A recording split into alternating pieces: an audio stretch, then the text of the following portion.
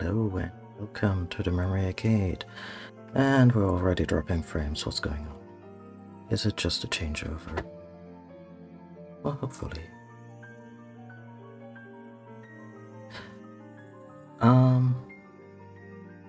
Yeah, hi. Haven't streamed in a few days. Haven't felt my best in a few days. The week was very mental health. Not so goodish. One moment, please.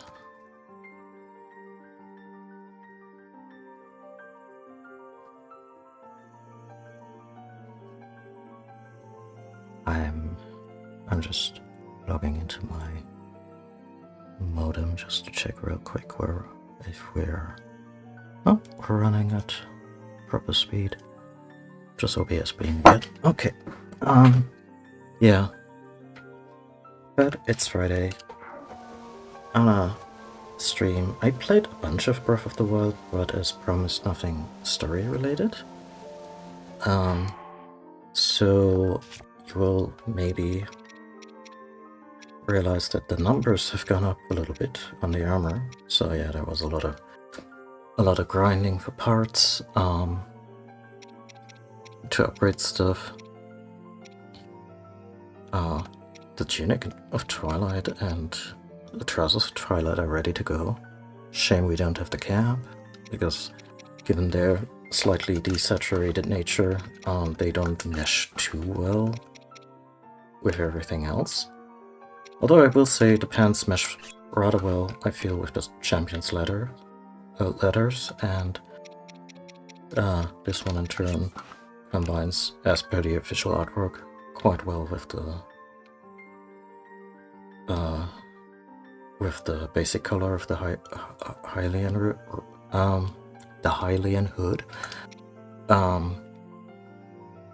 which I had in green previously, but we've been just kind of wearing the Cap of the Wild with any green attire, and I'm not climbing in the mountains with the bandana anyway. And as you can see, the Champion's leathers, obviously they get buck wild in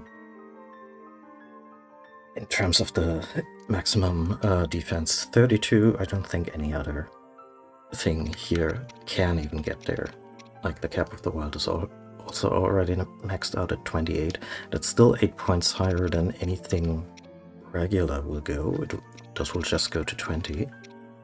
I guess the idea is that if you wanted to, you could wear these and look like Link in the intro when you're getting the rematch with Ganondorf at the end of the game, and basically have the same defense as if you were, wearing a combination of these, although these are also not maxed out. This will go to 20 as well once I have the parts, but I'm not made of embers. Because there's just oh wait, no. There is no plural to amber, like the stone. Amber with an E, as in just ambers, as in Dark Souls. Yeah, those have a plural, but I think amber is just amber. It's the same with, in German, amber is called Bernstein. But even there's no plural to it.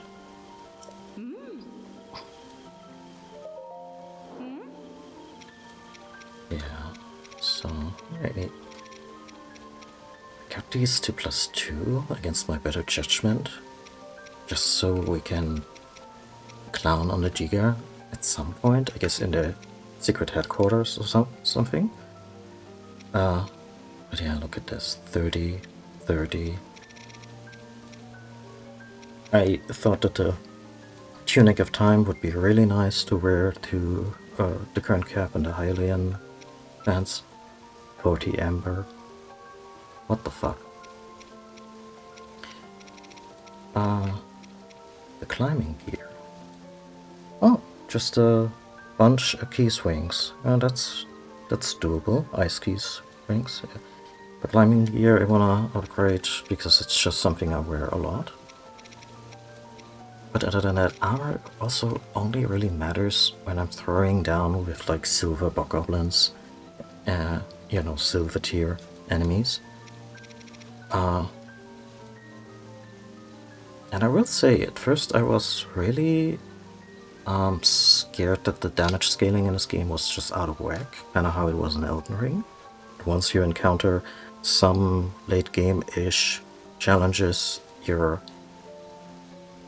basically become a one-shot glass cannon for everything, or a two-shot. But how I don't know how the scaling and damage really works out in this game, but when I'm wearing something like this with a total armor of 68, we're fine. Like, we lose a couple of hearts when a silver bokoblin hits us. Even before that, it would just rack up like 10 hearts of damage or some shit. It's also kind of trivial. Like, I wish the damage scaling across the game was a little tighter, like in past Zelda games. Because it completely trivializes lower tier enemies, and I wish they, even just for variety's sake. What is going on, OBS? Dropping frames a lot.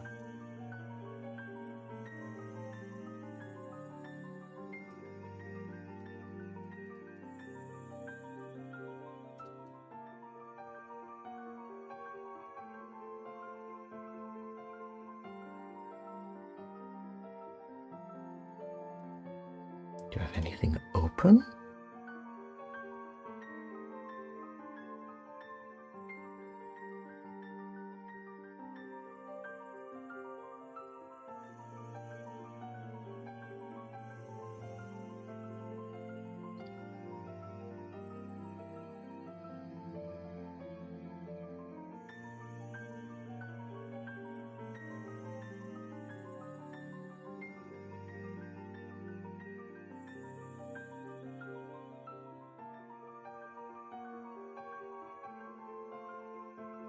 Hmm.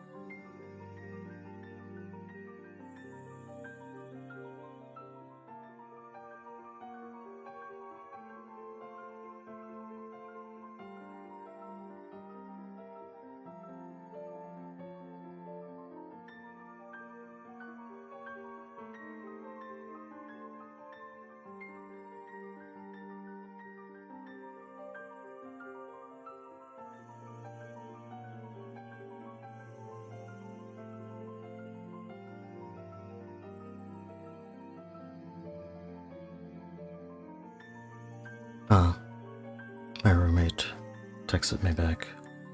The Linux on their Steam Deck was updating.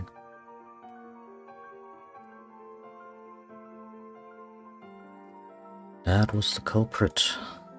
Damn you, Valve, for having such good update service on your really impressive device.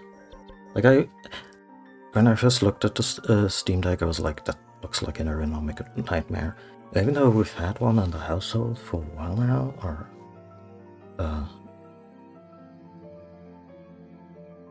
it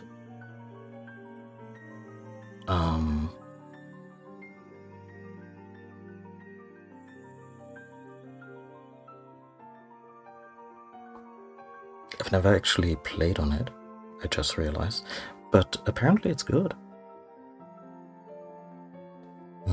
Here we go again, still not. Sorry, folks.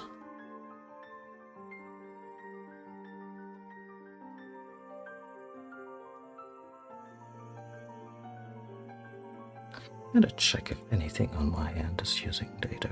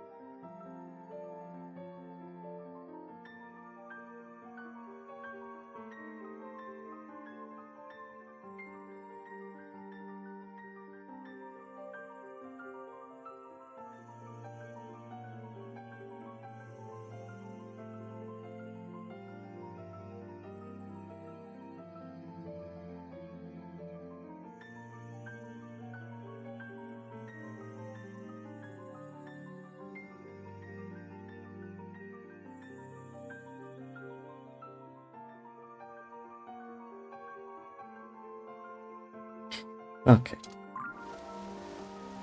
Yeah, but I was watching on YouTube. Extra sorry because you just get the direct upload. I'll do all night on my local recording, because having a nice fast SSD helps with that kind of jazz. Yeah, so what did we even do last stream? I think we finished the Zora side quest, and I think that may have been it.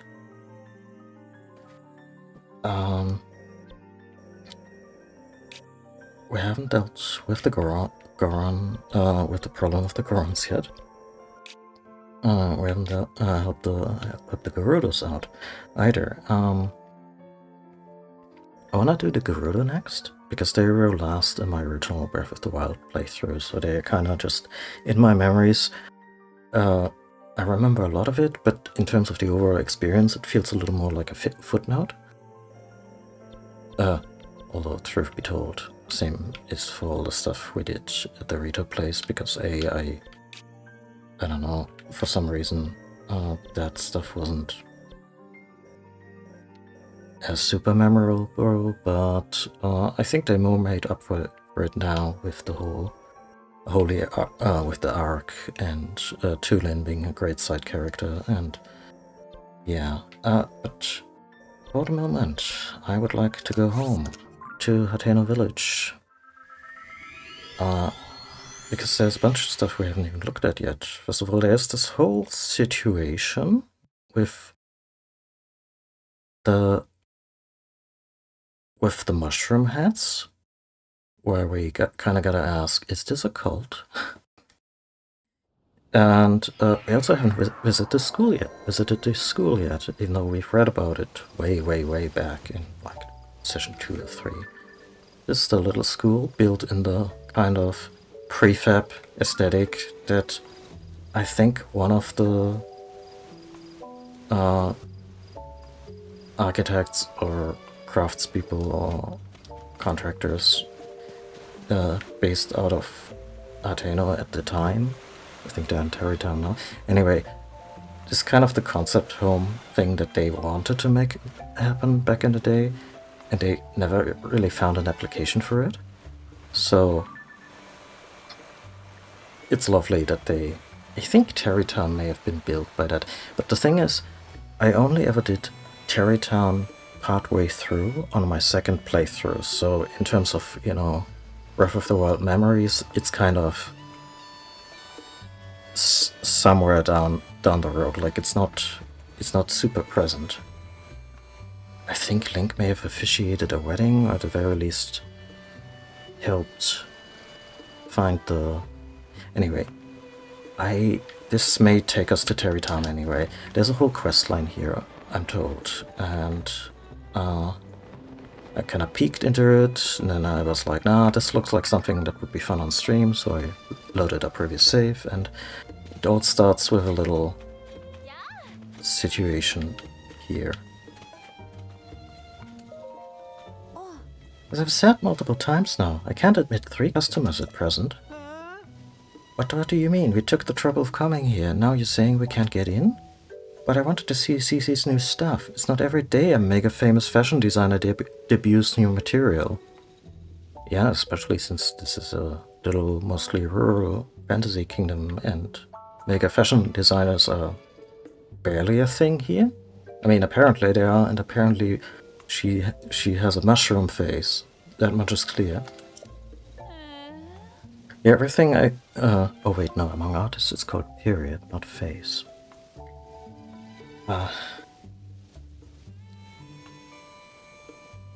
Yeah, everything I heard said this was some of Cece's best work. I'm so sorry, but we only have one entry ticket remaining. One ticket? So you're saying one person could go in? That's when you throw the ticket on the ground and quote Heath Ledger's Joker. Make it snappy. We can't let just one of us get a head start.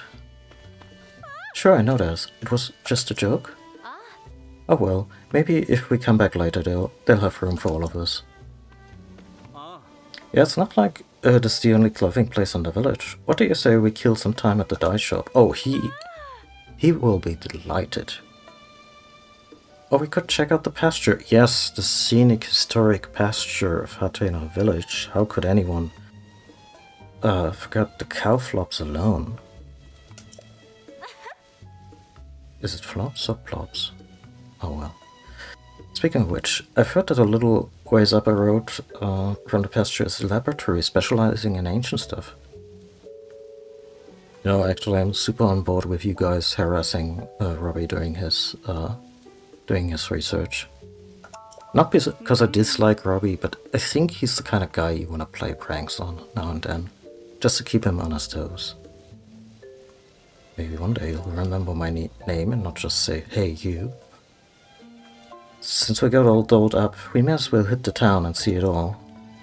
Hit the town. I cannot stress just how idyllic and backwater Hateno is or used to be. And I guess that's supposed to be what's giving the whiplash here. Thank goodness they gave up. Huh? Oh my, I'm sorry to keep you waiting. If I was a rude person, I would ask if she was half Zora. Or something Innsmouth. But I guess that's just very unfortunate and maybe has to do with the cell shading from the front. Are you also a tourist who came to see my sisters? I mean, the new line of CC products? As long as it's just you, you're free to go into the shop. CC herself is in there right now, in fact. Nothing you'll see is for sale. It's only an exhibition right now. Sorry to disappoint. Okay, so there never was a ticket situation? And there never was any product, I guess. Fashionable personnel only. I mean, look, it's Hylian. Well, no, it's not chic at all. Ah, another practically perfect masterpiece. It's an example of the form from every angle. Who's going to wear this? Lady Dimitrescu? Like, she could maybe pull this off. This is the sort of thing on which I've built my name and reputation as the world-renowned CC. Oh, pardon me. Are you an admirer here to meet the incomparable CC? Thank you for the follow. I must say, you don't seem to show any sort of interest in fashion.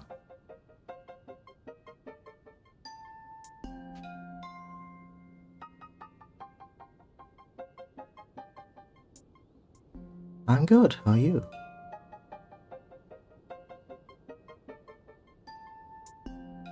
I must say, you don't seem to show any sort of interest in fashion.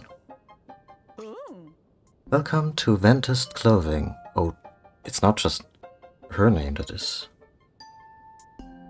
It's not just her name that is front and center. They even play... I mean, kind of like I name my... No, I do not. I stream quite irregularly, to be honest. That's kind of how my stream is, apropos of nothing, named the Memory Arcade. Ventus Clothing, the only boutique in the world which carries the CC brand. And if you weren't aware... Oh, all kinds. Bit of a variety, old and new stuff. You sent me for the very woman who changed this fusty? That's a word I haven't seen before. Old village into the birthplace of nouveau fashion. As proof, I present to you this. This CC hat, the newest and most magnificent work by yours truly, CC. It's a little much. I think it would be more if she had stopped halfway through. When you call it the pinnacle of perfection, this piece is so special that I dare not assign a price to it. It's not for sale. I shall only part with it when I find someone truly worthy of owning it. Only the most impressive fashionista in Hyrule's trending village is worthy of such a crown. No. That's alright. But thanks for offering.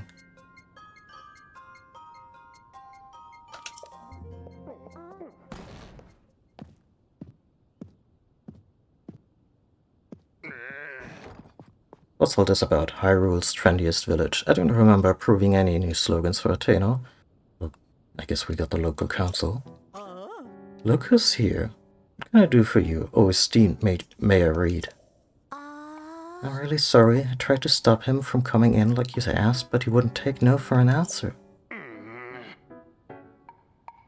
Cece, you have got to quit littering the village with your weird art pieces. Maybe you don't realize, but plants need their sleep too. The Those ice swords are so bright at night that they're keeping the veggies awake. That's not how science works. It's a real problem for the crops. The crops, sure. Oh wow, he even has a Texas bow tie.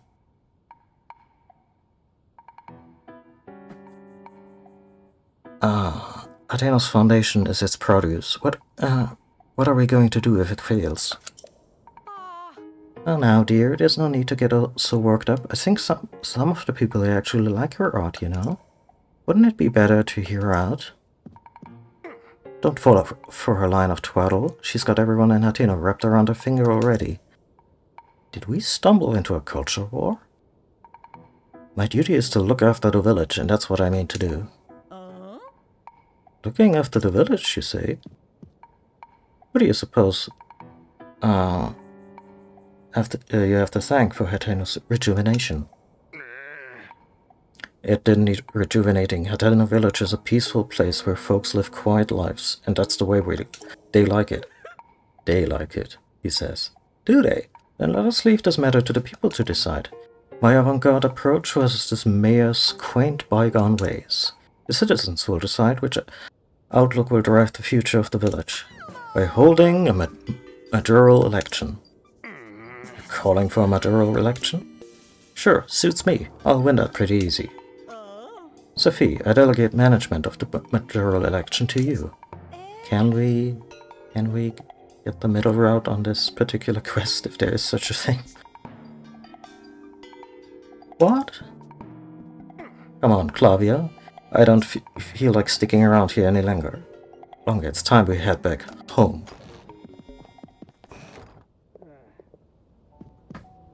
There's no time to waste. She settled me with so much work when she put me in charge of the majoral election. Sir, I feel like I should apologize for dragging you into this mess. But since we're both involved now... I'm involved? Do you give me a little advice? Sure. I should have expected that. The thing I need your advice is on my sister. It's about Cece. Lately, she's been sneaking off alone in the middle of the night. I don't think it's anything sinister, but the election is soon. I don't want any last-minute surprises to hurt her chance. Are we gonna photograph her? I don't know. What sinister thing could there be in a Nintendo game? So I'd like you to tail my sister, find out where she's going, and what she's up to, and get back to me. I've tried following her myself, but she spotted me right away. I really got an earful about it too. If you succeed in finding out what she's doing, I can reward you, of course. You're the only one I can ask for help. I don't want any of the villagers. I have a house. Well, I had a house here, I guess. Oh. Finding out until I know what's going on. Help me out, please. So does this now negate? I guess I can just talk to her. Oh, you again. Got a long to-do list in preparation for the majoral election, and the sooner I get started, the better. The answer should go without saying, but you are, of course, undecided. Oh, you haven't yet thrown in your lot without a candidate then. Welcome to Team Cece. What? That settles that, I trust. It's plain for all to see that I'm a shoo-in for the next major. Or so one would think. Yet there are stragglers in the village still supporting Reed. They need a mental makeover. Okay. And so, I have a fantastic plan to give out mushrooms to Reed supporters. Mushrooms are synonymous with the CC brand. Fungal fashion is the CC way. The mushrooms I give them will paint them inside and out with fresh, vibrant CC brand colors. You know, really colorful mushrooms are actually... Or in the day... never mind. Although Sophie and I must mind the show, where will we find someone who we can trust to carry out this vital task? I have to go now? Also, we get to get started on my little errand already? You'll need these then. She completely ignored what we... These mushrooms are for the villagers village's Reed supporters. It's easy to recognize them by how unstylish they are. My supporters, they all expect fashionistas dressed to the nines in CC. This should go without saying, but don't give one to anyone in Reed's family. There's also no need to give them to children, travelers, or any temporary residents like the Sheikah researchers. That leaves us with, unless I miss my guess, a total of 8 Reed supporters. The mission is simple. Give a single Hylian shroom to each of these 8 misguided voters. Well, off you go. Oh god. Let's talk to Reed, hear his side, and election season begins.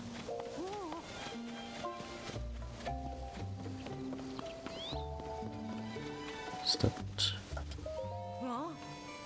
Oh, you're the customer for Adventus clothing, aren't you? You know, from when they were talking about... whether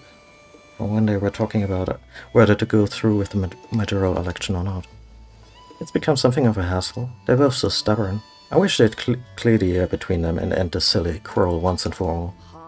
But that's a moot point now. I have something else on my mind. I have to take care of this before the mayoral election starts. What's on your mind? Oh, you don't mind lending me an ear?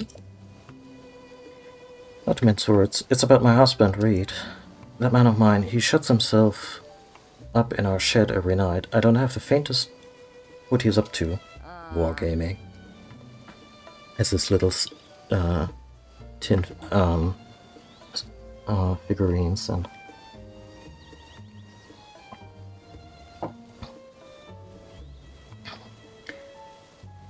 I asked, he just says it's a secret and I can't get another peep out of him. Aren't you his wife? Like, I believe in, you know, boundaries within our relationship, but that sounds like a lot. I hate the idea of snooping on him, plus I think he'd catch me at it right away. But I get so worried when I think about whether whatever he's doing will affect his chances in the election. I was fit to burst if I couldn't find someone to talk about this. Good thing you came along. I'd like you to enter our shed at midday when my husband isn't around and see if you can figure out what he's doing. I'll pay you for your trouble, of course. The only problem I can see is that he keeps that place locked up tight. Never fit in through a window, but maybe you could dig a hole or something? Well, you'll figure it out. Yeah, we'll probably just ascend. Oh, there's a goddess statue here.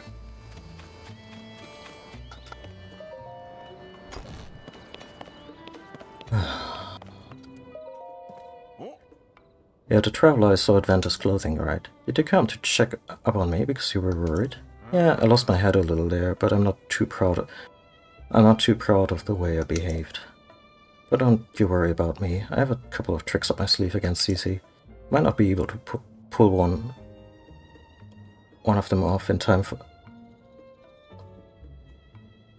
Some of the writing just really throws me. I'm not sure if it's because it's early into the stream, but sometimes there's just little leaps. There are little leaps in logic that just throw me. Like he says, I have a couple of tricks up my sleeve against CC. And then without any kind of but or however or any kind of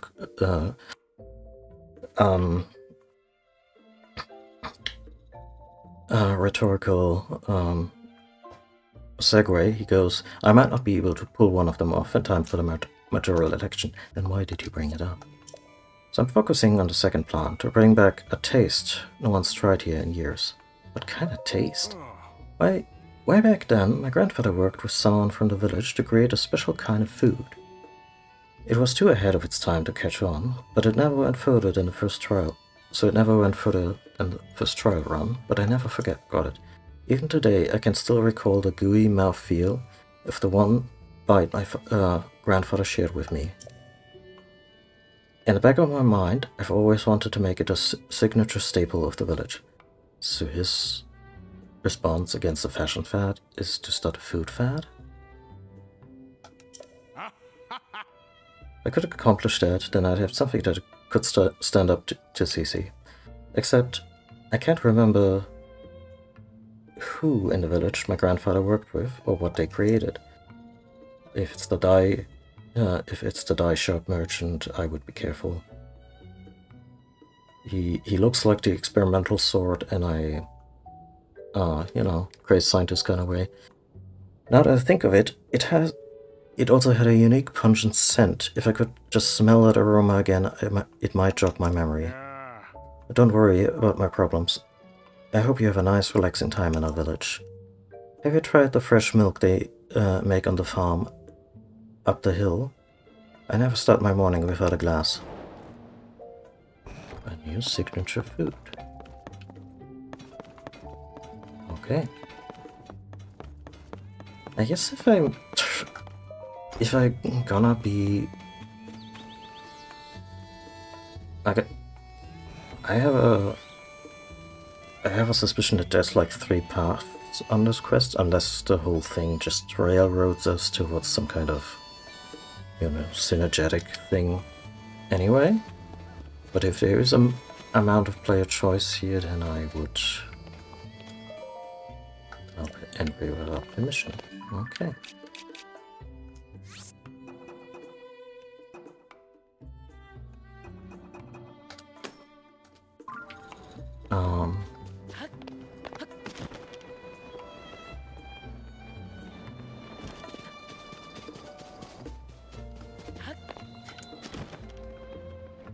What's that?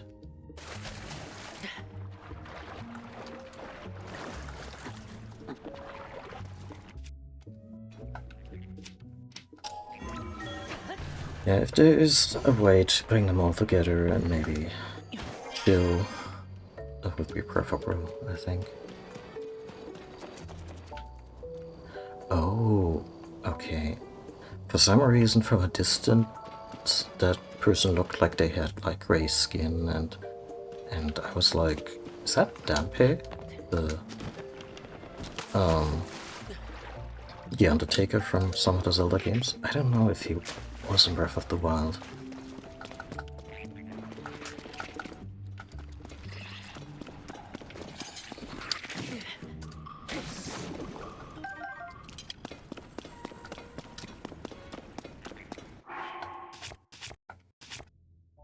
By the way, it almost shames me to say, but okay, I have a red rock ledge right now, but I'm kind of taken to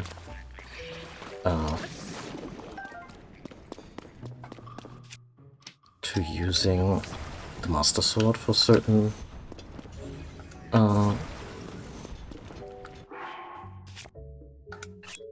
things like cutting down trees or smashing mining nodes, because it just recharges.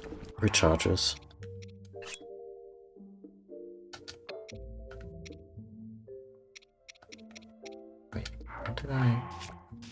what did I dispel just now?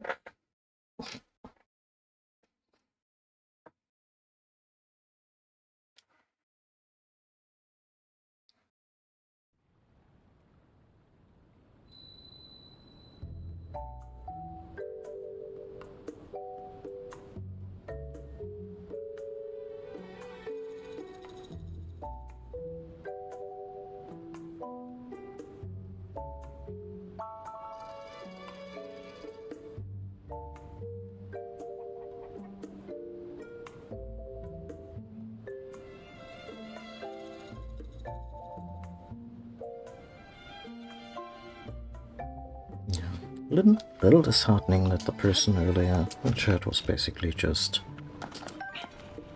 advertising their shit, which is rude, but at least there was something nice about it, so I'm not gonna report them.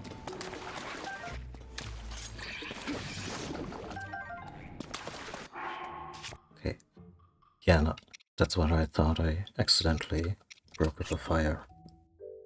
Lizald's sword, and I just wanted to switch from a rock sledge to a boulder sledge.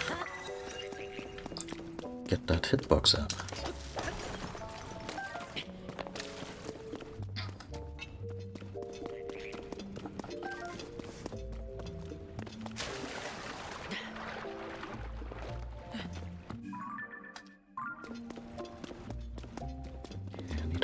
Way south.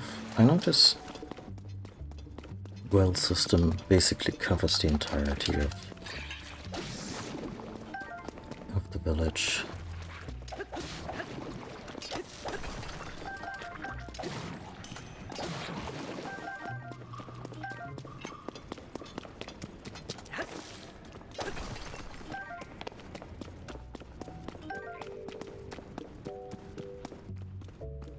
Promising. Oh, wait, no, we're already past that.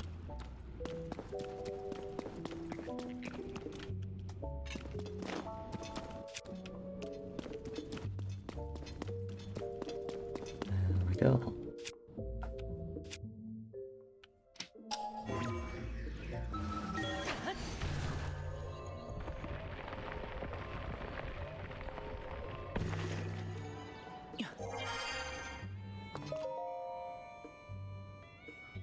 Nods toward a new variety of pumpkin. I firmly believe that Hadeno Village's charm is in the delicious vegetables and milk from our farms. But there's no denying that these things just aren't resonating with the youth nowadays. But I've got no business being mayor if I can't fix that. I don't know, maybe you have? Maybe local entrepreneurship isn't what you should be focusing on as a community leader? So I got together with Mac, the best farmer in these parts, and we came up with a new type of pumpkin. The color, shape, and appearance are based on the CC brand aesthetic, so we made a mush pin plum shroom. Sounds, yeah. Which is popular with the young folk. We've hit us. Oh no, they try to understand what the young people are into. That's always a road towards madness from a design or innovation standpoint. We've hit a snag though. It might be a bit before we can achieve our goal of shipping the pumpkins out.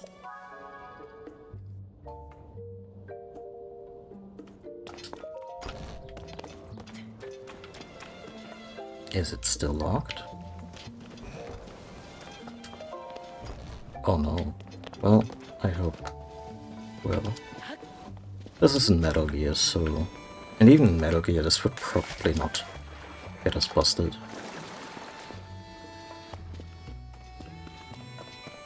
So now we got the dark secret of the mayor. Not sure whether I'm still chasing after these frogs. From an upgrade perspective, I already have the amount I need. Love's fire burns forever. What's the matter? You can tell me, weirdly handsome dude. Thank you. You look like you've been places. Sure, things are peaceful in the old village, but it's a jungle out there in the world. That's why I stick around here checking out the scene, making sure no strangers put the moose on Miss Evie. Or Ivy. Ivy? That's a little creepy, dude. Wait, I mean, that's why I make sure no strangers come from outside to disturb the peace. Ivy? You forgot the miss. I always at the miss. Miss Ivy is the poster girl for the Eastwind General Store. There's no problem if you want to talk to Miss Ivy. Just keep the naive, I just moved here and want somebody show me around act to a minimum. Not that anyone would be as young, guyish, or fashion-esque as me. By the way, quick question for you, big guy. What kind of present do you think would make Miss Ivy at Eastwind happy? I'm not asking for me, you understand. A friend of a friend wanted advice, and I'm having a tough time with the answer, you see? Well, the fact that his name is Manny somehow makes it worse. Obviously, I can't just ask her directly. Let me know if you think of something. What is this? What is this anime trope bullshit doing in my Zelda game?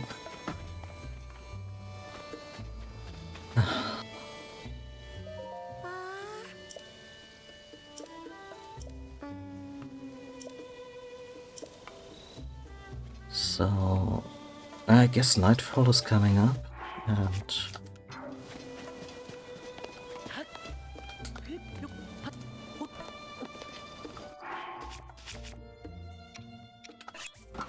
get the Weep Sword out, not that we all need it.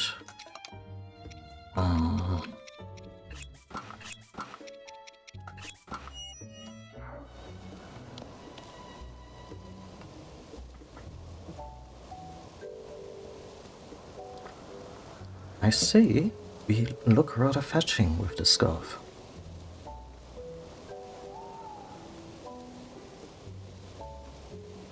Still not sure about the hair bun, but I guess Link's mane has to go somewhere.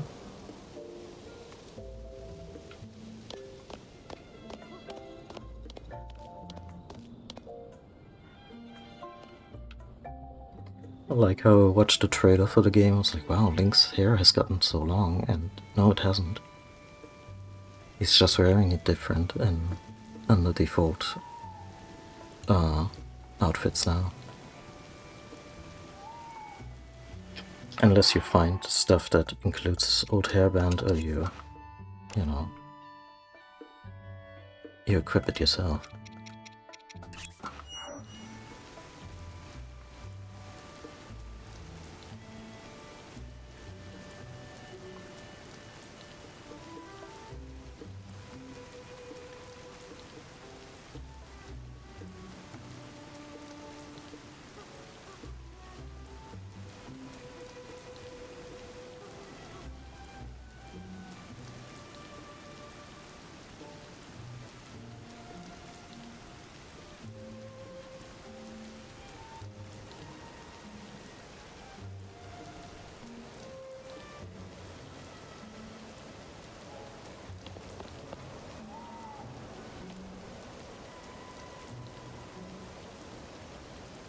Hey, September 21st. The city is afraid of me.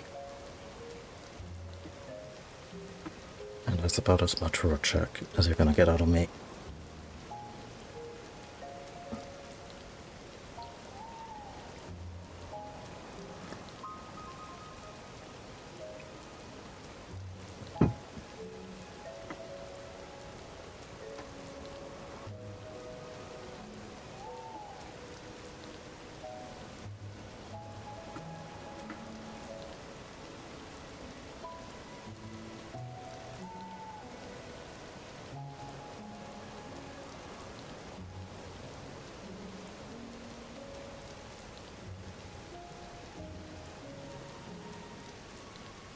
Link, I'm so sorry. Here. Have a hood.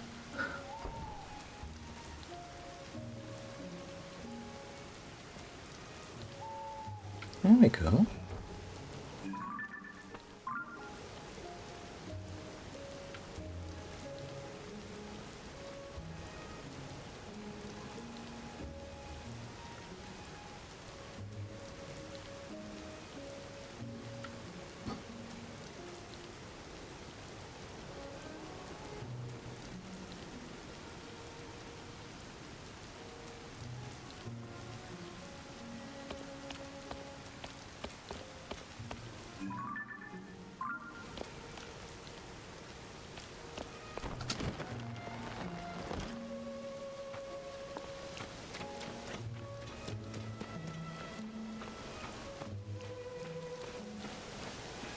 Yeah, third-person stealth is kind of bullshit, but I'm glad it's a thing.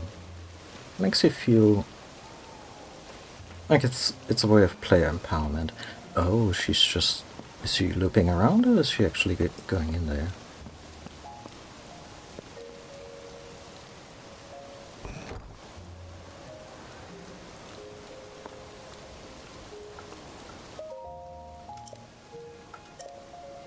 Alone at last. I'm supposed to... Oh, wait.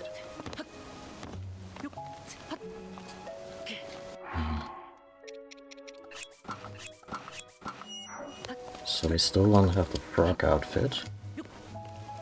I'm still not sure if I want the frog outfit because it's a frog outfit. Oh god.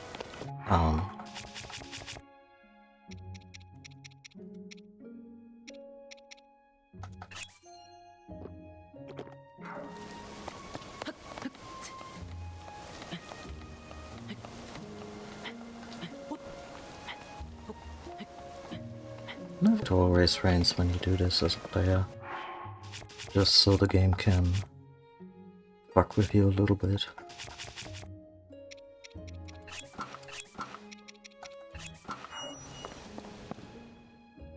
Ah.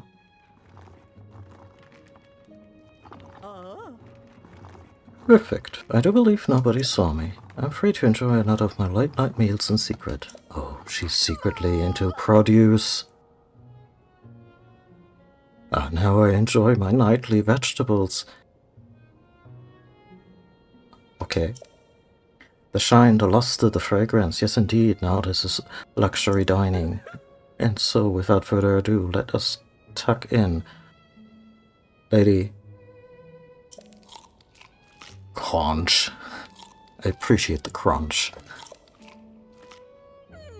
So scrumptious, the crisp, smooth taste is a sign that they were grown on a diet of pure water.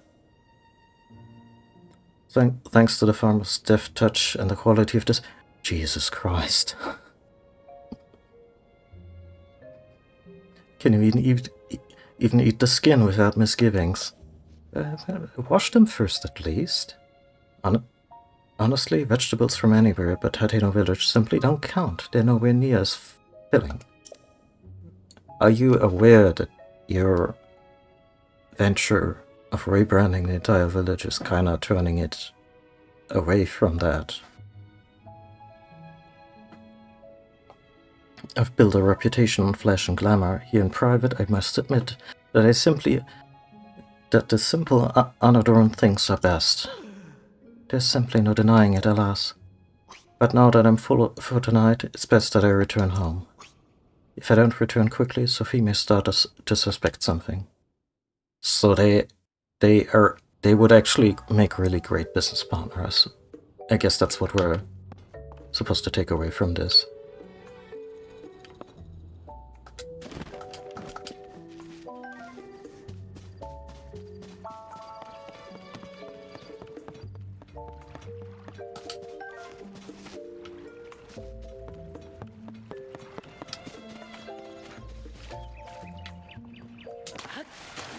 Oh, a cow.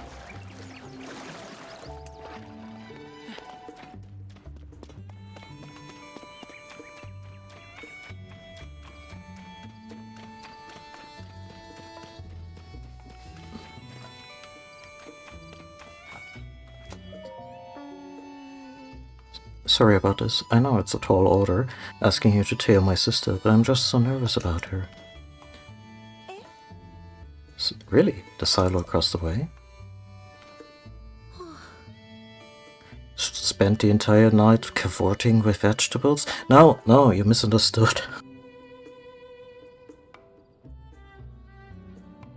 Is that really all there is to it? I know my sister says a lot about the charisma and style, and has to do everything in the most ostentatious way possible. Yeah, I've never seen somebody eat a carrot this ostentatiously, and I've seen all the old Bugs Bunny cartoons.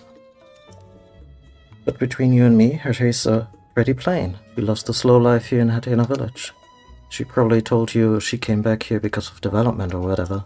But the truth is, she just wanted to eat the vegetables grown right here in her hometown again. At least I'm pretty sure that's the case. Either way, I'm so glad it wasn't up to anything scandalous. I want you to have this in exchange for helping me out. My sister's really is a handful sometimes. Both she and Reed want the same things, you know? Can't understand why the two of them don't just work together instead of going to such bizarre lengths. Well, let's talk to the wife, and maybe we can work something out.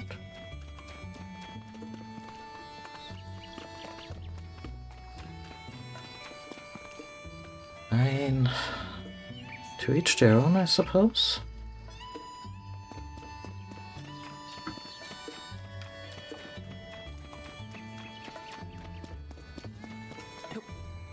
Oh dear. Careful, careful. Ooh.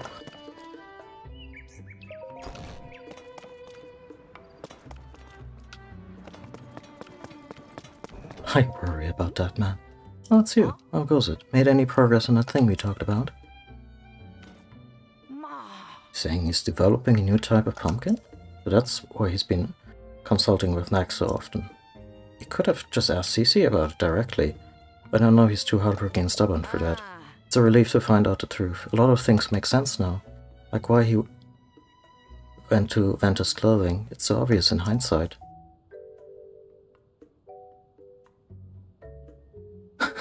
Hi DC Junkie. Yeah, but you know, I'm trying to do these folks a favor, and then I had this giant pot in my hands suddenly and was like, maybe not this one time. I'm sorry, that's between me and my husband. Thank you for looking into this for me. I promise you a reward, and I keep my promises. Oh, that's nice. What a pair of the two of them make, if they could just get along. They come back in a sequel, and she's divorced, and he has married Cece, and it was all just the absolute worst kind of drama, and we were the cause of it all. Okay, so what do we do with this information? Do we just go through with their respective quests and hope that that communication occurs? Or can we approach them? It's not very clear right now.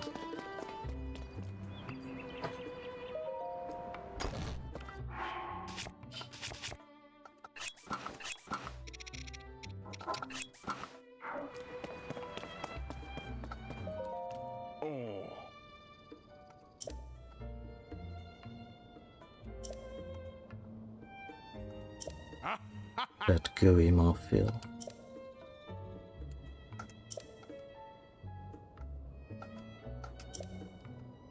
Okay, they're just...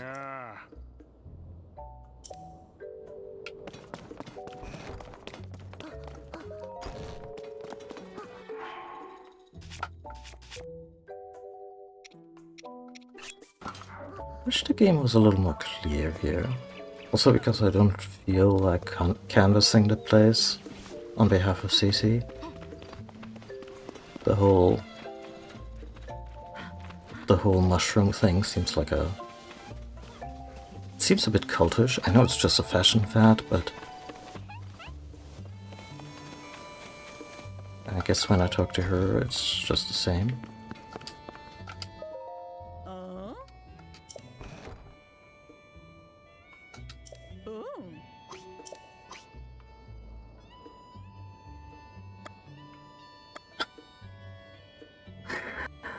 And we actually hit her up for more mushrooms. I lost the mushrooms. Come now, didn't provide enough Hylian shrooms so that each of the other side's voters could get one.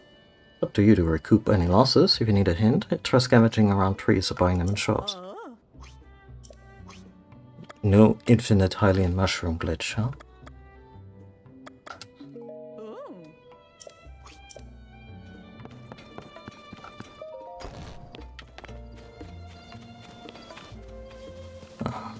Yeah, I guess following up on the mayor's quest for now is harmless enough. Need to talk to a guy named Nag who lives up the hill.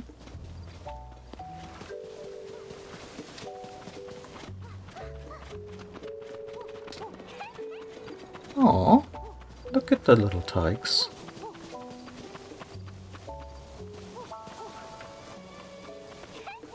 That's so cute.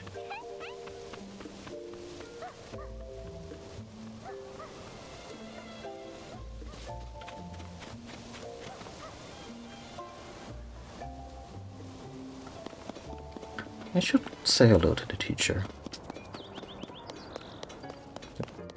Especially since we probably know them. They're Sheikah and all. Oh yeah. Yes, what is it? Oh, it's you, Link. Haven't seen you in... Link, you're back? Oh yeah, sorry. I've been back for a while. Ah, my apologies for the outburst. Clearly you're back in town then. What of Princess Zelda? Princess Zelda is still missing, which is the reason you came here alone. That makes more sense. I like how Zelda and Link are basically attached at the hip otherwise. It's very cute. Princess Zelda built this school, you see. She cared so much about the children, I'm sure this would be one of her first stops if she had returned. Right now, we're covering history, which was very important to Princess Zelda. We're focusing on Hyrule's history alongside the Calamity. You know, Link, you're welcome to sit in on a lesson if you'd like. I mean, yeah, Link was part of most of... Oh, look at that little picture on the wall there with Zelda and two of the kids and... I guess butterflies or fairies? I also like that they made the effort to... you know, all the kids look different from each other.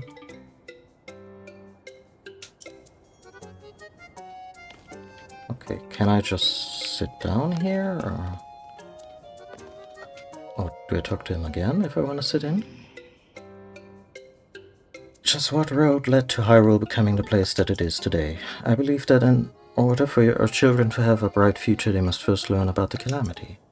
I'd be pleased if you joined us for today's lesson, Link. I guess it's just a time thing. Maybe lessons start at 9? Ah, the dream. School starting at 9.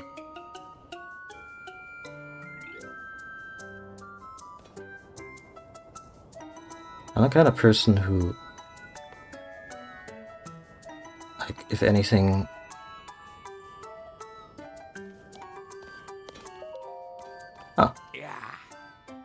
Like, if anything requires me to get up before 6, I'm not well. Today's class will be a history lesson. The story of Hyrule is deeply intertwined with the Calamity, and that is no exaggeration or embellishment. Yeah, I mean, 100 years of unrest. You know, that'll leave a mark.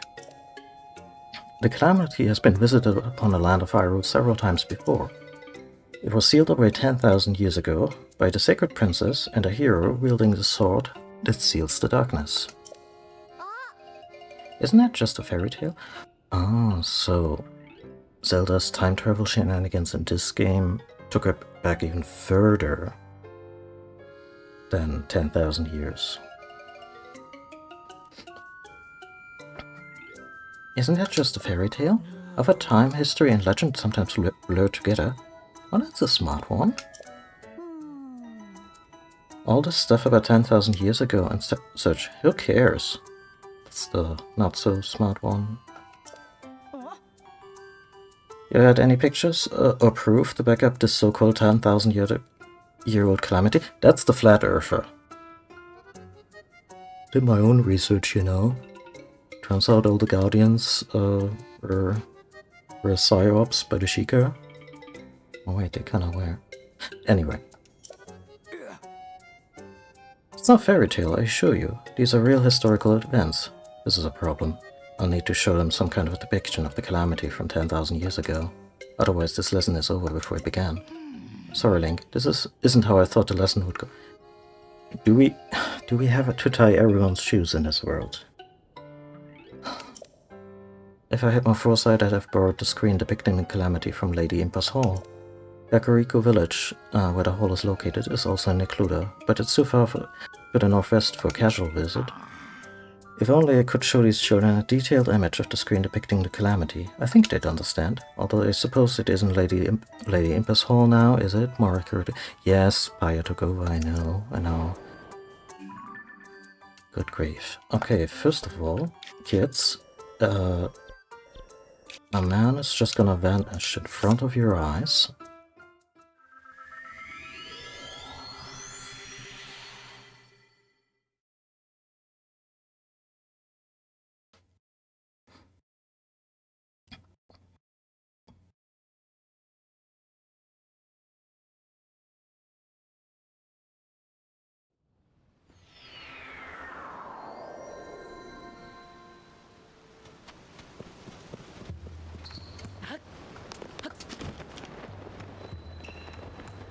my way. Gotta take a photograph or school is out.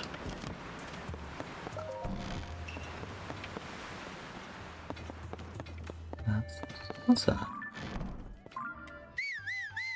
No,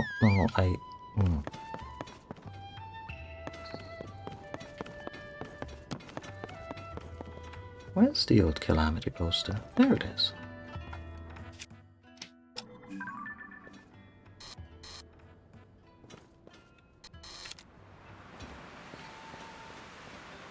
I'm sure it has enough megapixels.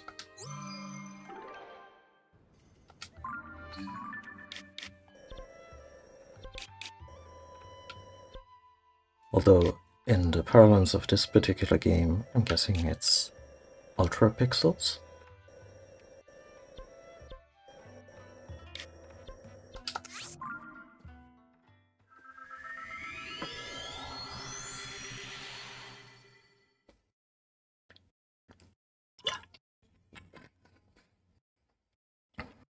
Now I'm curious what the Ultra Hand actually was. Like, I didn't know that, but someone mentioned it in chat that the Ultra Hand was a Nintendo product from the before times, so not even the Power Glove, which was a weird motion controls but barely working kind of thing for the NES, the Power Glove. The Ultra Hand I was not familiar with, but apparently it was an even older product.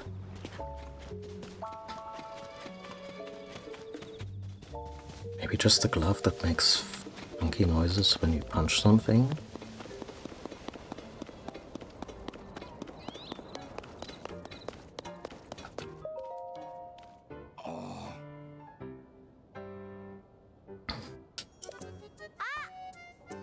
Can you prove any of this? Isn't it more likely that over time history and legend started to blur together? We're still talking about stuff that happened 10,000 years ago. Yeah, point to any paintings or images that actually show that. Okay, actually, not that much of a fucking truther, little Zephyro here, because apparently there's a level of proof that he'll actually accept.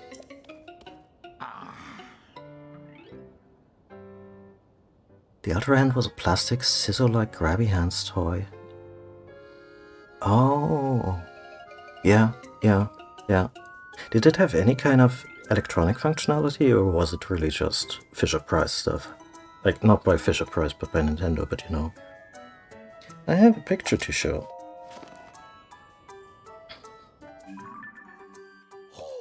What's this? A screen depicting Calamity? C-Class? Please take note here. Oh, it's the C-Class. Nothing electronic. Oh. I mean, they also made playing cards way back when, so... Oh, yeah. Yeah, they probably still were making playing cards in the 60s, huh? Is this a screen depicting the Calamity? There's a rare opportunity to see a primary source regarding the Calamity. Looks like the real thing. Does it? So the legend was true, that's amazing. You know, seeing this makes me feel like it might have... Guys, okay, quality of the photograph aside, it is a very stylized tapestry.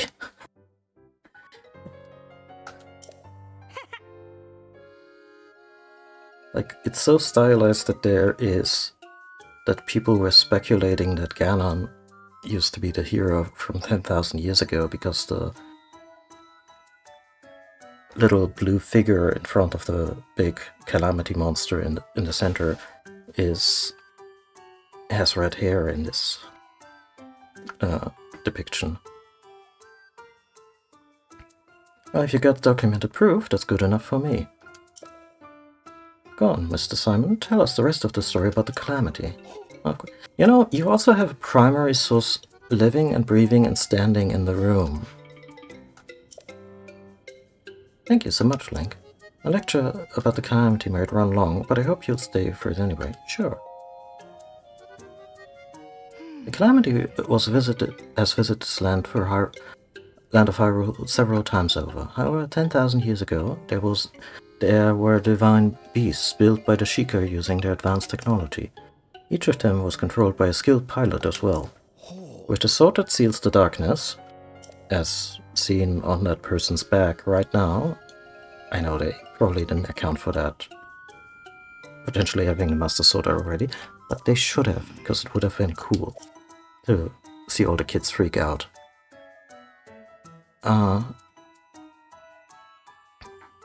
With the sword that seals the darkness and the power of the Sacred Princess, the ancient hero stopped the calamity. For a long while after that, the land of Hyrule knew peace, but the time when people forgot about the calamity was the moment it returned to menace them once more. Tell us more. When did it all... Karin, I need you to listen more carefully. The only solid information that has been unambiguously stated so far was the 10,000 years time scale. This all happened about... Oh, the return. Sorry. This all happened about 100 years ago. It began with an oracle prophesying the calamity's return. The royal family took their cues from the legends of the past. They found and excavated the divine beasts. Skilled members of the Rito, Goron, Zora, and Gerudo peoples were selected to pilot them. They were called the champions. I've named all my horses after them. With the wielder of the sword that seals the darkness and the Sacred Princess, all the pieces from the legend were in place, yet we still fucked up royally. But this time the calamity would not be bested so easily. Did something happen? Sadly, the Sacred Princess was unable to awaken the holy power within her. The divine beasts were taken over by the calamity. Those selected to pilot them lost their lives in the process. Worse still, the hero wielding the sword that seals the darkness was badly hurt. Just when all seemed lost, the Sacred Princess came into her power and devoted her whole being to keeping the calamity at bay for 100 years. Is everyone following along so far? One of the kids nodded. Sounds like some anime bullshit. After spending 100 years dormant, the hero wielding the sword that seals the darkness awakened, his wounds healed. He won back the divine beasts with the help of several allies, including some of the champion's descendants. Aren't they all technically descendants of the champion? Never mind. And in the end, the hero defeated the calamity and the Sacred Princess stopped the evil one. Sorry, got a little emotional there at the end. It's a true story though. Yeah, it happened a couple of years ago. Probably no more than 5, if Tulin's age is any indication. All that we have, our land, our lives, our civilization, we owe it all to those who fought for it through the centuries. Wow, I want to be like the ancient hero and give the next generation good lives too. Ah, that went splendidly. Words cannot convey my satisfaction. Yeah, you gave us a whole very militant, military edge right here, Simon. I'm not sure hero worship and solving problems with a sword is what these kids should learn. And I couldn't have done it without you showing us the screen. Once again, thank you so much for your assistance. Oh, that's right, you should have something for all your help. Would this do? Sure. I hope the kids don't go hungry around noon. The new vegetables being developed, they're harvesting less rice these days. That's a shame, as it's a favorite of mine. You should taste it for yourself, Link. Speaking of rice, our next subject is home economics. I plan to use the occasion to talk about dishes that use Hylian rice. Yeah, but you just gave me that rice. Oh. This was very, very charming. Doesn't answer where the divine beasts went between games, because the game is like... It has one big shrug for us here, and I've talked about this before in past streams. It's a little bit annoying how they don't commit more fully to continuity, you know, without becoming off-putting to newcomers, but I think both can be done. Plus, the Breath of the Wild sold like hotcakes. It would be nice to put him to be more considerate that way. Well, good morning to you. Thank you for your contributions. History class is ordinarily a bit slow-paced for the children's taste. The last lesson may have been the first time I've seen them enjoying a history lecture so much. Our next class is a home economics lesson. Naturally, you're free to sit in again if the subject interests you. Food is essential for our survival. A keen culinary sense can help you stay alive in this perilous world. I'd like to put a question to you all. What dish do you get by mixing Goron spice with Hylian rice and raw meat? Oh shit, we don't have Goron spice, do we? Goron spice is the hot stuff they sell in Goron City in the northeast, right? If it's got Goron spice in it, the answer can't be anything but curry. But the only other thing in it is raw meat, right? So obviously, the answer has to be meat curry. Yeah, that's correct. That one might have been on the simple side for all of you. How about this one then? Take Goron spice, Hylian rice, and mix in monster extract. We actually have some of that. What do you get? Monster what? Aren't monsters parts only used for medicines? Yeah, if you try to cook with monster parts, it's a disaster every time. Normally eat curry made with monster stuff. I call trick questions. Now I'm actually coming around on Sephiroth. He seems like his critical thinking is very well developed. Hey, settle down, children. This lesson may be too advanced. In fact, combining monster extract, Goron spice, and Hylian rice makes monster curry. But judging from your skeptical faces, you won't believe me unless I can put a dish of it in front of you. I'll have to make some curry for them, but I don't have any monster extract. I'm told it can be had in Terrytown, up north in Akala. I mean, we have some.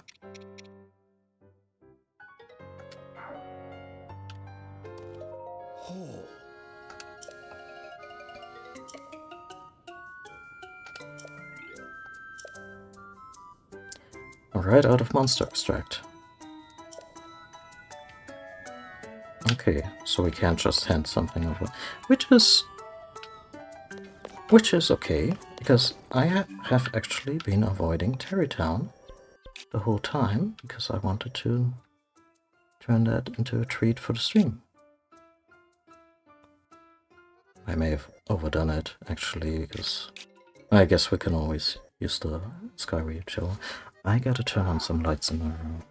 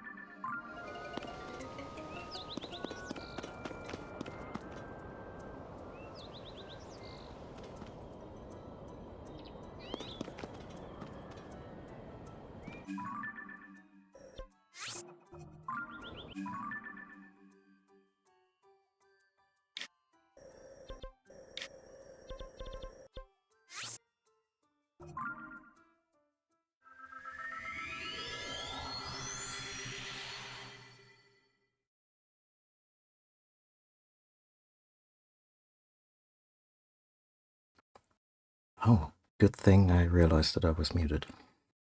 I was just saying that I really enjoy that they kind of assumed that Link did more or less everything he could do in Breath of the Wild, so Terrytown is a thing.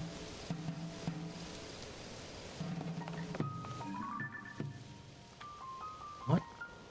Are they expanding? I guess this might be new lots, huh? And I have a whole setup here. Oh! That one I gotta check out. I can just head there on foot. Or by glider, that is. Oh, and I also need to register this one soon.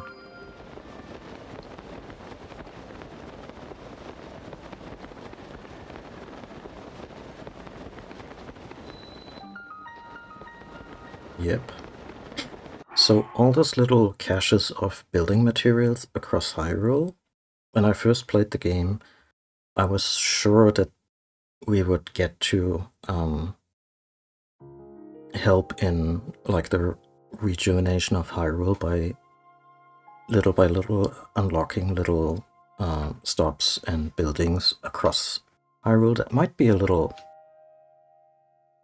might have been a little bit overblown in terms of expectations, but I'm guessing we're gonna help with Terrytown becoming bigger.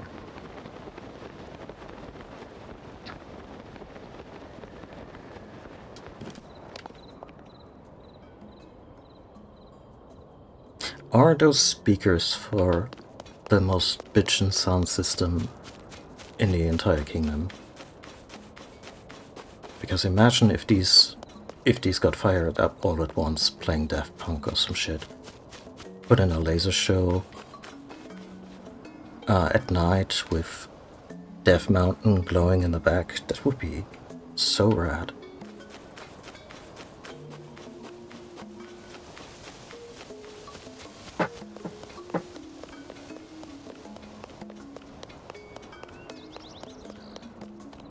What's happening here? Runner-san, this isn't what we agreed to. We left the desert and trekked all the way here because he said we'd get to drive a vehicle like now no one's ever seen before. I'll get right on it. Now that we're here, the only vehicle you got is some piece of junk that no one can control. These Goron sisters, they look like they came, yeah. They wanna take that shit off road. What kind of fool do you take us for? You got it all wrong. It's like I said before. I'm working with Hudson Construction to make vehicles out of the Zonai devices and other debris that fell from the sky. Nintendo really want to wow us with DLC? I wish they would gradually transform Hyrule across maybe several episodes of DLC, and then just folks driving around in Zonai device vehicles would just become as commonplace as horse-drawn carriages. Also, Dinral, once again photobombing in the background. Yes, it's true. We haven't figured out how to control these vehicles, but that's why we asked you here. We're hoping professional racers like the two of you. Oh, are they, what is it, sand seal racers? Because yes, the Gerudo have sand seals, and they're really fast and really cool. Can offer some guidance. So what's it? What are you even talking about? We're racers, not scholars, okay? Don't try to confuse us with your fancy words. Oh shit. You found nothing among the Zonai devices capable of controlling your vehicles? Sadly, no. None of the devices we found here in Terrytown work. Oh. Hey, I'm standing right here. Don't cut me out with this little chit-chat. Didn't you say those Zona thingamabobs are from the Age of Legends? You trying to tell me something that old and run down is still useful? Please. We did come all the way here. It couldn't hurt to put our heads together. Besides, it's important for a racer to know her right as well as she knows her own hands. Wasn't it you who taught me that, Shabon? Fine, if Tali wants to help, then help is what we'll do. I mean, I could just install a steering stick, but they would probably also need batteries.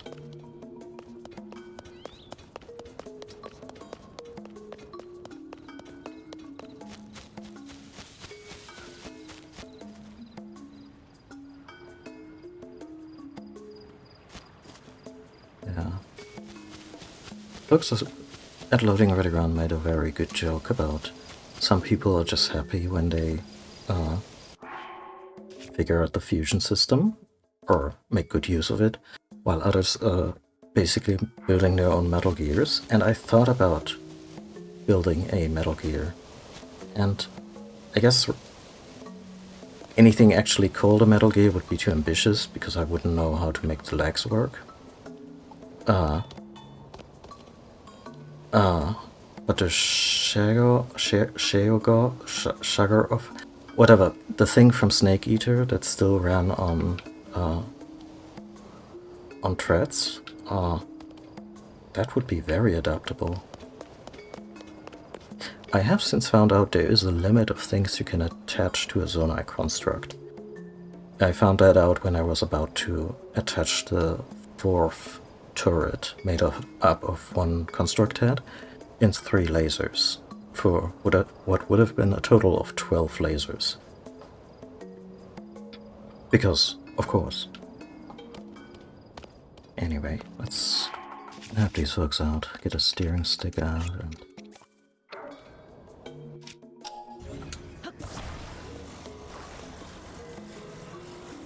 probably gonna remain centered. Hey now, that vehicle is a prototype. Please do not touch. Hold on. What? Incredible. Just look at it. It's perfect. I found out that Zonai device was made for steering. Oh, Furnison as a gal. I didn't notice that before. I thought that she was a dude who was just really, really intimidated by the two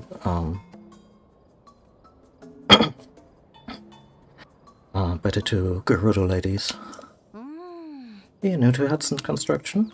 My name is Furnison. I'm collaborating with Hudson on a Zonai device research project. It's a pleasure to meet you. Do you have to legally change your name when you enter the company, or is it really just the weirdest happenstance imaginable? But more importantly, the Zonai device of yours. Excuse me. It seems like it could be used for steering things, doesn't it? Please, could you show us what exactly this device is capable of? It's gonna be such a sham if we drive around using our hip-mounted battery pack that only we have. And then they try it and they have nothing. And get it. That weird thing is gonna make that huge contraption move. Yeah, right. It's not gonna make it move at all. Say all the fancy words and silly jargon you like, but I'll believe it when I see it with my own 2 eyes. Quickly, I must see. We're going to do this. If we're going to do this, let's do it right. Hold on a minute while I get everything ready for a test drive. Let's see. I flip the switches here and there, and yes. What? You're gonna... Oh! They're actually light sources. I wasn't that far off. Those pillars of light, they disappear when you touch them, so that's what I'd like you to do. Touch all the lights and return to where you started within the time limit. Do that, and we'll call the test drive a success. How much do I pay? Till now, we've never been able to steer the thing properly, but if this device works, we'll have built another new vehicle, and one that's completely different from the balloon. I almost forgot. During the test drive, don't let go of the steering device or go too far, of course. We won't be able to retrieve the driving data if you do. How much? Okay, this one does not have an admission fee. You know, to fund research.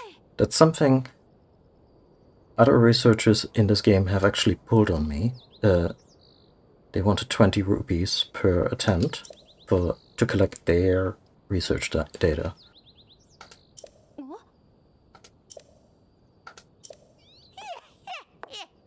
Finally, things are getting interesting around here.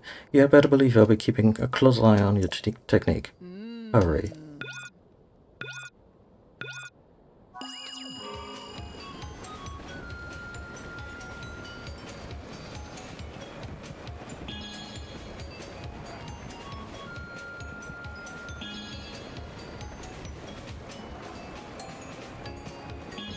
Very basic.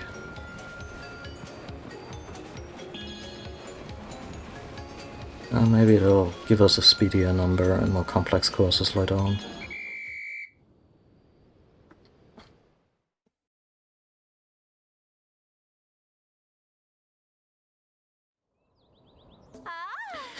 I believe it. I never thought something so big could be steered so easily.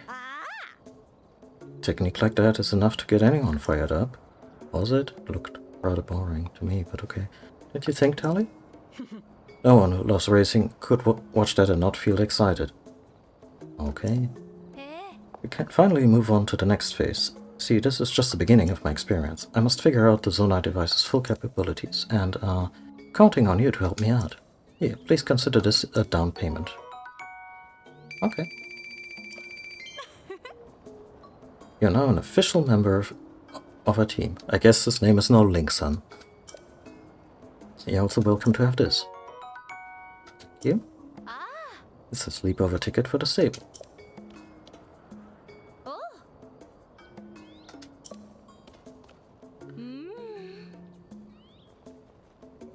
Get some rest in the comfy bag. That's code for you need to rest somewhere in order for us to advance the quest.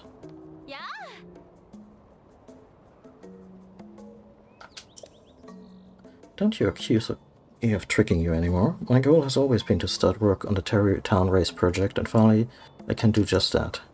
Now, I thought this was going to be a new part of town, and they are they're inventing Formula 1, I guess. Oh.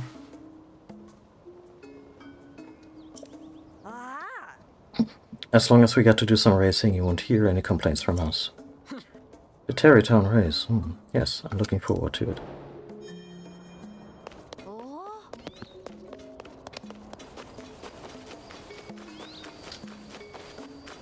I guess we can thank the Terry Town folks for the balloons.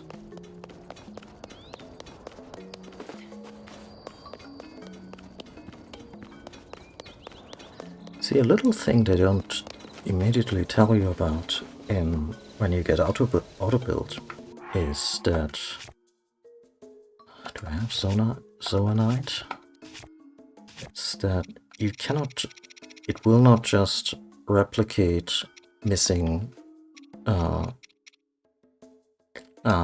Zoanite devices. It will replicate anything you saved in the schematic. So one of my favorite builds is this, which we will now just see. And let's get a little more contrast here, maybe in the shadow. That doesn't help. So this one uses one of these metal gratings, which don't catch fire, which is nice. But it's also relatively light, lighter than a stone slab, which is more common as a building block in the depths. Uses a balloon, obviously. That's an actual Zoanite device. And it uses a torch, as you can see, attached in the middle to the balloon. You still have to bring your own fire source, like your, I don't know, fiery sword, fire arrow, whatever. But this one will rise and won't require any battery power. It'll go until the balloon gives out. Which is something I wish I had earlier into the game, because it's a really good way to just travel vertically.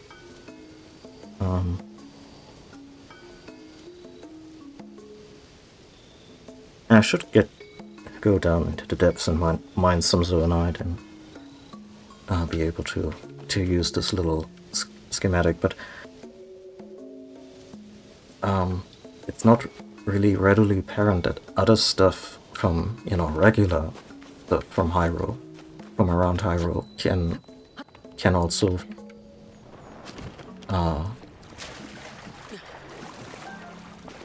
become an integral part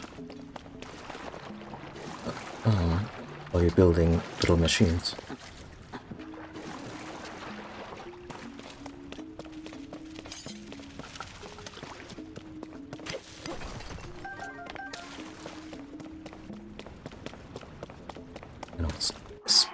especially mean towards Phi, because I kind of operate the Master Sword now under the assumption that Phi is still kind of in there.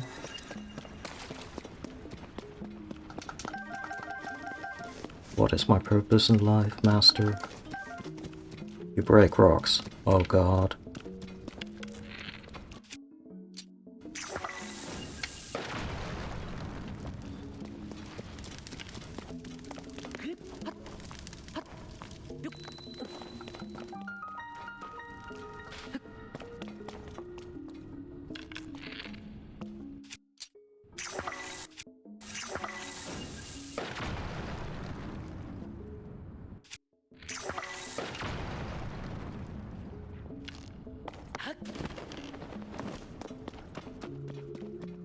Hmm.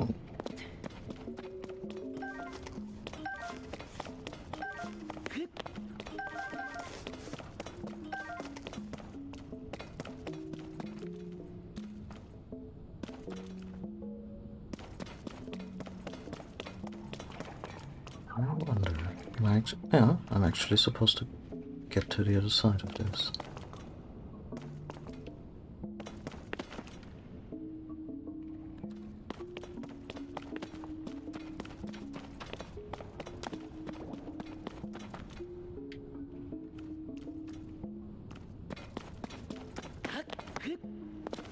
And the most simple approach would be to try and lift it. Not an option. Not any switches that can maybe...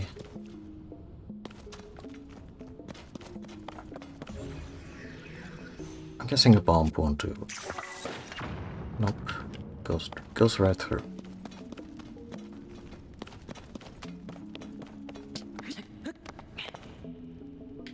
I like how part of my brain is like, just turn to fog and...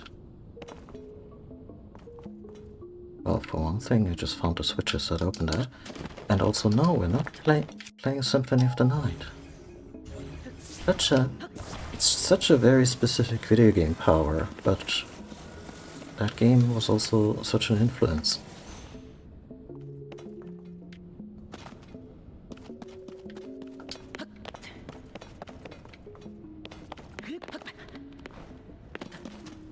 Guess we need a bigger rock.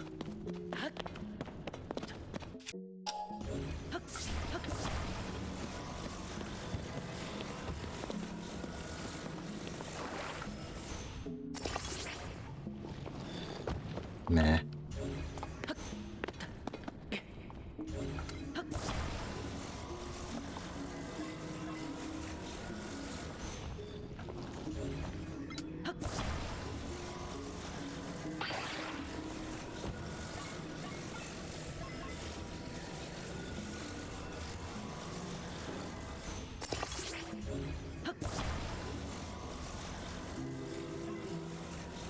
That said, I can think of a lot of games where the spike armor...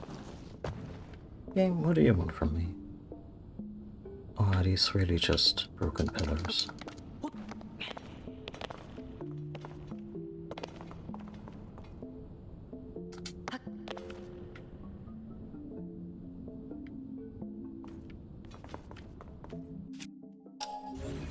They do look like switches, don't they?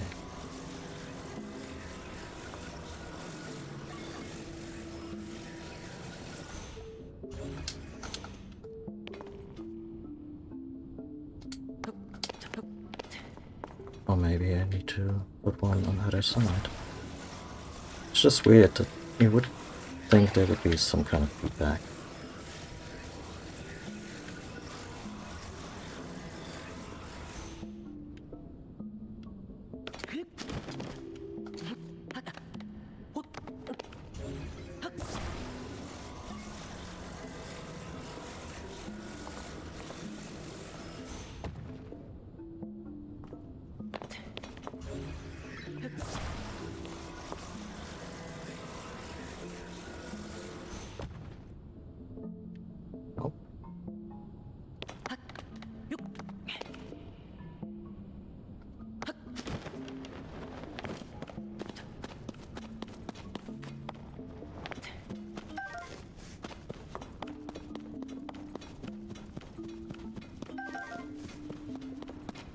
wanna know how many Bright Bloom seeds I have in my pocket. I just keep picking them up out of habit.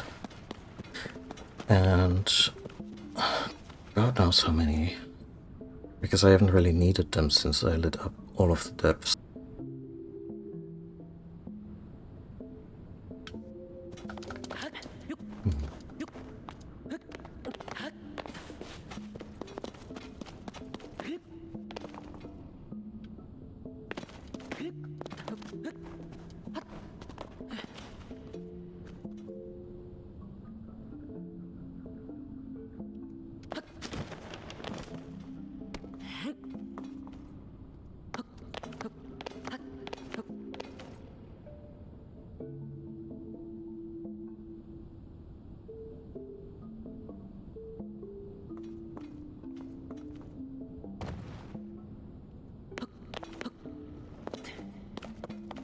These pillars are just really unfortunately shaped.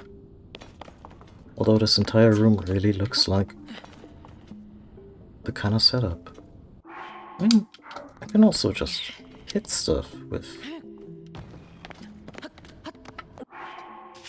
heavier weapons. I guess the Master Sword will do.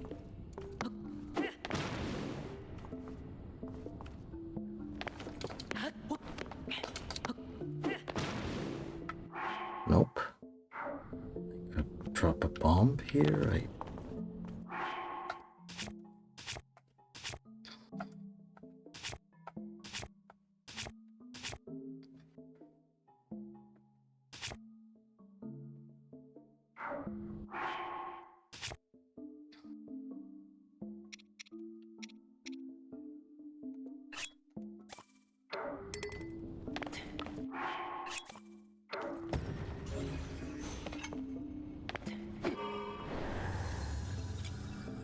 I'm sure if exerting weight is this thing really does, but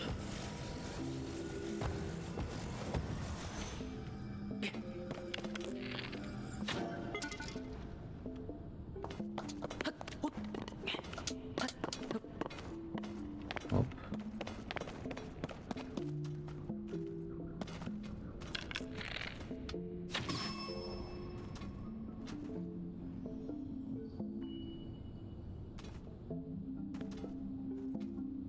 Huh.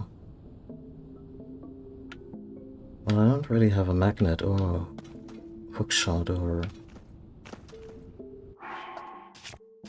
boomerang. No, sure don't.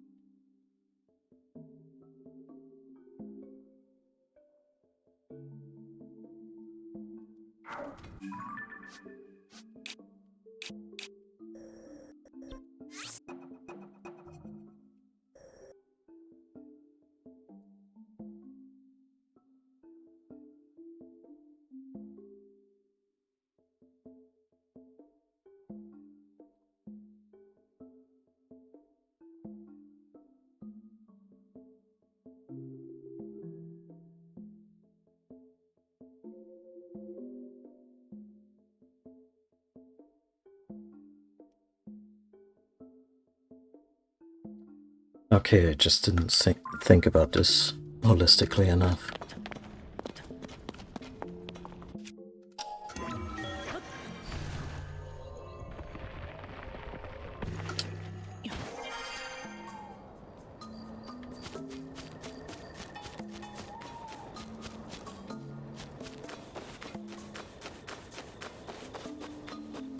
Also, there's a hole in here. It leads back down.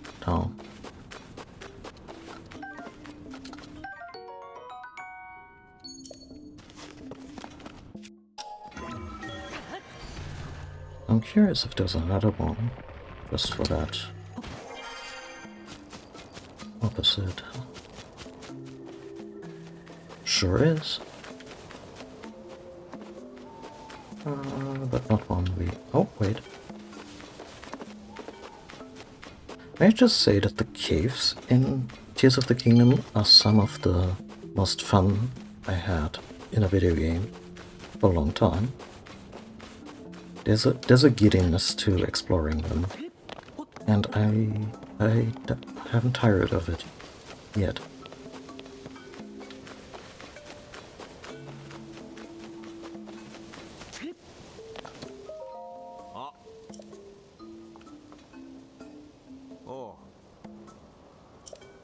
So, maybe I'm just getting lazy, but I said before that the game sometimes finds ways to use 2, 3, 4 times as much text to say something that it could have, condensed a lot further. Obviously, this person is curious about the dispenser and what does it do. And now we just use the dispenser as we've done the whole game. Okay, maybe not. That was a mistake. So you can just use monster. Can just use that. Little gacha machine goes boom.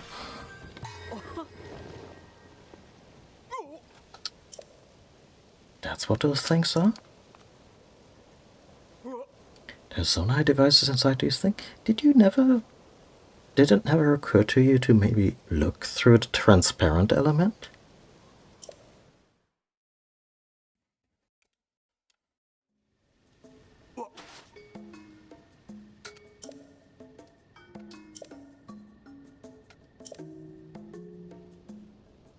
The Dig Dog Bridge near the entrance of the Garuda region. Oh.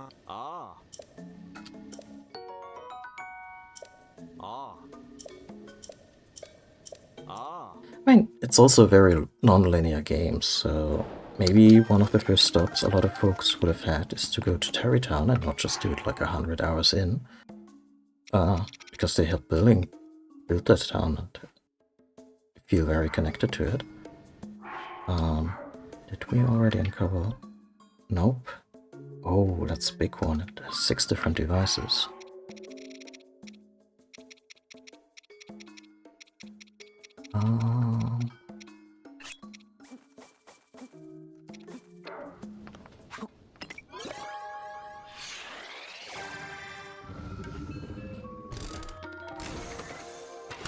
I need to punch a few guardians.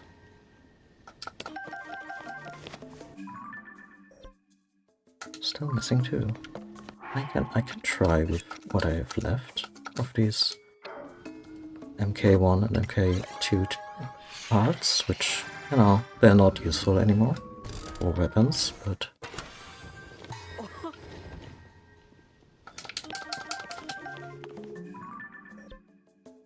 Still one unknown. Do I have anything left? Me, 4, 3, yeah, no, that's so good.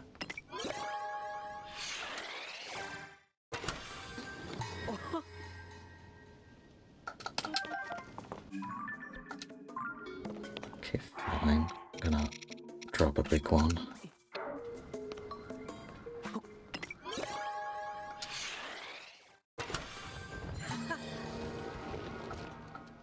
It's better.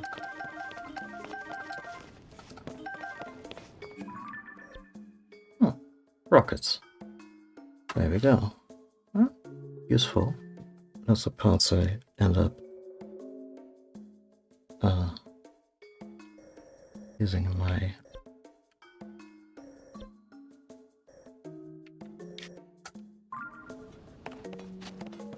my builds. Oh,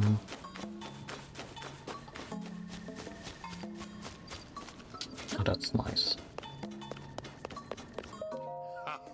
Son and done. Oh yeah, Grayson. We met. Hey, it's rare to have visitors at the workshop. Are you looking for an entrance to Terry Town? If you're going there, the rail car right in front of you should come in handy. Oh, thank you. Oddly, folks have been affixing decorations to weapons, shields, and such.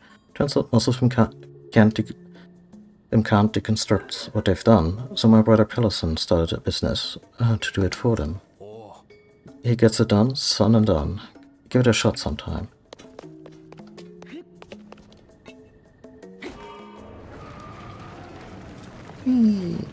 Also like how this looks a little more, you know, handmade than Link's weird goop constructs. But those are all parts that we would use.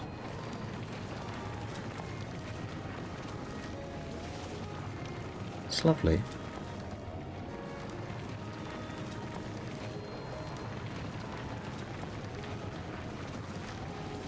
Also, if you take a look at my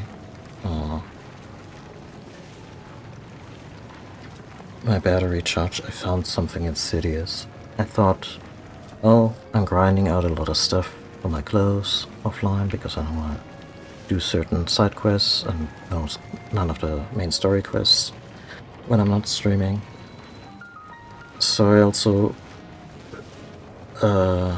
finished up the batteries, I thought. I was like, okay, the person, like the steward construct was like, they didn't indicate in any way that my battery was done. So I gave them some more stuff to upgrade batteries, and then the first cell of my existing batteries changed color, meaning we can get double our entire battery capacity. And I was like, oh, I'm in trouble. I'm gonna want to finish that as part of the game. That's gonna be so many so much. Like, I just came up here with the race car. There's a fee for that. You're free to use it once you pay up.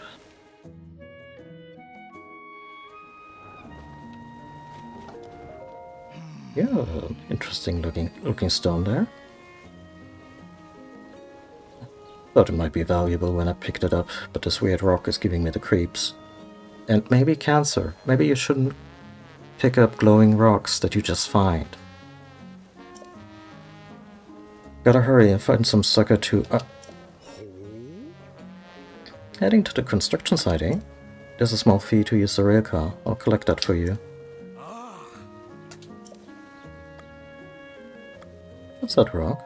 Oh, you're interested in this rock? Found it buried at the construction site. It's a rare rock, so I mean... Also note how this guy is not named Haggison, but just Haggy, so I guess they're not even a Terrytown craftsman. Took it as a memento. Oh no, not for that price. In that case, how about 80 rupees? Oh no.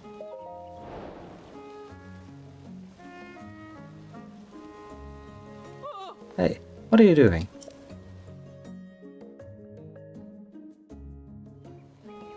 Oh, guess the fuzz. Okay, it's not the fuzz, but just. Well, it's the Ladybird room, so. Just as fierce. Are you trying to sell random junk for outrageous prices again? Look at that thing, it's basically just a really big piece of flint.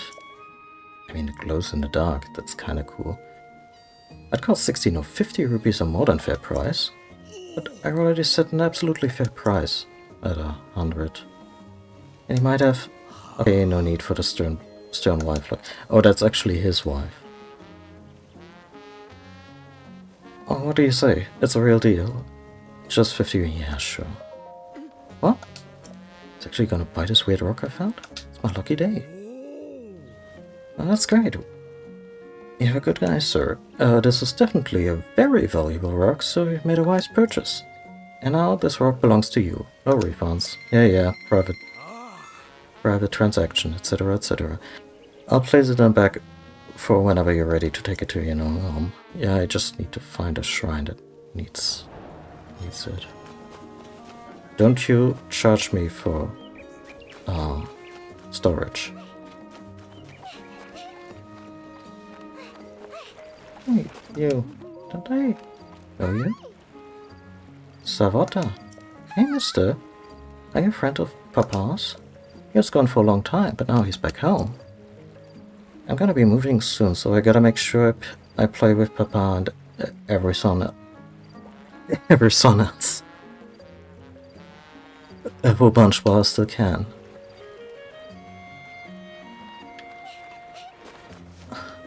Oh yeah, it's the company president. Hudson Construction. Please talk to Ronson at reception to turn your ideal home into a reality.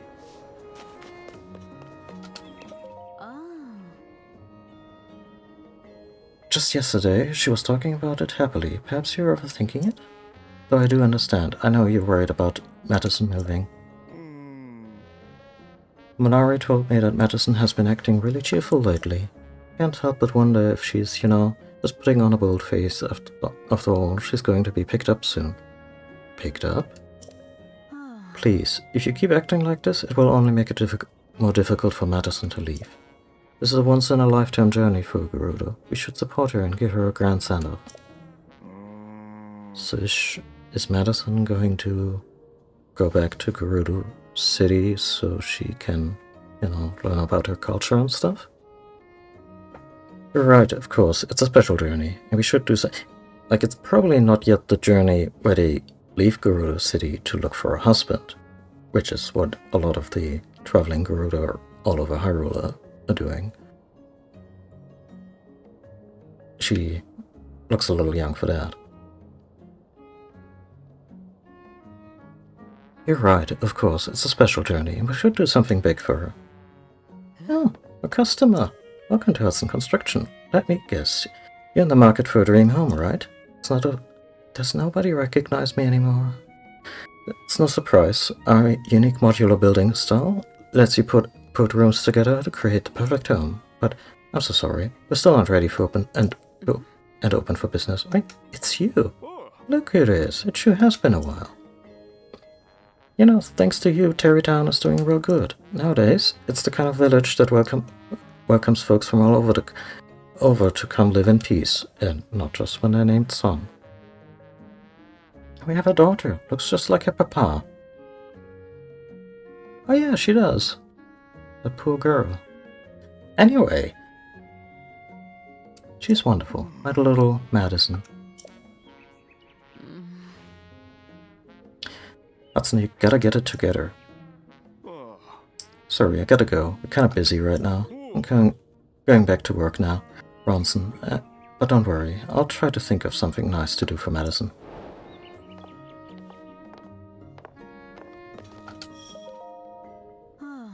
Sorry, we aren't ready to open for business yet. It's a shame we're so busy too. After all, we haven't seen you for such a long time. But right now, my husband and I must prepare to send our daughter off. So I get rid of the daughter, and then I get a new house. Is that where this is going? Because Terrytown is located on a grand spire. I could just... No, I'm not gonna literally bump off the daughter.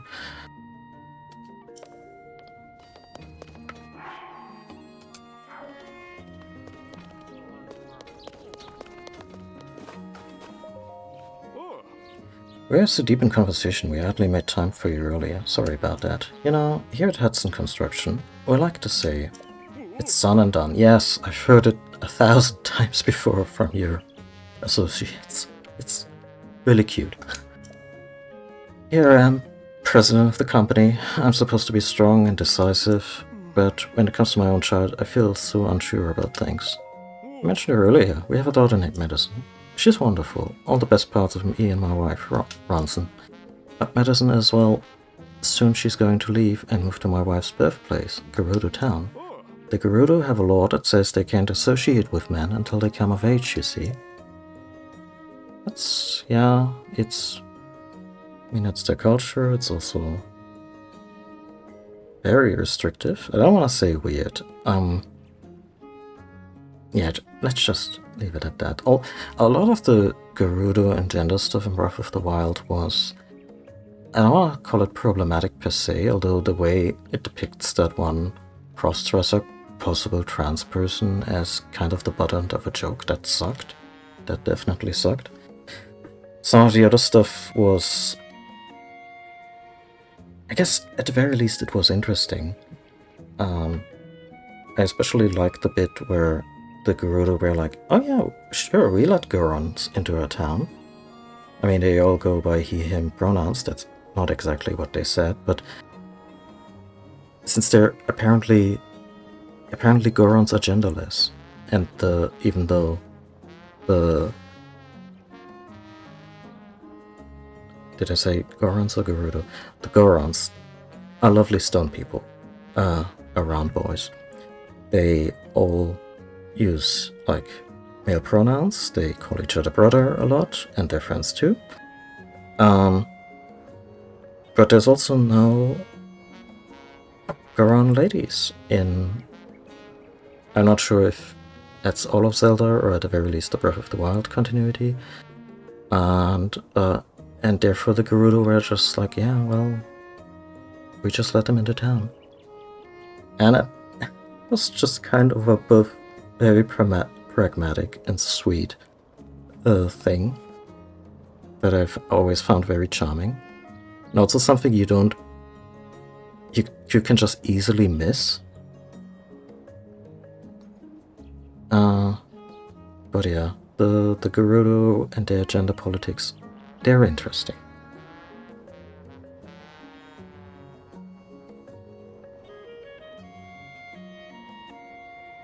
I mean, it's fine while they're young, but when they start to become more aware of the world around them, someone comes from Gerudo Town to pick them up.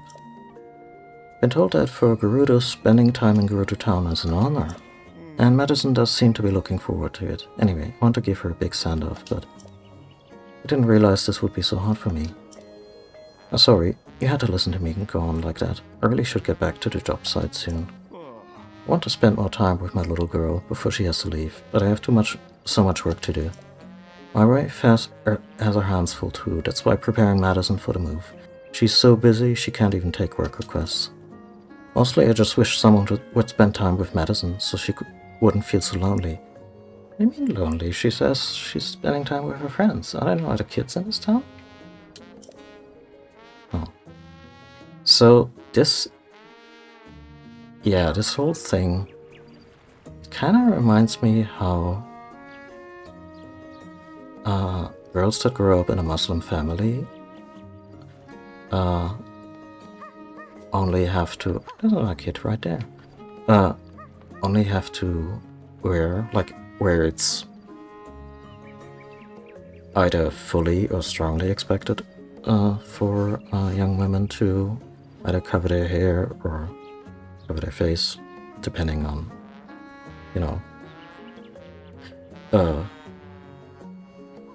on what part or variation of the culture we're talking about. But they only expect it to up from a certain age. And there's... So I'm saying this as an agnostic white Westerner. Who acknowledges and knows that not every woman wearing a hijab or a burqa is like living in terrible sexist oppression. It's more nuanced than that.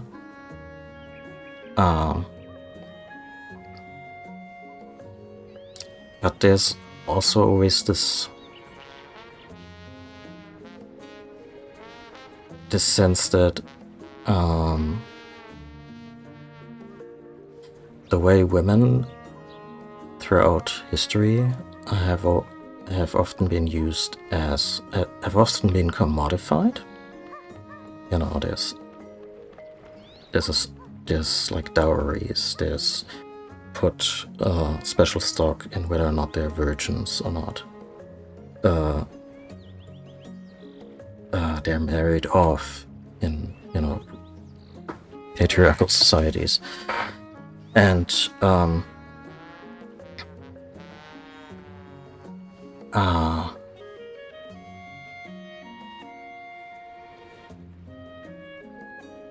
so this whole thing that a girl reaches a certain age and then she has to do X, Y, Z because she enters this designated age where that commodification starts, which with the Gerudo, obviously they are matriarchy. They are, you know, it's very, very different.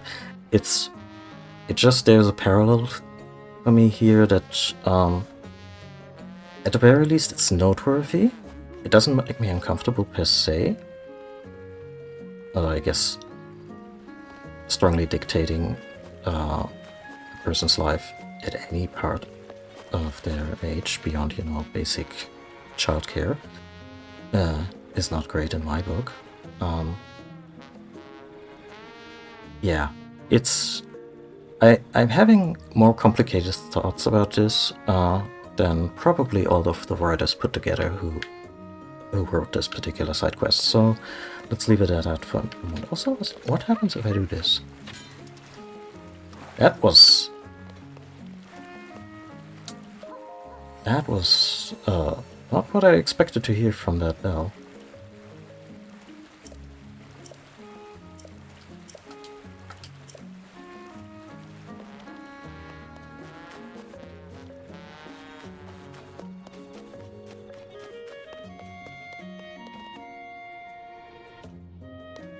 Right, this little guy. Allison. Allison hasn't grown a lot since the last game. I guess maybe grunts grow up slowly, because, you know, they're rock people. It takes a little. Right, get down, son and done. Sir, have you ever regretted attaching something to your weapon or shield? It's the time to tap me, Pallison, here at Breaker Pot Shop. Oh, I'm so sorry, Pallison, because I have a suspicion that you're... Oh wait, no. He might actually be able to preserve the part that we put on. Otherwise, it would have been like, oh yeah, no, this was a feature that was only accessible through this NPC, and then during testing they realized that was such a hassle to go there all the time, and then they just added the option to our menu, you know, to get anything off our pass, because that's something we could do from the beginning of the game. First, then you can blink, Zipza. I'll be back to how it was before. It just costs 20 rupees. Wanna break something down? Yeah, let's give it a try. What do you wanna disassemble?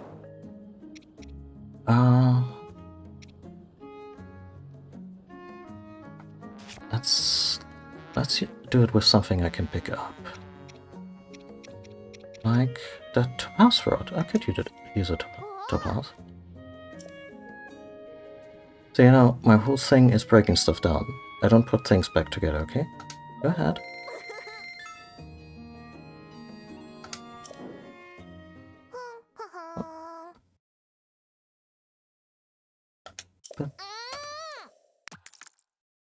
Plop. Break it down, no prob. It's in the collection area, so don't forget to grab it. Oh. So... kinda regretted putting this on a shield.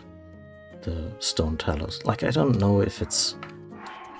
makes the shield actually stronger. It looks fucking stupid.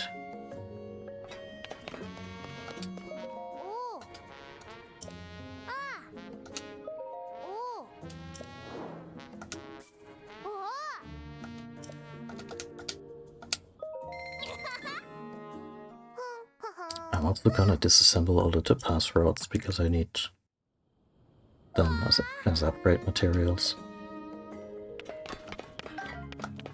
Right. What do I have? to put it on? Yep. Yep.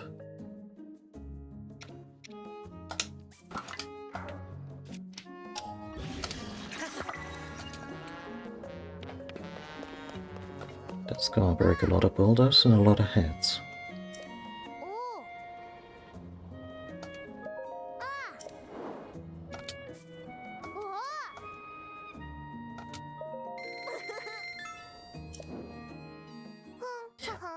Oh, that means I can farm Wizrobes for special gems now. I should have come here sooner.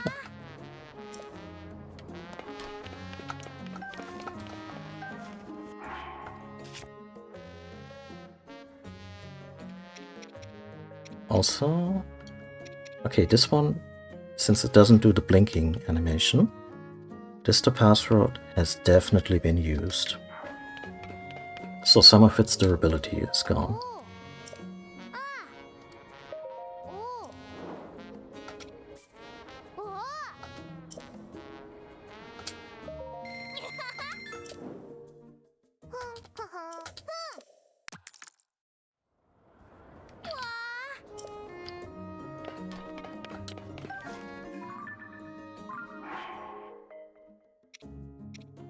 Okay, this one also has lessened durability, so he doesn't repair stuff for us.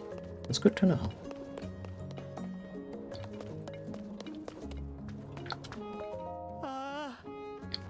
Whatever you need. General store. And always by a motto, sun and down.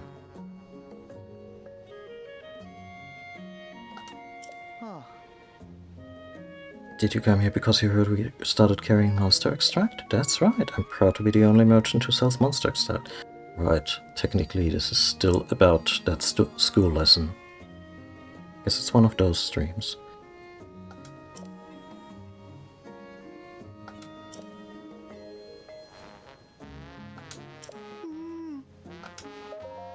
Do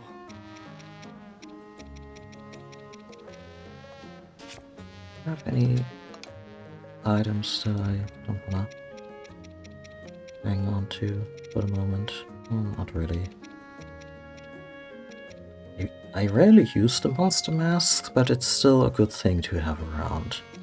Also, I totally sold the Divine Beast mask we found in the Zora hideaway, and I guess they can sue me.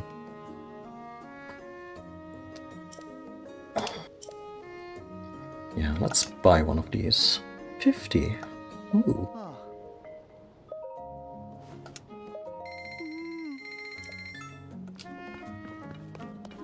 Oh, and bombs. Is that 40 per bomb? That's 40 per bomb. I'm not paying that. Sorry.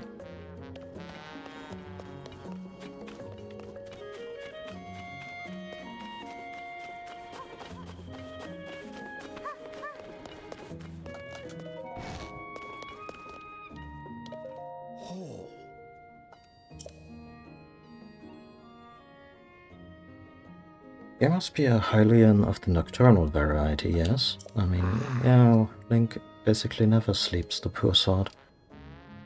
There's a village where many different folks gather. I offer pleasant sleep to all, regardless of their rank or where they come from, by the mercy of Goddess Hylia. Oh, it's just a very religious innkeeper. O humble servant, led here by destiny, are you in need of a place of respite? Sure. The water bed costs 30 rupee. It's a special bed that ensures the best sleep possible by maintaining your posture according to your anatomy. Sure, I mean, 30 for the deluxe bed is pretty cheap.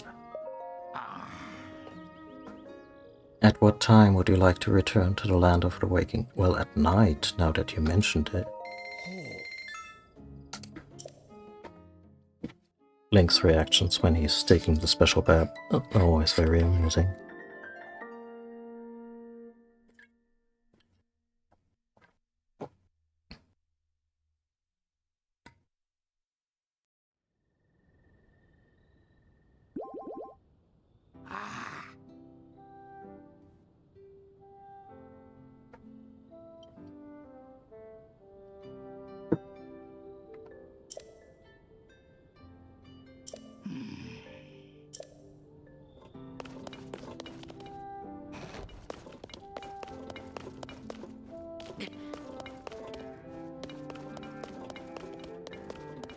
You know what would really spruce this place up? A toilet with a hand coming out of it. I know I'm weird that way.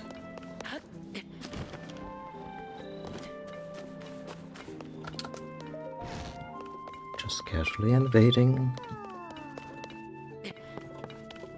private property.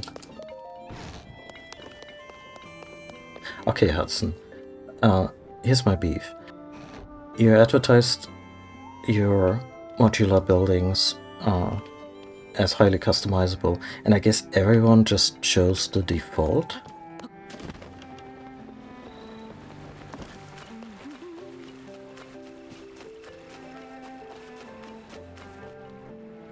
What's that?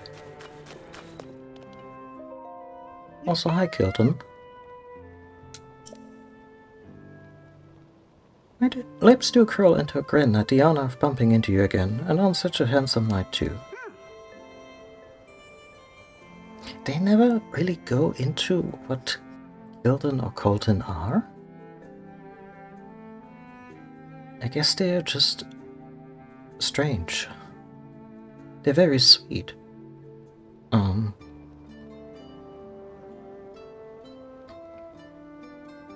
I guess they're also just a really nice example of don't judge a book by its cover. You met again with my younger brother Colton, didn't you? I can smell it. He's a bit eccentric, I know. Yeah, just a touch. I know, but I hope you'll find it inside your heart to treat him with kindness, of course. Where are my manners? I haven't yet to greet you properly. Kilton at your service. Once upon a time, I made goods from monster parts, you see, and traveled about selling them from my shop. But once I had saved up a tidy little nest omelette, that's a way of putting it, I gave that stall to my younger brother, which I've been frequenting. For monster parts and monster masks, yeah. I've purchased this plot of dirt land so I can at least make real a dream I've dreamed since I was a wee Kilton. Your own? Like, are you still building, or is it finished? Sadly, it seems the president of Hudson Construction is very busy, and I can't take my next step forward without him. Waiting on the contractors to get the next building Still, it's only a matter of time before my dream is not a thing stuck inside my skull, but a thing here in the world. I hope it looks like something out of a Tim Burton movie. And I hope everyone in Terrytown is cool with it. I'm a quiver with excitement at the thought of it. What is your dream? The truth is, and this is just between you and me, I've adored monsters ever since I was a wee Kilton. Are you gonna build like a haunted house situation? Oh, so strange. This is usually the part where you say, what? Monsters? Disgusting. I mean, no, especially since I'm currently at a level where they're more of a distraction than a threat, at least most of them. But here you are, so sensitive to my sensitivities. I know, monsters are violent creatures and despised the world over because of it. That I can't deny. But they're also misunderstood, the way everyone hates them without even trying to understand them. Pitiful, tragic. I mean, they've also been around for... Like I suppose we've seen the creation of them in the way before times. In one of the cutscenes, when Ganon gets the secret stone, still a stupid name, don't at me.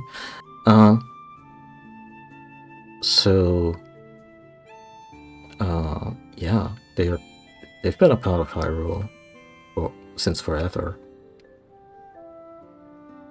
And so I will educate the world about monsters, and once the world understands monsters, they will love monsters. That is my dream. But for my plan to succeed, I require the assistance of the finest carpenter in all the land, Hudson. As soon as Hudson is done, we'll send his daughter on her way with a gift basket, and yeah, we'll get that done. Promise you a monster spectacle, the likes of which no one has ever seen before. So yeah, I guess he's going to build a very Tim Burton-esque thing, and he also has a similar vibe to just this love for the monstrous and the bizarre, and I appreciate him.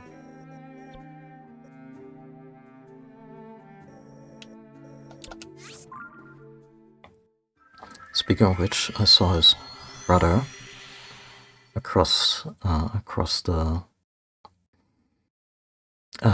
the valley, so I'd stop by and hand him a bunch of bubble gems, and that's the only time I'm gonna say that word, because if I literally got a headache when I first talked to him, and that word just kept reverberating around my skull over and over and over. Bubble gems. Maybe it's the headphones, I don't know. Maybe I have too much bass in my voice. It's just weird. People always tell me I have a rather deep voice, but it doesn't sound deep to me. Yeah.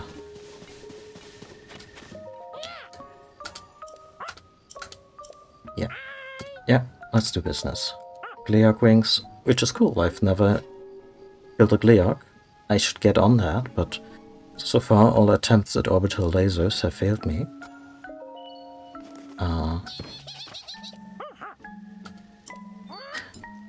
So this is mountain deity,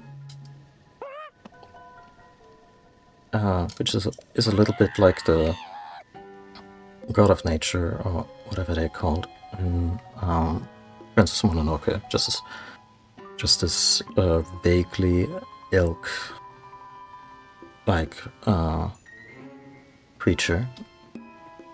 And Colton really wants to become one. And for that, he scouts down these gems, which are connected to that deity.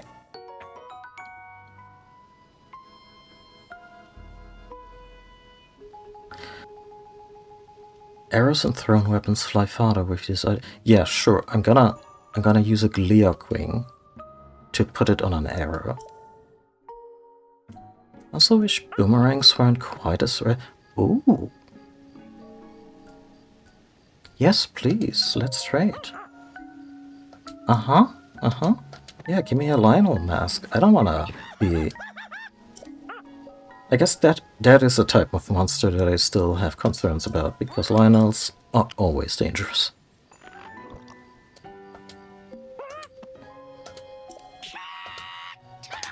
Still not enough. Need more. It's also a really well-made mask. Like, it still looks, you know, a little amateurish, but the mane is really nicely made. Gleeok Thunderhorns. Okay, well, I'll be back. Ah, look at us.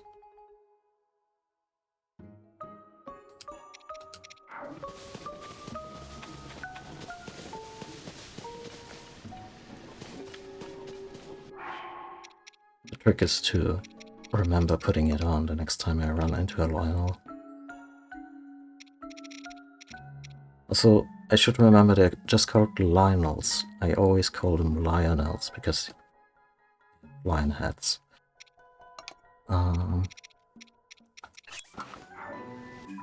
the most important distinction, but yeah, let's fly over there.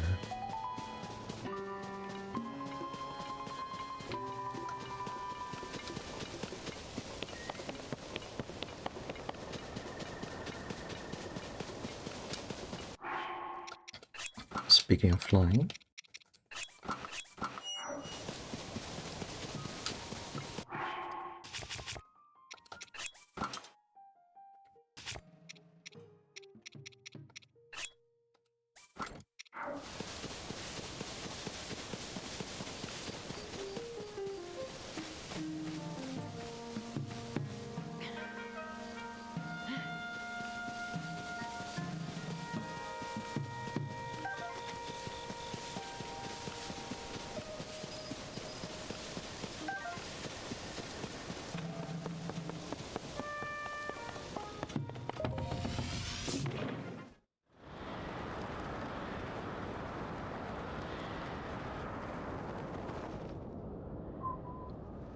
Hi, kitty cat.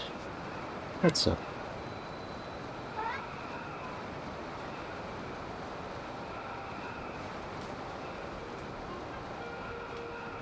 I was so pleased with myself when I think in the very same session, I was like, wow, if Nintendo has any sense at all, they're gonna put a wingsuit in any of the DLC, and then it was just already in the game. And I keep mentioning Nintendo producing DLC for this, even though I guess as a consumer I should not encourage them to give us like a piecemeal experience, but maybe because the Breath of the Wild DLCs were very substantial in what they added to the games, and like the kind of stuff that we would have called an expansion way back when, and I feel that's the kind of post-release content that I can still get behind.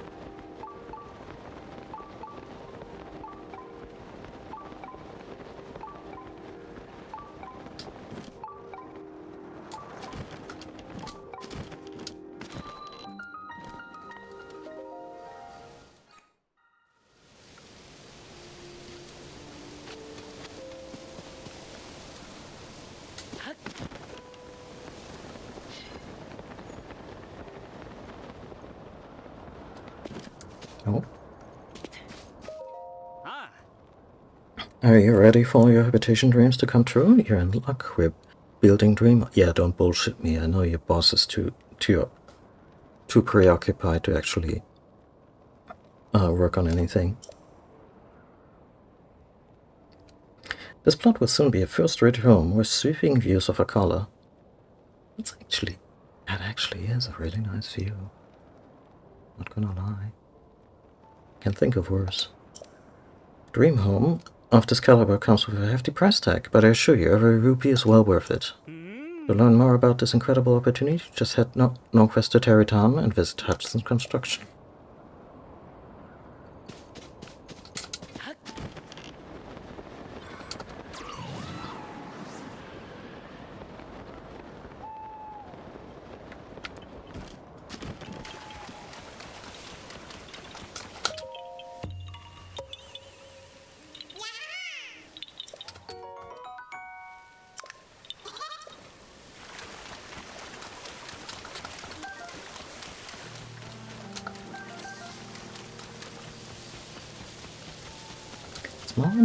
Moments like this where it strikes me just how strange these games are.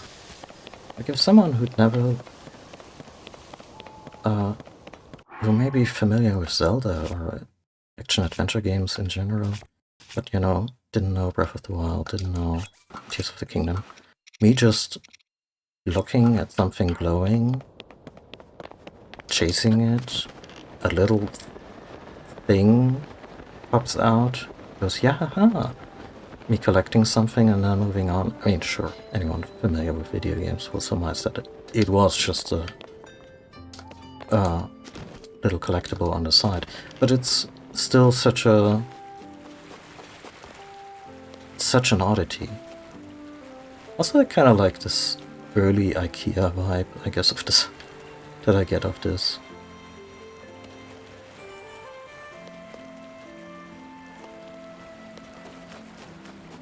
This entire place. I mean, I suppose this is also like a touch derisive of very commodified and off-the-shelf prefab kind of home building. But it's also, I don't know, the whole visual aesthetic of it is just kind of nice. Maybe that makes me uncultured swine.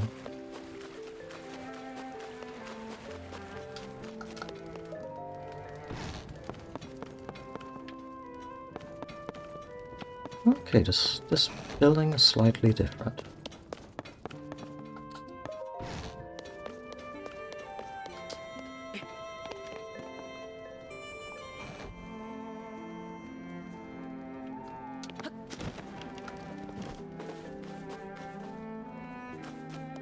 Oh, I love how this soundtrack just melds different melodies together. Like, I'm not sure if that was the Breath of the Wild theme just now.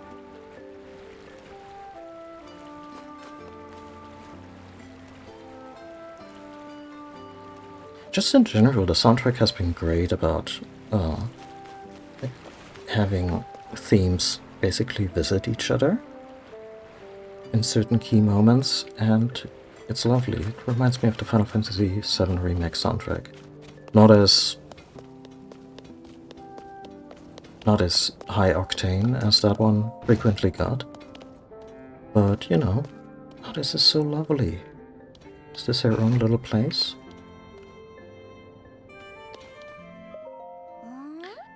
Good morning is Savota. Good day is Savak. Oh, she's learning the Gerudo language. Goodbye is... What is goodbye? Oh? Don't frighten me like that. For a second I thought you were here to take me away on my big journey. I'm doing all this studying because I'm moving to Mama's hometown soon.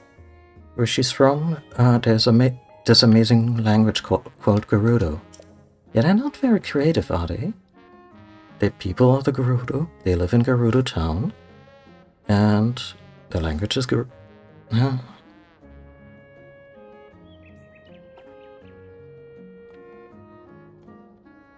Like, the Zora at least call their place the domain, rather than just Zora town. I want to teach everyone in the village to speak it too, so... excuse me. So I've made it my mission... with the sun puns. To memorize as many words as I can. Madison on her quest to becoming the Terrytown's Duolingo owl. Equally cute and annoying. I'm getting tired, so I have to say goodnight now. But when I wake up, I'm going to give a lesson to Granny Monari. You should come with me if you're interested. After some instructions, I'm just gonna not acknowledge these puns anymore, from me, you'll be speaking Gerudo in no time. For this lesson, I'm going to be giving a Gerudo quiz. You should try it. Well then, see you later. Maybe it's also not cool to walk into a little girl's private room at 4:30 in the morning.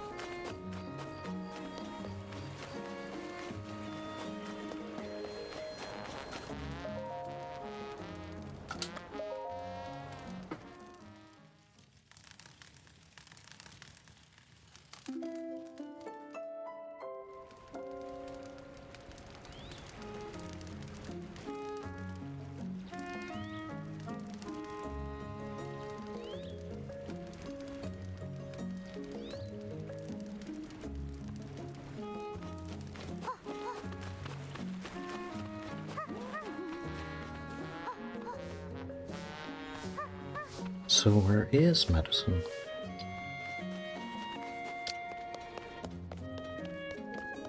I'm guessing she's no longer in her room? Nope. Oh, come on, guys.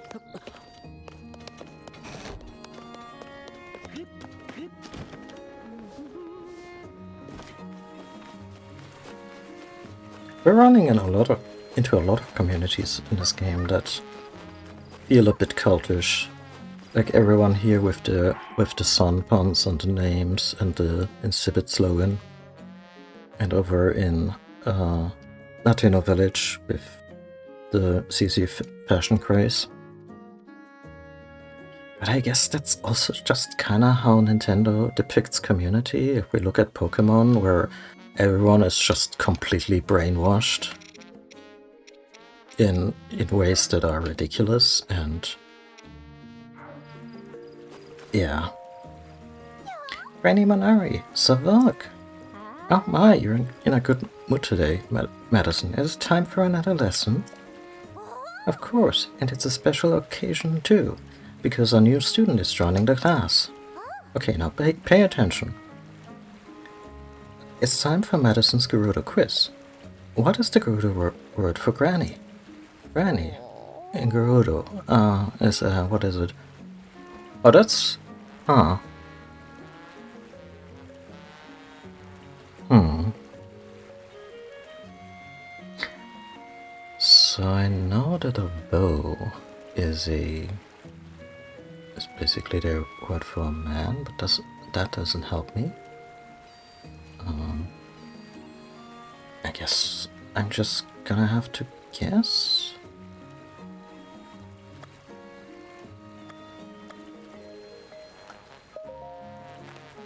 Nope, too bad. And Granny Manara is out of time too. Do you two want to give it another try?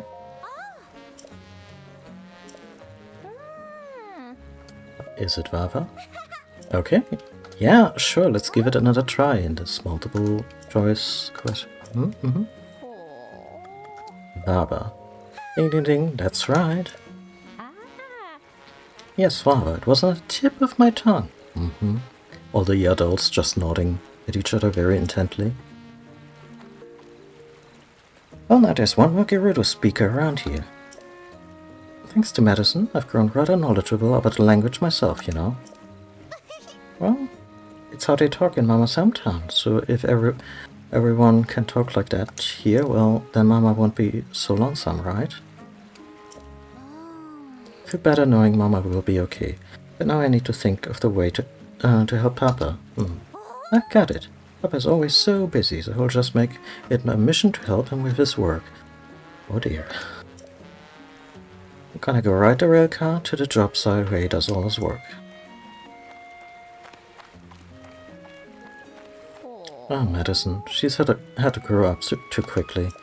At her age, she should be clinging to her mama and papa's legs, not working up a sweat trying to make sure they are happy. Then again, maybe she won't have to. Ever since Haggy was put in charge of the rail car, it's become a whole lot harder to catch a ride. Yeah, because he's fleecing people for the public transport. Did he build that thing? Did he pay for it? I don't think so.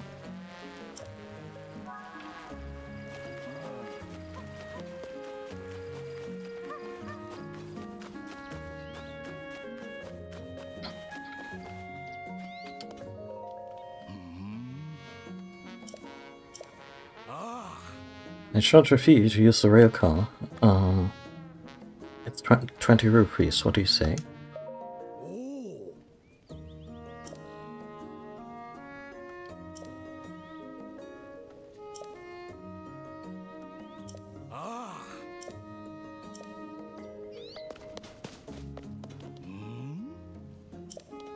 Dude.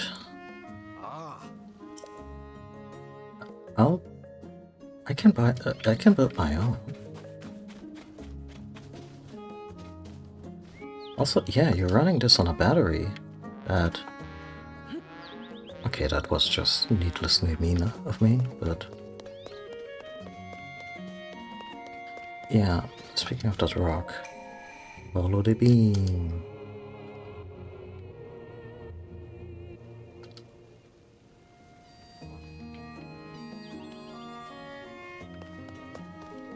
It's not too far.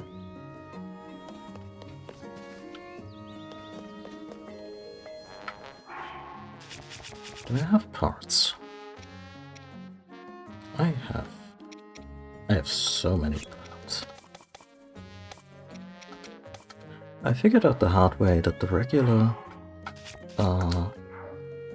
Sky Cycle is not gonna cut it when it comes to transporting extra load.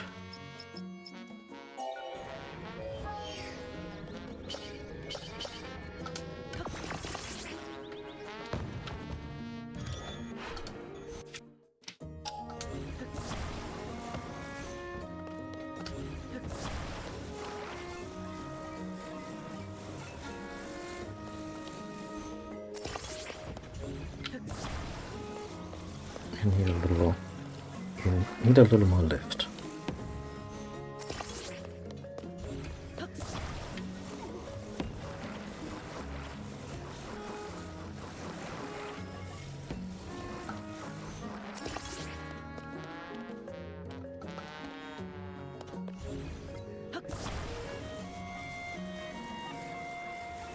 This thing is probably gonna fall over the moment I set it down.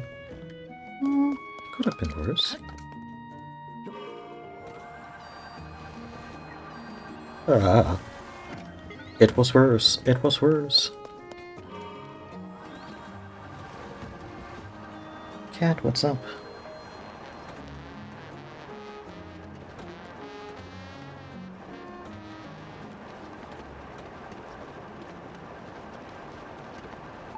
Just pulls a little to the right. That's cool. That's cool.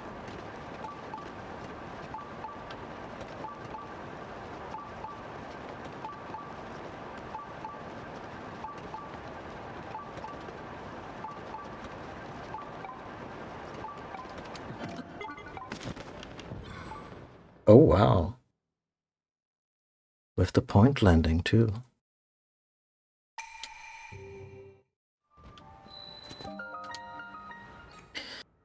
Better not have a riddle in there, Raru. I paid 50 grand for this. Well, not grand, but...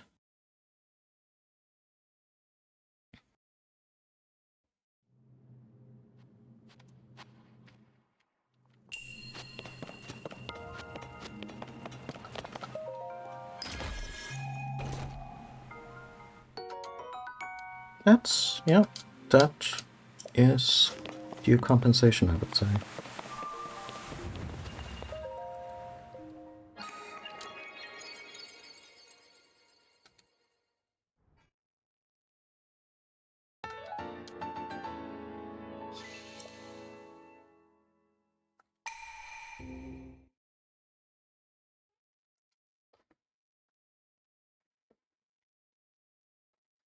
Yeah, what are you complaining about, huh?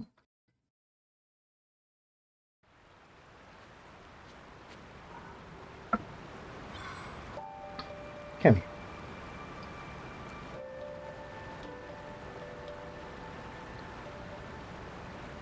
Do you want to sit on my lap or weirdly bump my elbow?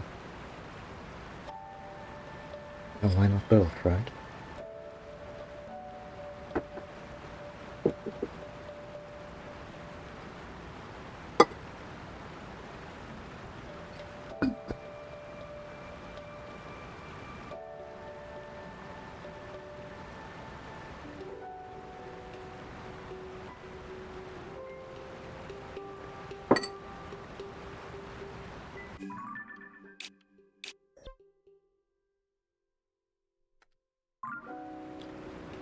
So, yeah, I guess we're gonna keep helping the little girl with her stuff, or...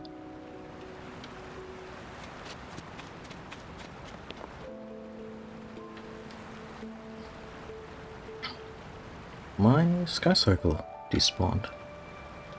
That's okay.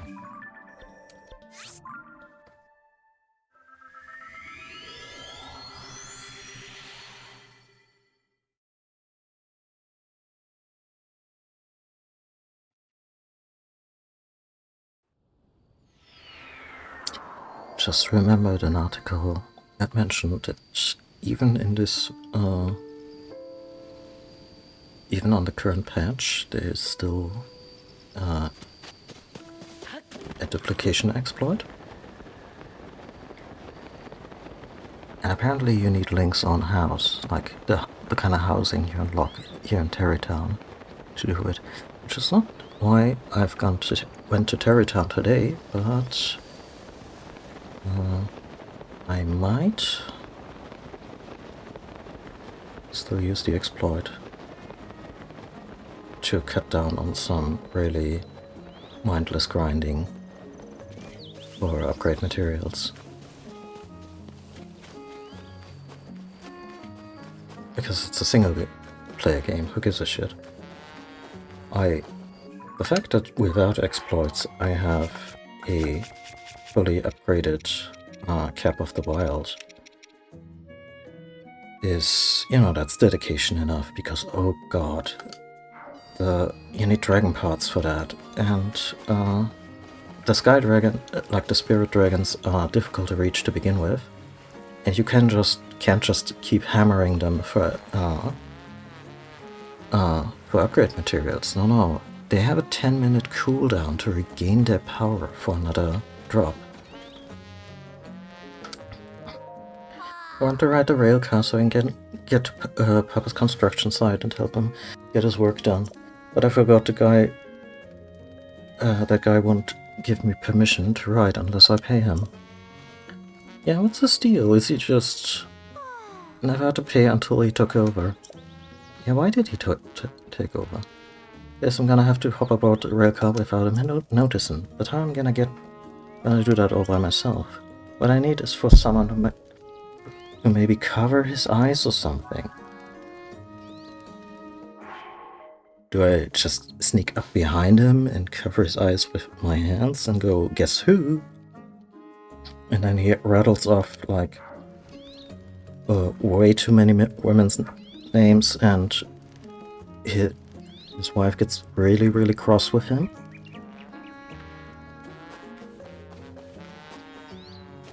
Where's a bucket when you need one?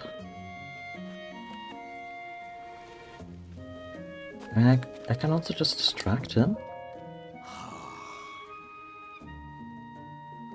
I could tell Hudson my name is Haggy 1,000 times and he'd still call me Haggison. Ah, you again. So about that shrine. Shrine? What are you talking about? Oh, you mean that weird rock did something useful? Honestly, I had no idea what you were planning to do with that thing. But that's good to hear. I'm glad you found a use for it. Should have sold it for a higher price. Oh well. Profit is profit.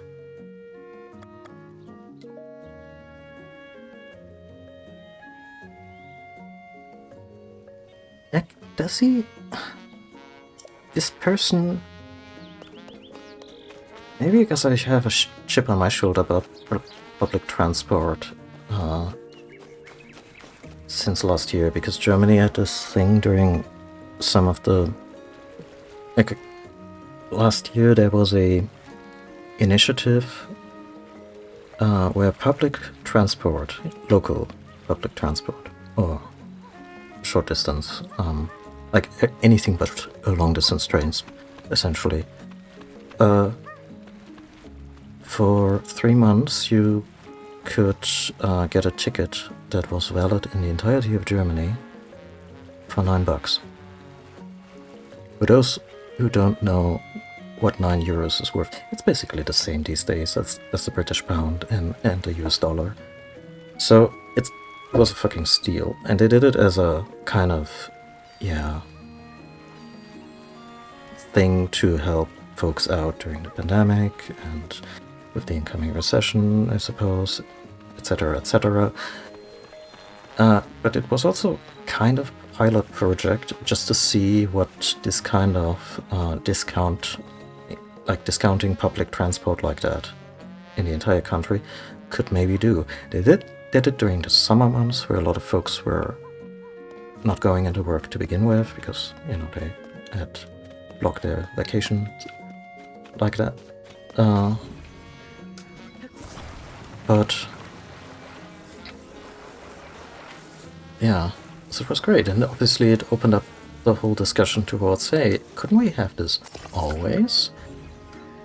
And now there is a ticket that is $50, so a lot less discounted, but still a good option for commuters at least. And you only get it as a subscription, which I think is kind of shitty of them.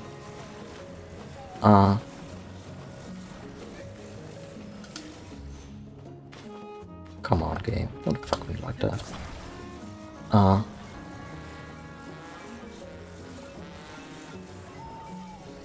And old lefty that I am, I think, in my opinion, anything with regard to infrastructure should not be something that is run for profit to begin with. And that includes public transport. Oh, what do you think you're doing? You know I can see you, right? Bringing that over here, like that, you're interfering with my business. If this is a trip on the railcar you're after, I'll tell you what, I'll tell everyone. No rupees, no ride. Yeah, I guess we're on the right track? No pun intended?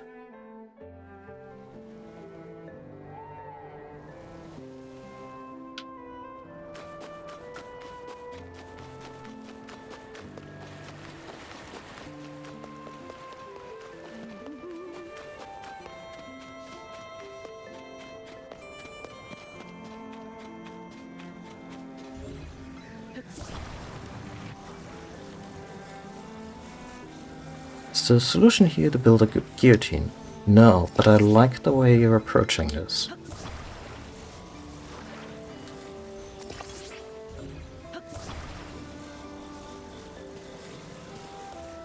And one argument in favor of free public transport that I didn't even consider before that discussion gained a lot more traction in the public after that, and also with a lot of railroad strikes and so on and so forth around the world.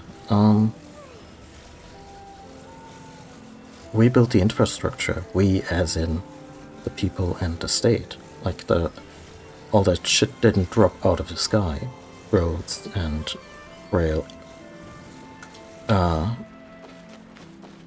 railway systems, and sure, a lot of that got privatized, but it's the kind of shit you also cannot really privatize, because you're immediately dealing with a monopoly, or at least a cartel. And it's so ridiculous. The German railway system was privatized at the beginning of the 90s to turn it into a shareholder company. Do you know how many shareholders there are for this supposedly publicly traded company? 1. It's the Republic of Germany. It's the sole shareholder of Deutsche Bahn. Explain the logic to me. Why this isn't in public hands entirely.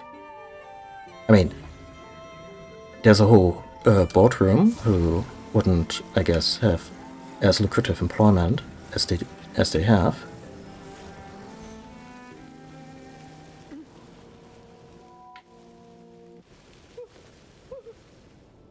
I like how he's freaking out, and right now the blood moon is firing up, which fun coincidence.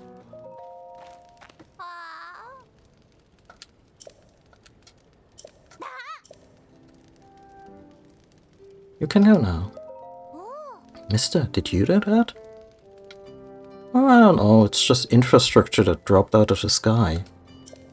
Damn, I landed that punchline.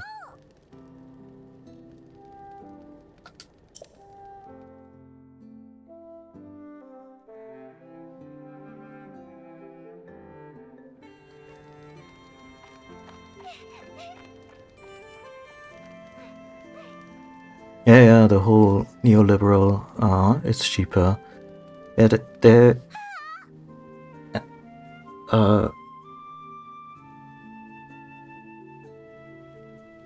and here's the thing, the cliche that I still get from folks outside of Germany frequently is that they still believe that that Deutsche Bahn is like this punctual thing that always runs on time, and it couldn't be further from the truth. It runs late all the fucking time. It's a mess. And it's understaffed so severely. Like, ever since the pandemic, and now since there's just a worker shortage because people are waking up to the fact that they don't have to do a lot of the bullshit. Either this or they're burning out. And very frequently, to the point where they have it pre-recorded, when I'm at a railway station or just walking through one, I hear announcements that along the lines of, yeah, this train had to be cancelled because of staff suddenly fell ill. Which, happens every day. People get sick, and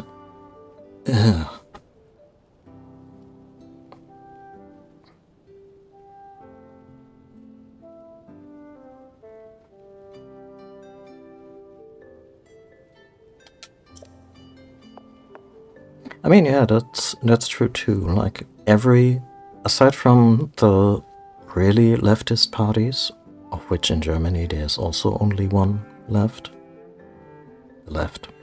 literally called Die Linke, like they're a squabbling plot, and a certain faction of them I still wanna launch into the sun. But yeah, train cancelled. Could be a commuter train. Who gives a shit, right?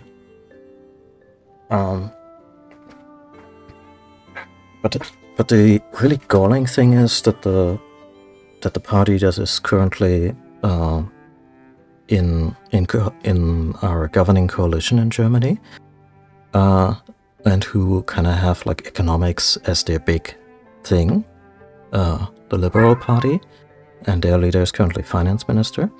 These guys know, or supposedly know, economics, as in many of them will have degrees in that field, and they will spout bullshit about supply and demand and market forces, stuff that patently doesn't work, and we've known that it doesn't work at the very latest since the 80s, since, Reaganomics just completely destroyed so much. And they will still sit in Parliament and spout the exact opposite of what they are ostensibly so knowledgeable of, because it's great for them personally. Yeah, I'm sure your dad will be happy to see you at a construction site, because those are famously such good places for small children.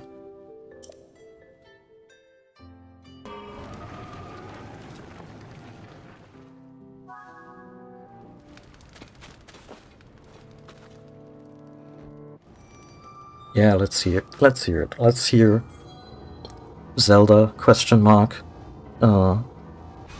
Narrate the intro of a Cradle of Filth album. When the glow of the blood-stained moon shines upon the land,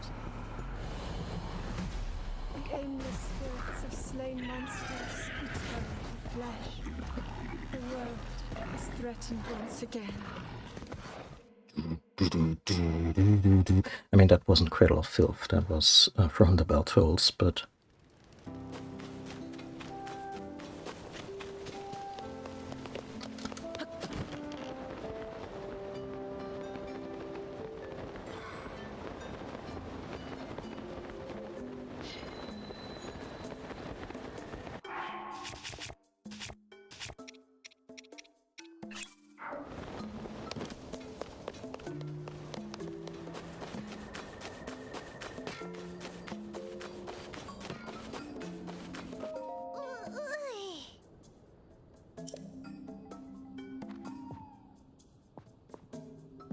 I guess it became take your daughter to work day.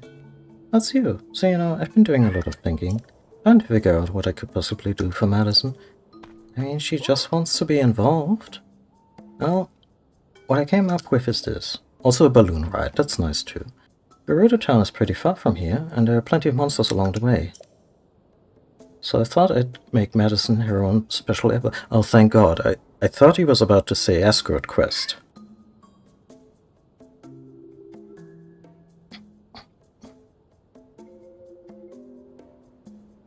It was really disheartening to hear that a study around fairly recently showed Finland had... Oh, I noticed past tense there with the had. So I'm guessing the kind of corruption that you are referring to also refers to just like out of control lobbying efforts, because in my opinion that's corruption. Even if it has a more socially acceptable name.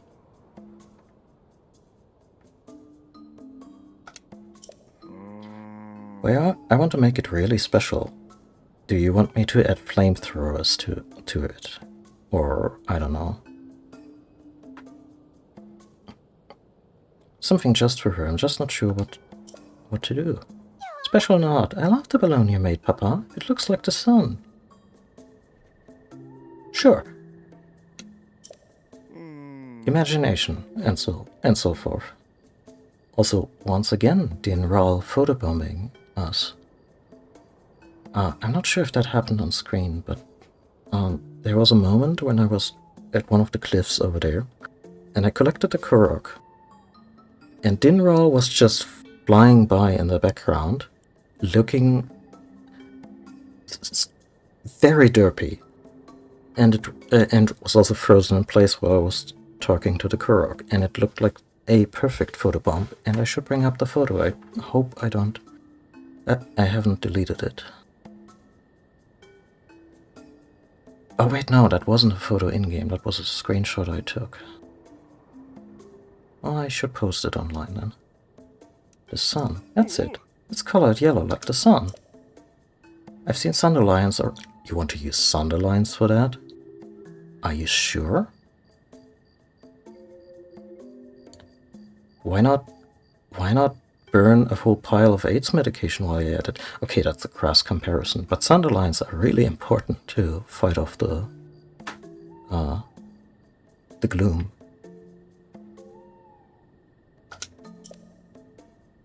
Ah, 10 Sunderlines. Those are the bright yellow flowers, right? I'll make finding them my new mission. I appreciate the thought, but it's much too difficult. Sunderlines are quite rare. Yeah, no shit. Also, I'm pretty sure that you could find different things to make the color yellow with.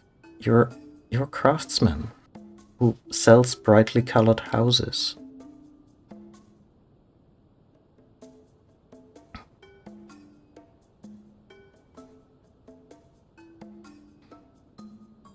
Good brother arrangement, and basically a no money exchange chance. They just did something up. Yeah, so in German, a German word for that is Filz, which is like, is it the same as felt, or am I?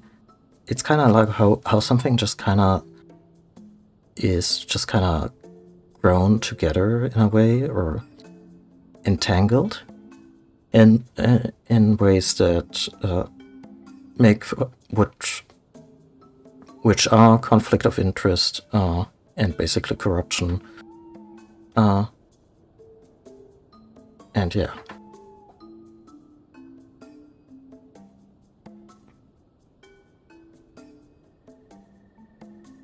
Oh, okay, yeah.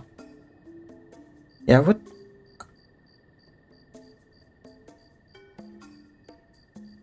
Tangle of personal connections? Yeah, yeah. Definitely that. There's also a thing in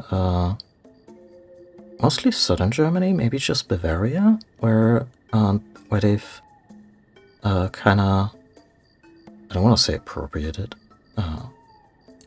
but they use the word amigo, which, you know, just a foreign language word for friend or buddies. But when down there you're referring to amigos, you're referring to folks who are in cahoots in some form or another that is probably not entirely on the up and up, or a little, you know, probably a little or very corrupt.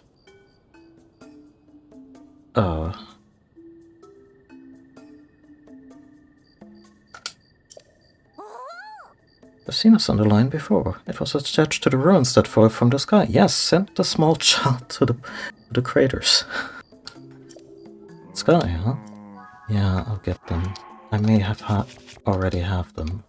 Although I did need Sunderlines for some upgrades, so... Yep, still short. Let's set up a scrying.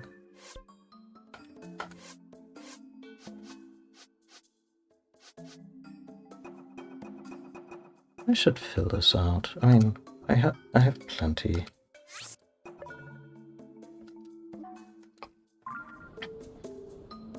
I'm curious. Just gonna check up the look at the English word for filz. Felt, yeah. Like the textile situation.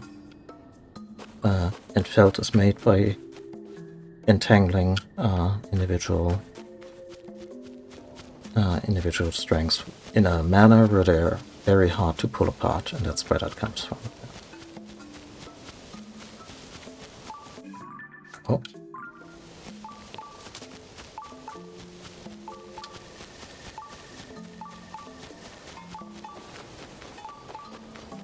So something I find a little unnerving is how whenever Zonai ruins touch the ground in Hyrule, this pattern kind of extends out from them. And I guess Hyrule, they should change their, they should count their lucky stars that the ruins just kind of weirdly slow down and don't become, leave just massive craters. But also, it looks like it's kind of infecting everything around it, and I wonder if that ties into anything narratively, or maybe did at some point during development. And also not to read too much into story, because with Nintendo games that's often the first mistake, since a gameplay first shop. But Roro is essentially a colonizer king.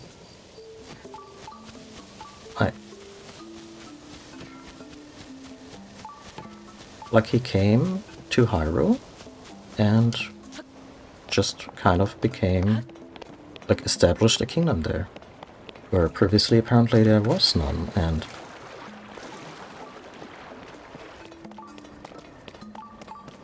yeah. And I guess it's just a lucky thing. I guess it's a lucky thing with any kind of monarchy, fantasy or otherwise, if the king is, if the monarchs are nice people.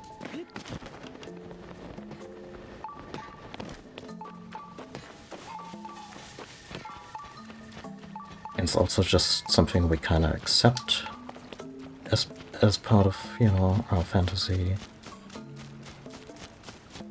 media diet, and that's okay.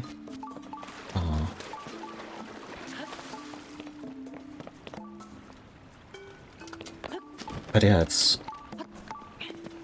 kind of odd, right? The whole, oh yeah, the Zonai came from the sky, and whoops, the first king of Hyrule was actually a Zonai, and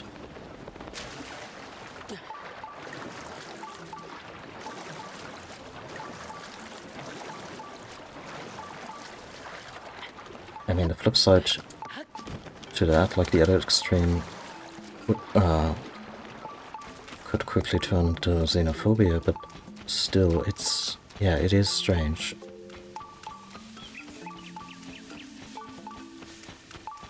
Especially since we also know very little about the Zonai backstory, or what's up with their people. And there's some hints at that, and I don't know if the story's gonna explore that at all. Ganon makes a very pointed remark in the throne room scene, where he's like, oh yeah, the Zonai, those really powerful people, and there's 2 of them left, you and your sister, isn't there? And he says it specifically to get a rise out of Roro, and he does. And that's not really followed up on.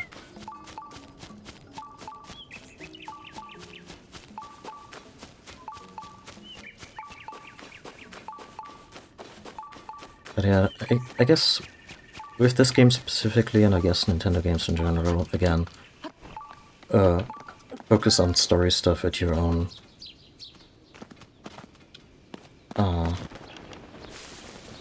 risk, because there's a good chance it will be half-baked or not properly followed through on in all the places you end up maybe caring about. That's the same with some of the continuity between Breath of the Wild and Tears of the Kingdom, and yeah, maybe we'll never learn more about the Zonai. And also not in a way, oh, preserve the mystery, but more in a, what was up with that at all. And I think it's one thing to have this ancient, really powerful race of sky fairies come be part of Hyrule's history, but then also have the main characters interact with them, and no questions are ever posed from, for instance, Zelda, who is an archaeologist by heart. And there's just no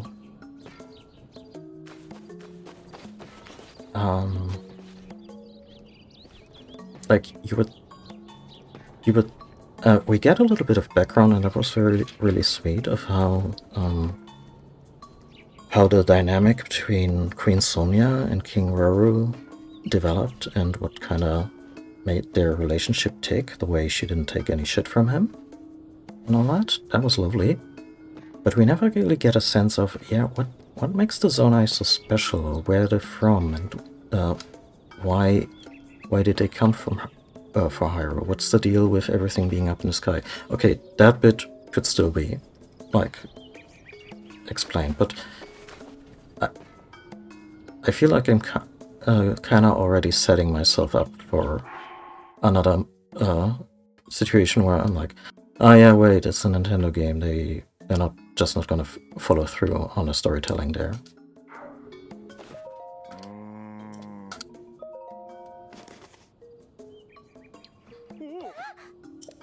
That's awesome. You did it. You really and truly collected 10 of them.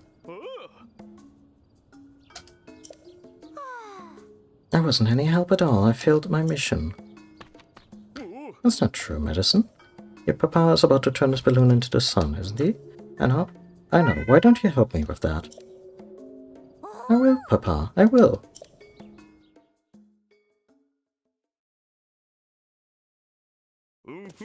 Maybe even I confused anyone. And I guess there's a precedent there that would encourage Nintendo to not be too invested of what fans ask in interviews, because like I've long maintained that the timeline between the different Zelda games was just a bunch of ass-pull bullshit that they put to paper after being hounded by fans for years and years and years about it. Even though it doesn't make, like, Wind Waker doesn't need to be in continuity with Ocarina of Time. Certainly not in a hard, capital C kind of continuity. Like if there's some knots in there, or if the backstory for, like, the opening crawl of Wind Waker has a little bit of stuff in there that is reminiscent of Ocarina of Time, sure.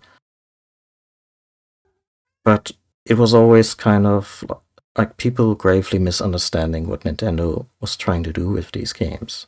Like, make fun adventure games, action-adventure games with as engaging a story as you needed to.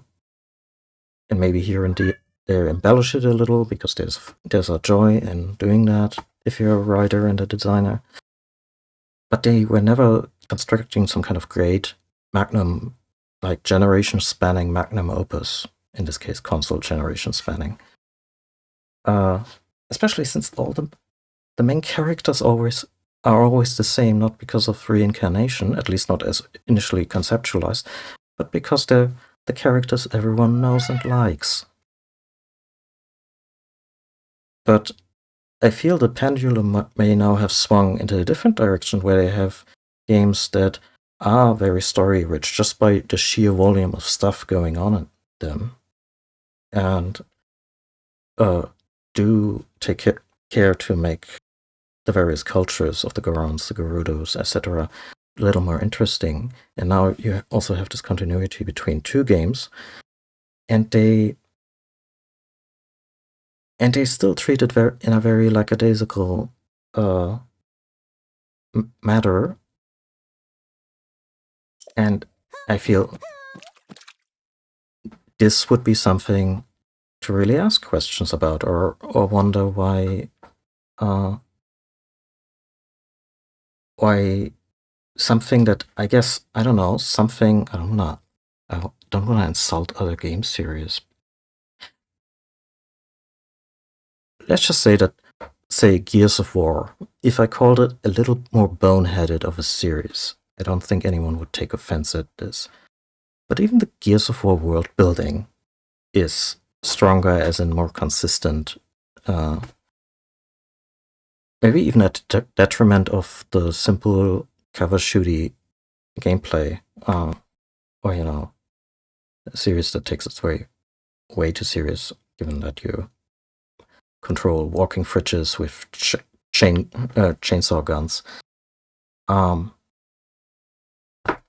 But yeah, I kind of wish that Nintendo would just be like, okay, we're gonna put a bare minimum effort in terms of storytelling that includes continuity where we want continuity, and also maybe have at least the main story consistently voice acted.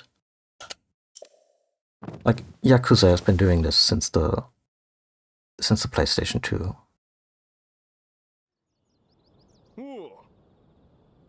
Wow, you didn't even dye the balloon, you just... Oh, okay. I hope it doesn't detach mid-flight. That would be really tragic.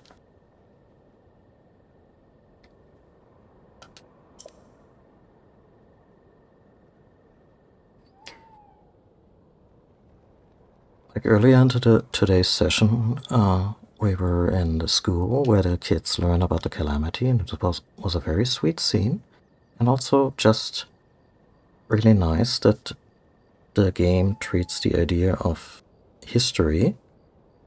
I'm dropping frames again, so I hope what I'm trying to say is even coming through properly. What is up today?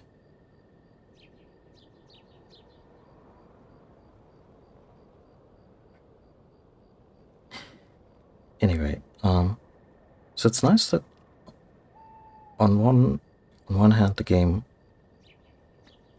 establishes, knowing your history is important for the future, and they talk about the original calamity 10,000 years ago. They talk about the war 100 years ago. Link provides some materials for the teacher to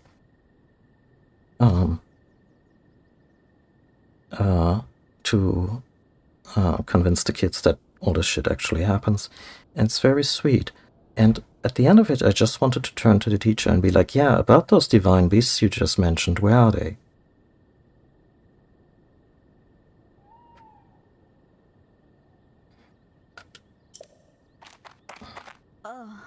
Hudson. Oh, Ronson, what's wrong? Oh, don't tell me.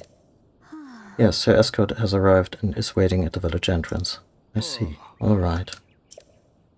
So those just joining us, Madison, little Gerudo girl there, she has to go to Gerudo City. It's a cultural thing, and yeah. That's what's happening now. I do wonder why her mom does not at least accompany her to Gerudo City. I feel that would be way easier to stomach for a kid if, one of their parents at least came with them and stayed there for a little while.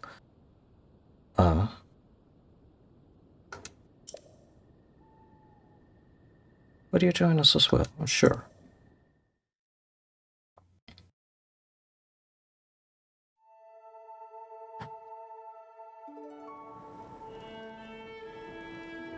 Oh.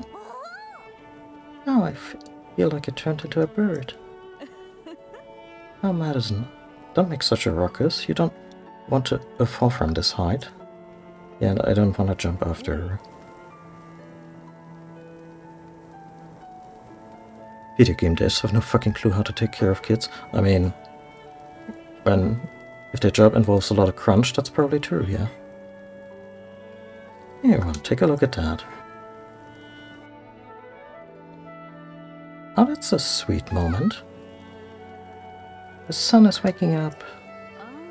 Blessing the start of your journey, Madison. Whether you're in Gerudo Town or Terry Town, never forget that we're all standing beneath the very same sun. The only distance that matters is the distance between our hearts. So you see, your mama will always be beside you. I hope you're worried, at least. We'll be touching down soon. Hold on tight. Wait, was this just a short little trip up? I thought this was how she was supposed to go to Gerudo Town.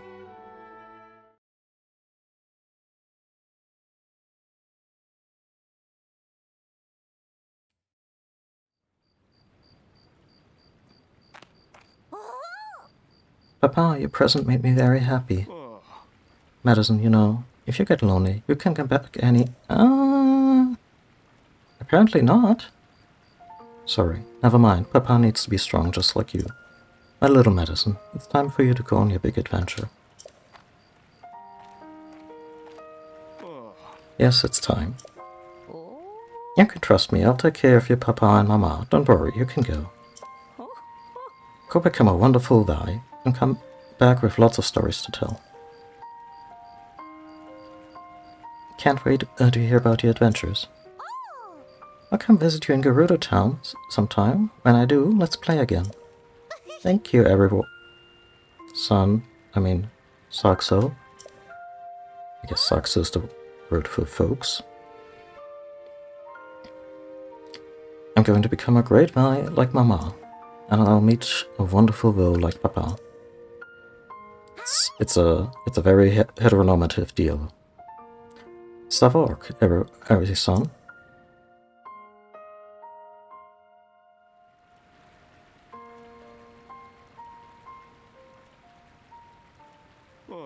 Ronson, did I manage to keep a smile on my face? Yes, you did great. She didn't cry, so it's good we didn't cry. Now, this is the start of a new life for us too. Oh dear. The kids are out of the house, and yeah.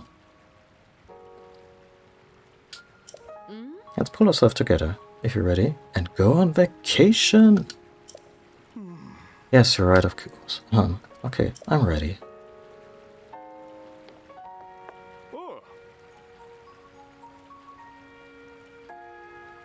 How many widespread problems and weirdness in video games are because the people making it were being overworked? I definitely get that vibe from certain Japanese games, but I guess living for the company culture, at the very least with the previous generation, is just very embedded in Japanese culture to begin with. Like, not just a game dev thing. Honestly, I can't thank you enough. Those underlines were pretty valuable, weren't they? Well, as a way of saying thank you, please take this. I thought I was getting a free house, but this is from me. Yeah, getting warmer. You've already helped me so much. But if you ever visit Gerudo Town, please check in on Madison. What are you talking about? Have you forgotten that Vo aren't allowed in Gerudo Town? Alright, I guess it slipped my mind. Yeah, let's not correct her on that. By the way, I do wonder if this time we are allowed into Gerudo Town on account of, you know, being the champion and all that. Don't you have a customer waiting for you, dear? Yeah. Colton wants his house. Get crackin'.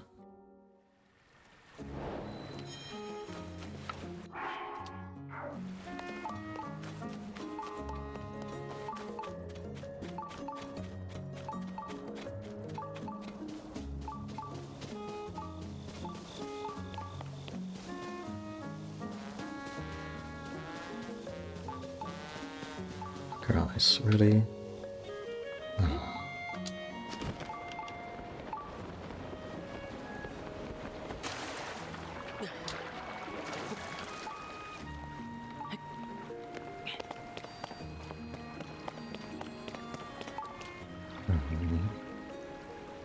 Way over there. Never mind then.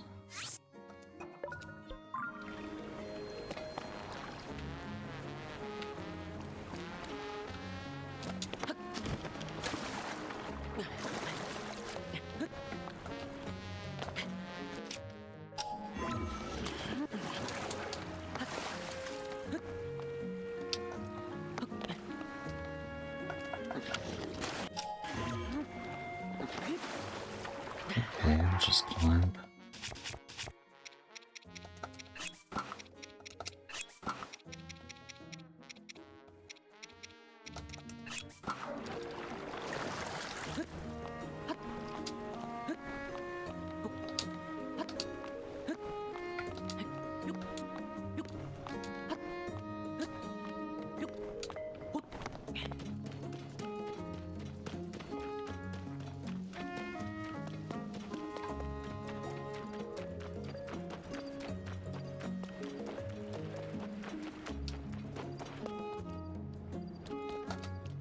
Right, that's Kilton, not Colton. Colton is the other guy. I'm trying to say is, a Bokoblin most distinguished feature is its nose, which you'll find squished upon its face like gloof. Is it really squished? It seems to be more of a hanging situation, their snouts. Oh wait, no, that's a Moblin. They're talking about a Bokoblin, yeah. The ears, on the other hand, are quite floppy. In its home school, Swift. The description of yours, can't say I get the picture. I need to take pictures now, don't I? Oh, hello. I appreciate your help with Madison. That was a rough patch, but I feel a lot better about things thanks to you. I admit, hearing about the sand shard that Gerudo Town is dealing with, well, it's had me pretty worried. But she's safe with her Gerudo escort. I'm sure they'll take good care of her. Ronson is back to working on his dream home, so I better get back to work too. Sorry if you don't watch out, I'll start talking your ear off again. Everyone in this game does, but thanks for acknowledging it. This is Kilton. I know Kilton.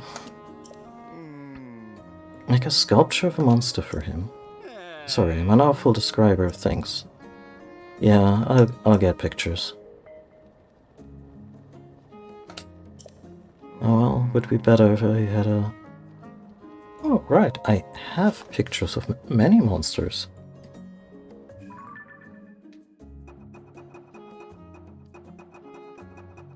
Wait. I can't switch into the What is the point? Now I really don't have a picture, no. Okay, I'll get to it.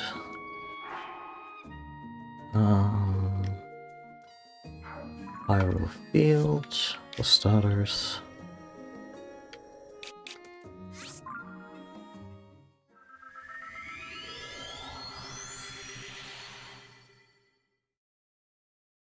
That's a good point. I mean, I'm gonna wear the mask to take a picture. Because that way the Bokoblins are not gonna harass me, but... Yeah, maybe I can actually shorten that with the masks. That would be a fun way to deal with that. Also like how some NPCs apparently have weirded out reactions when you talk to them in the Dark Link set. Because it's just so creepy. But don't react at all to the masks. Even though the masks are apparently good enough to fool the actual monsters. Oh. There they are.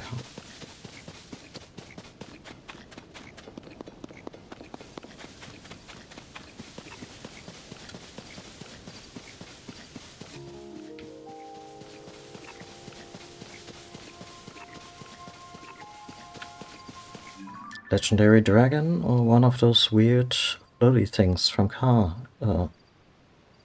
salesman? You decide.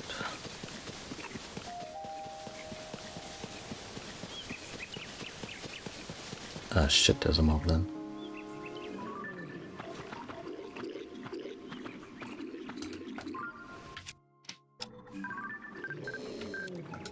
Good enough. Actually, that's a really cool photo.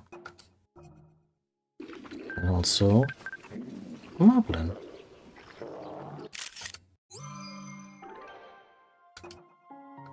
Can I get that again with the face visible? Good enough.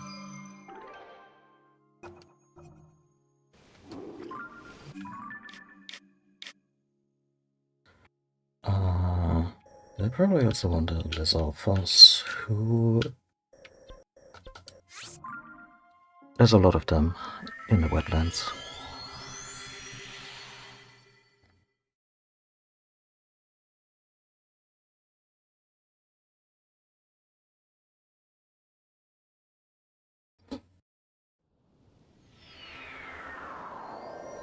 Now where can I reliably find a...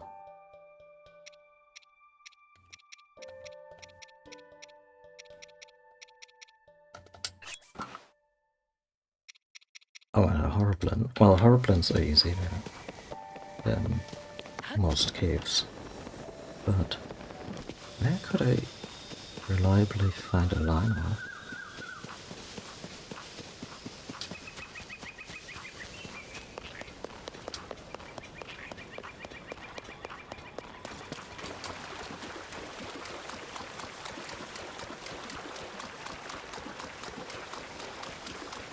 I mean, I'm just speculating on the trajectory of this quest, but, you know.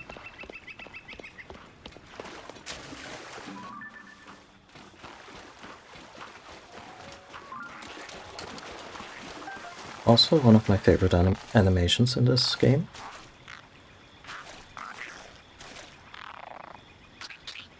The Lizalfos licking Link in order to establish whether or not it's a real deal. Just going, I don't know.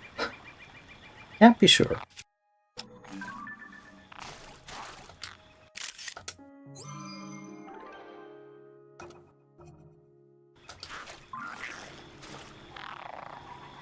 It's really good.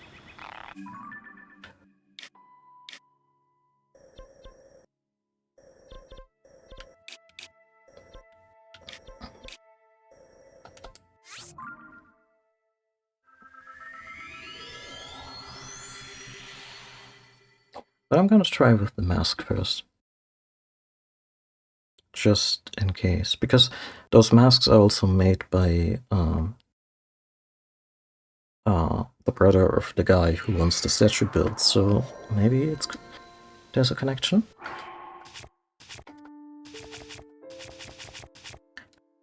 Wait, would that mean that Link has to pose for the statue?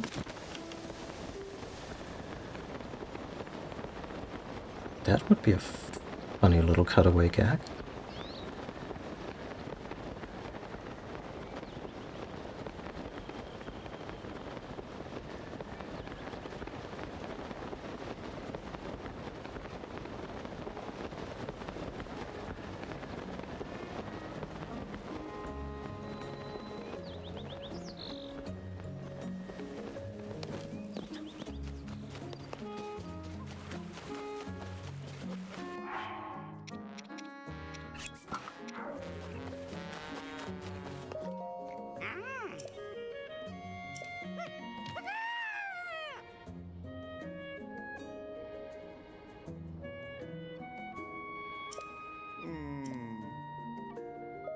Okay, doesn't.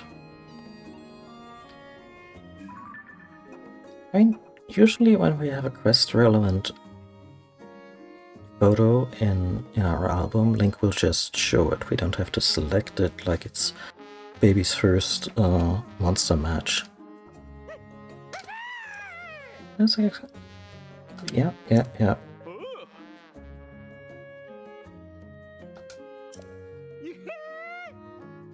Sorry, but no. That's so mean. Sure.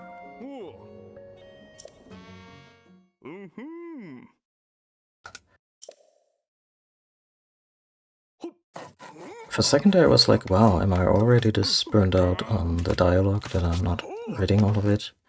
And then I realized, shit, we're already coming up on 4 hours. Where did the time go? Oh, that is pretty cool.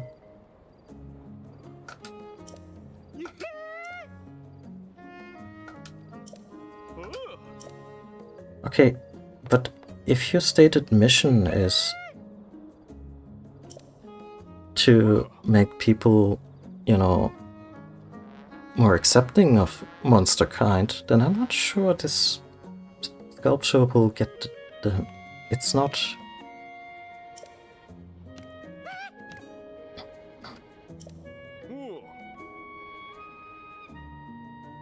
Wait, what? Now, Prettiest, please, would you pick the perfect spot to display the sculpture on the stage over yonder? I'm afraid I can't do that. What? I got a rule against making that kind of decision. Not too much responsibility, not my thing. I mean, that's fair, you're not a...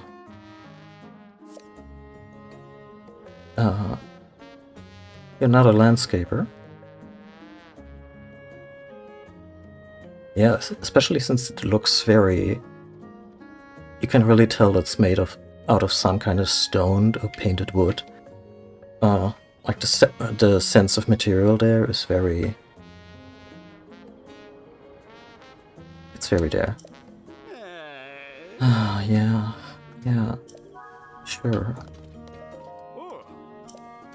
Oh, I just do it with Ultra Hand. Okay. Come on. I guess...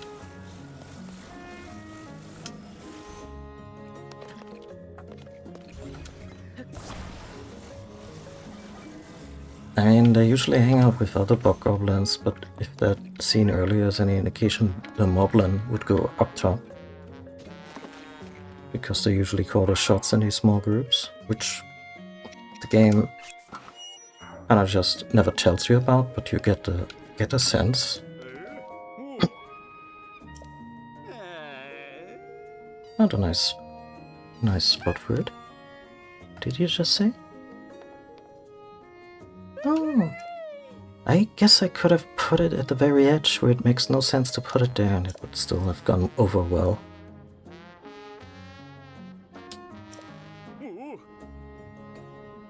It's true, even I could mistake that sculpture for a living, breathing monster. Yeah, you know you got kids and old folks in this city.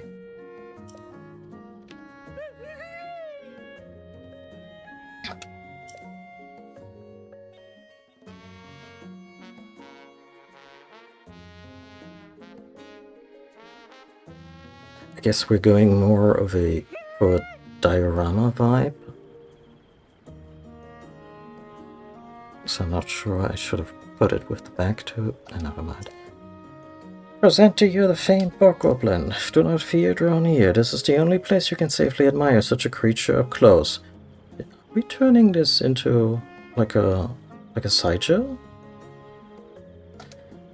The only place. When you look at it like this, it's rather cute. Oh, I mean, I find them cute in the abstract, but Nintendo did a fairly good job at making them still very hateful little shits. The sight is still in your eyes. Now give me your ears, all of them. Without further ado, it is adorable, cute, cuddleable monster. It's not cuddleable. It has a shiv. It has two, if you count the horn. It's called a Bokoblin. They make a house and home throughout Hyrule, and are perhaps the monster you've rubbed shoulder bones with most. Yeah, mostly the bones part.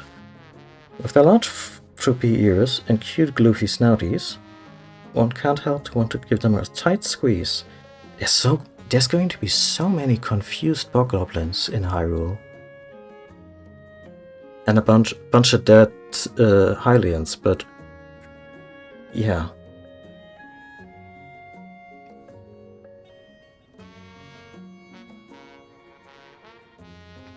I don't recall where I saw it. Maybe that's something you brought up as a Meg. It was a little webcomic of a Chaos Space Marine giving a random citizen of the Empire a hug, and then whispering to them, "No one will believe you," because you know, a very particular kind of evil for a Chaos Space Marine, and that. I feel that's what all those Bokoblins are in for, that kind of confusion. Put up a do not feed or approach Bokoblin sign all around the wilderness, yeah. Sadly, their social skills are quite stunted. And it's best to look elsewhere for a friendly embrace. Oh, is it now? Goodness, yes. I do feel like giving it a hug all of a sudden. No! Look and learn, then you won't hate. Understand what you fear and you'll feel great. I mean, it's a good lesson too, but...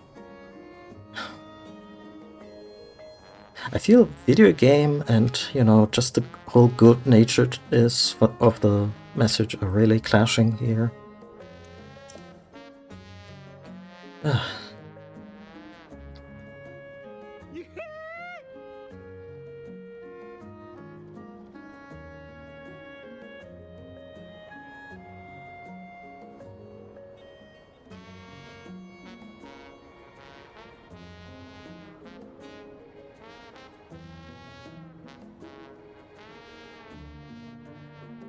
Yeah, that too.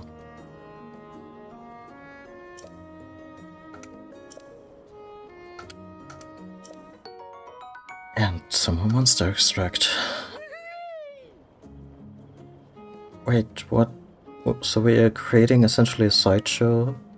Or maybe even kind of like a freak show? That luckily does not feature live monsters being put in a cage. But are you also giving us monster extract? Which, okay, yeah.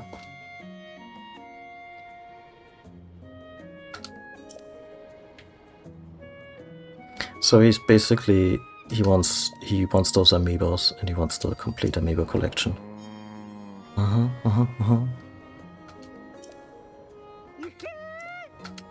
A Horriblin. Ah yeah, the only one I didn't take a picture of. Yeah, I know where. I actually know perfectly what I'm getting.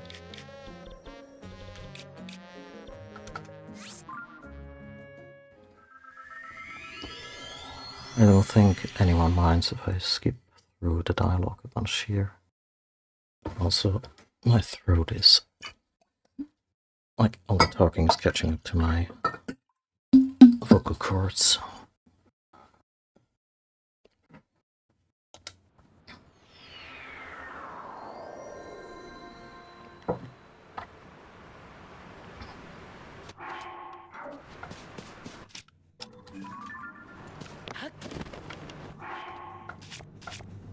I actually haven't seen their reaction to the mask yet, so check that out.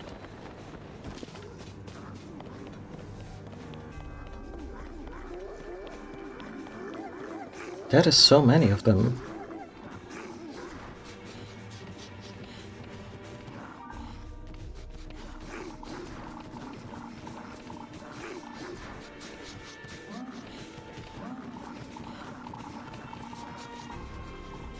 Honestly, these animations give them so much character. It's so simple, but you know.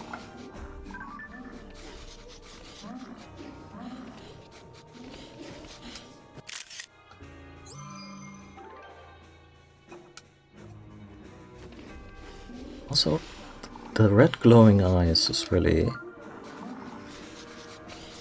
good monster design. Like, you know, it has to walk that fine line between not being actually scary, because it's a game that is also played by kids, but also not too cuddly, because you still engage them in combat when you're not wearing this very optional mask. And I feel it's a really good monster design.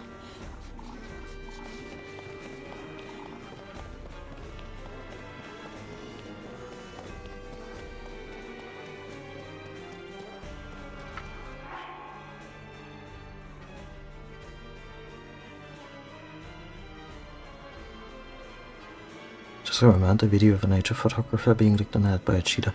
Ooh. So this was either like an everyday thing or something not too out of the ordinary, and they were like, yeah, that sometimes happens, or they will be like, I peed myself a little. I feel there's no in-between there.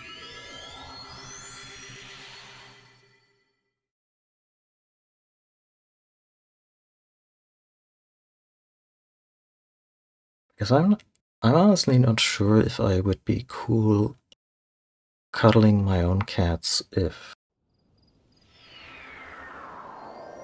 they were the size of a big cat.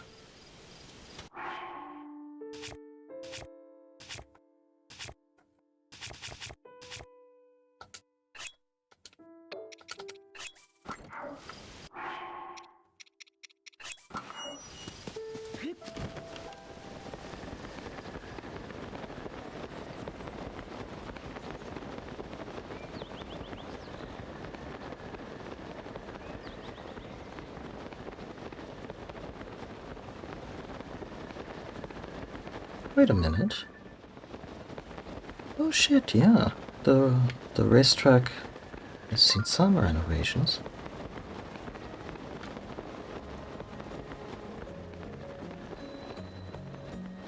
I mean, yeah, cheetahs just in general seem like a highly caffeinated sub subspecies of cat.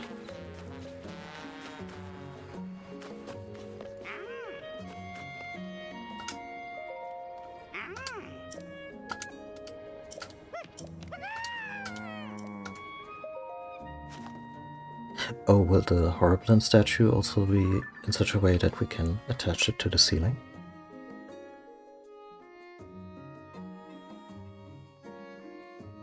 Wild animal sneaking away. I mean, yeah, I guess the movement would be the first thing to put an animal off, or put them on the defensive. And that way it's just, I guess, curious.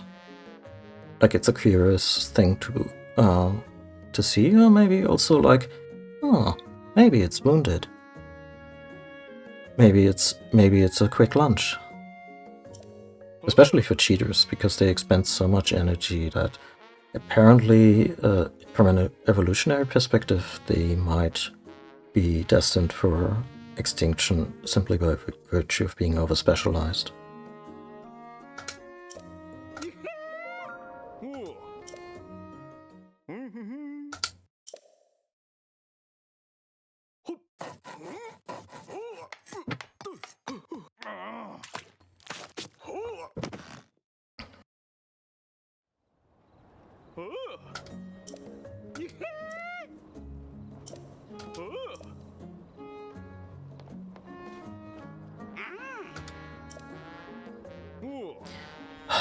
That's what I mean about this. The dialogue in this game. It feels like there was some kind of game design mandate that every time the game prompts you to, and now do the placement, these two characters jump through the little hoops of, now can you place it? Already told you, can't do that. And he's surprised again, and I'm like, guys, just...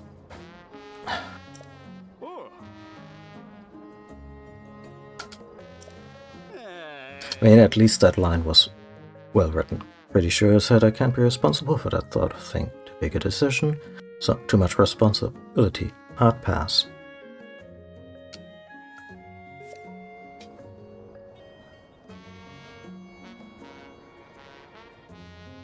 I mean, yeah, licking it is basically like the it's basically sniffing plus from a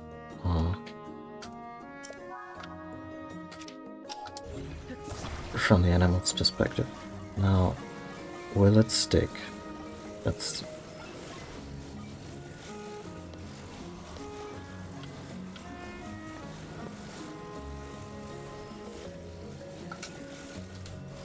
Oh, come on, guys, that would have been nice. I'll still put it in a little cave situation, because that's where you usually encounter Horriblins.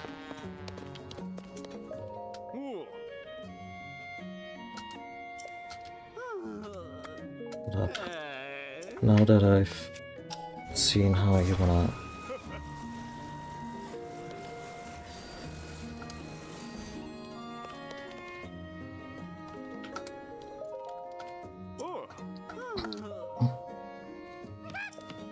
I wonder if putting it in the cave situation was in any way... Looks really menacing there too. Half in a shadow. That's the kind of stuff where you're like, oh yeah, we'll go into this cave to get out of the rain. And then this figure appears and you're like, fuck. That we stumbled on a monster's lair.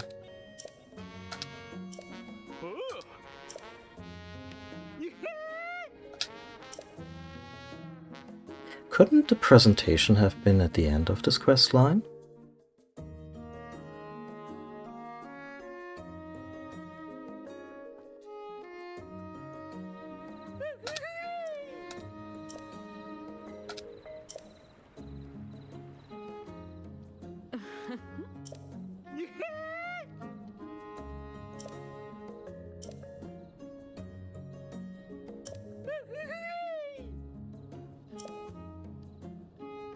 You don't want to ruffle its fur.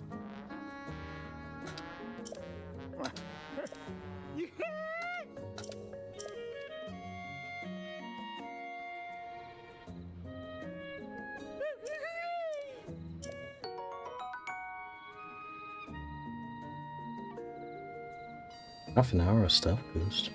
Okay.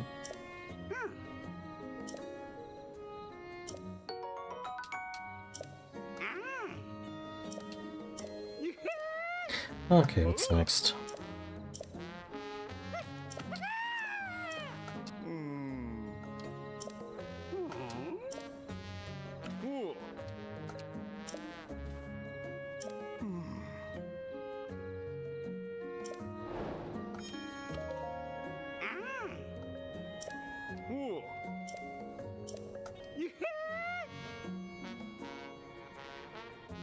Okay, now they're accelerating the thing into a little more generalized dialogue. Yeah, probably shouldn't complain about, you know, them having this custom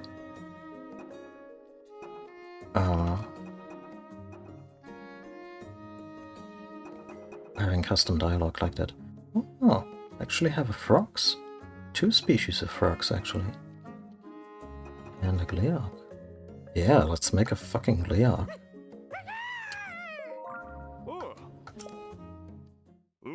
Are you gonna build it to scale?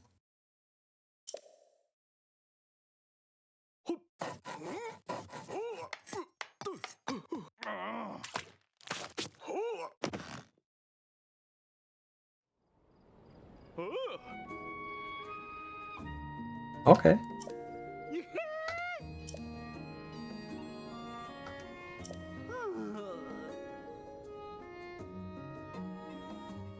A battle talus. Okay. Wow, this is to scale and also specifically a lightning Gleeok.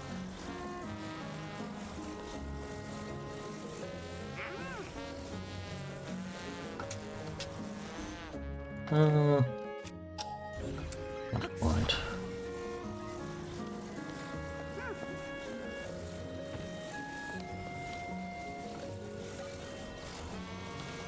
Why would they make it so that the even on even ground the... Yeah, of course I know I would put it on the side.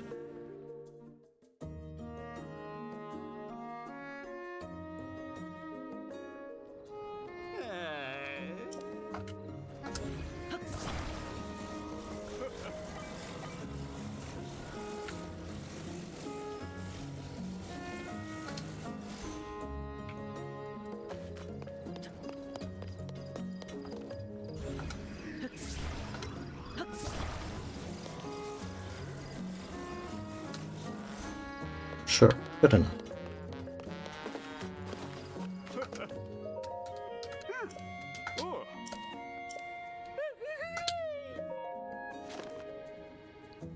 Is this just now a kind of fun, never-ending activity?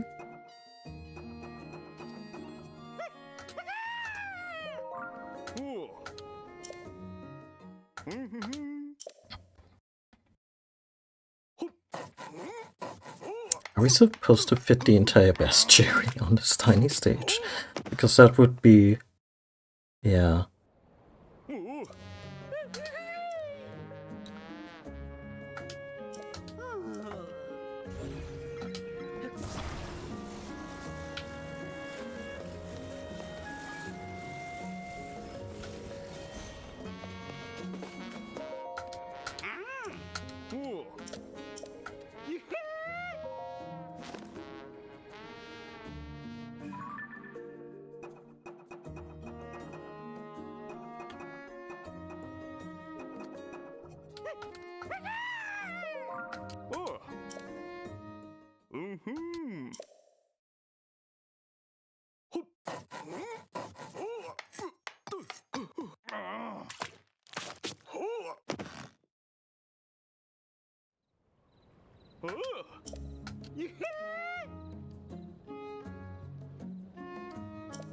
Does it even capture the pose? Or is there's a coincidence? I think it captures the pose. That's cool.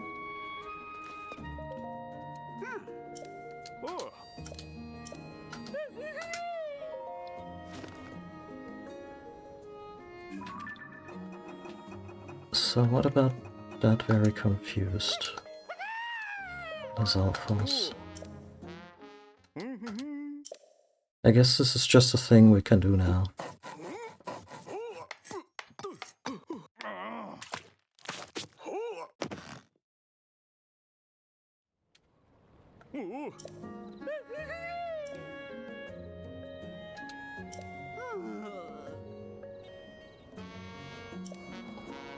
I also want us to find the battle towers, huh?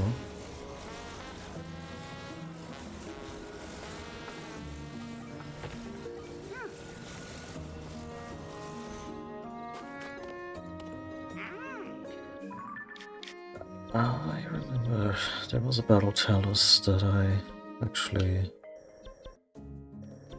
had some difficulty with.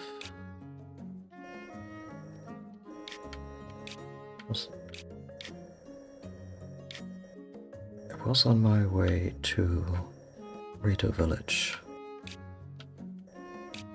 Right here.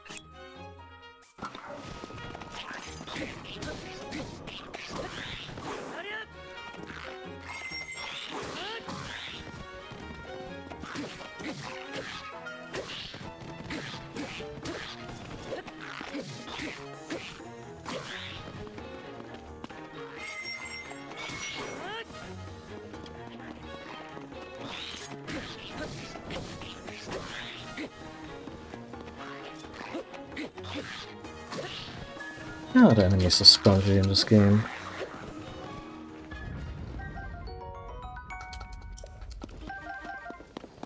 Wait, this one didn't drop his horn? Oh.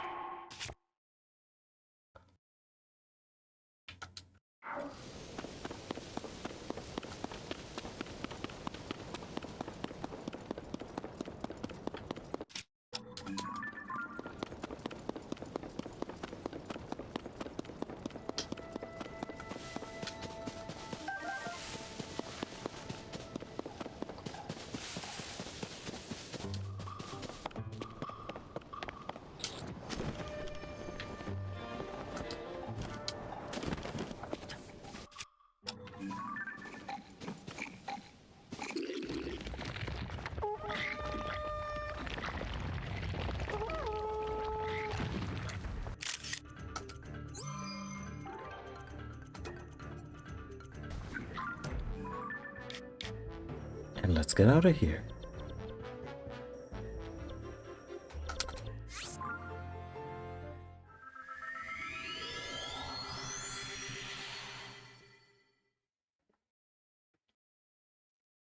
Also, as cool as that Gleog sculpture may be, I think once they asked us to make room for new sculptures, I'm just kicking that one out, because in terms of the common bestiary of Hyrule, the super rare three-headed dragons are maybe a little overkill.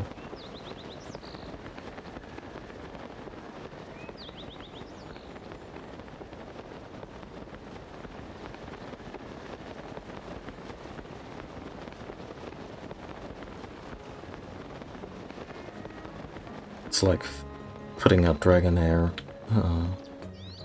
statue on a diorama for common Kanto region of Pokemon.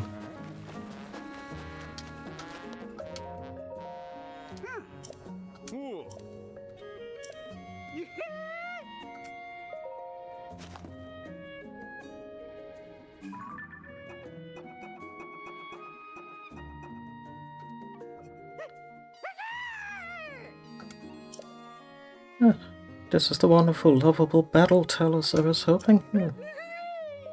Here you go, you nerd.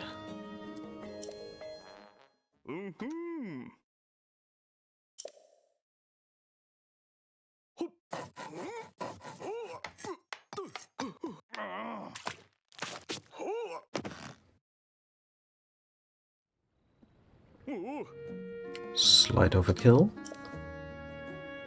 Used my imagination to fill in the blanks. I think that's just the model of the actual thing, right?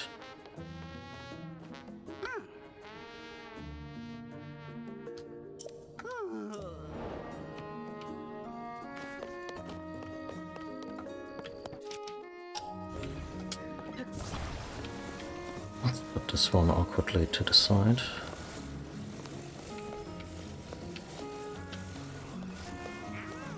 Or in the back, or maybe here.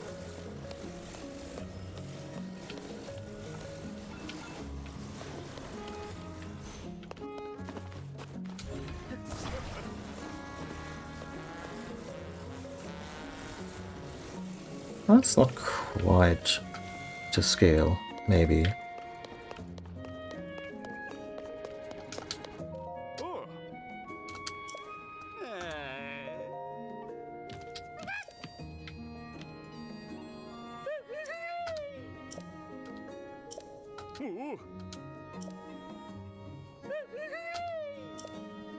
Okay, now certain specific monsters to advance the quest. I guess, maybe.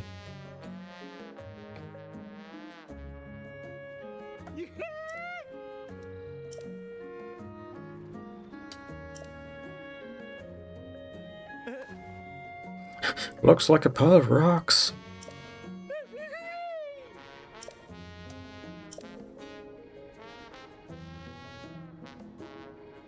Doesn't mind that other monsters climb around it and build their nests upon it. Really? Because I got the impression that that was something they really dislike. It's a generous monster, you see.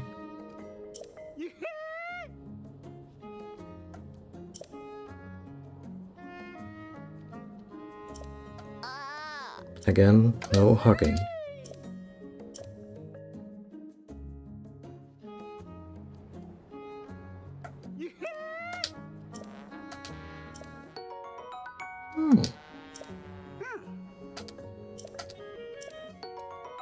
But what about the saddle?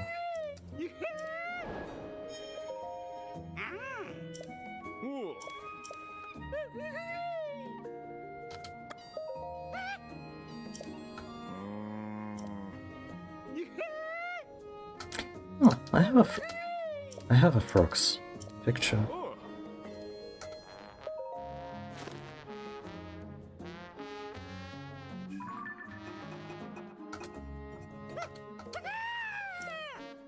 More of a rear end situation, but I'm sure Hudson will be able to extrapolate.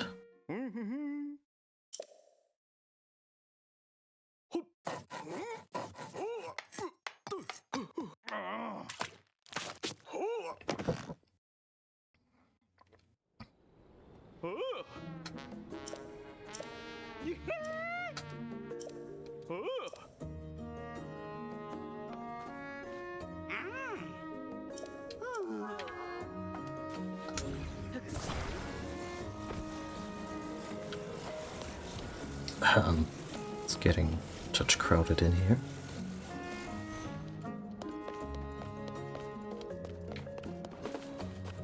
Are we enabling a hoarder?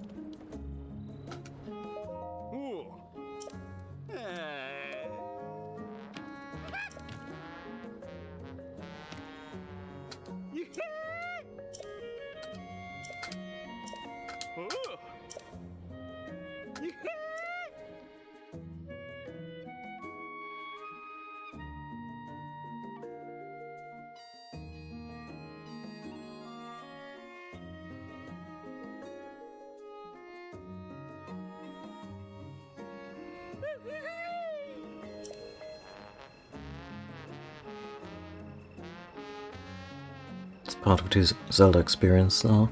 I mean, yeah. I'm probably in a minority of folks who just start selling off equipment items that they're never gonna use.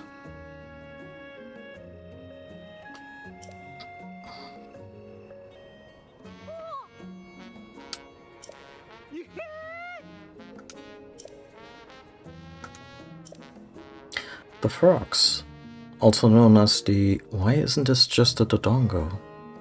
Because that's the same thing, especially with regard to bombs. The Bug Girl and Twilight Princess. Yeah, but I feel like she had a maybe because bugs don't extend a certain size, but she seemed to have a, you know, good setup for that. I think she even had a habitat for them, right? This is just out of control.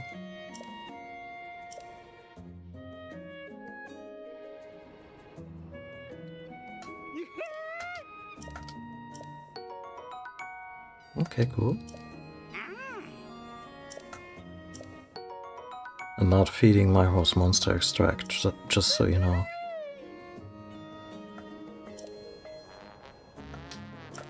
Monsters are people too. Yeah, but why does the game never, you know, never go there anywhere else?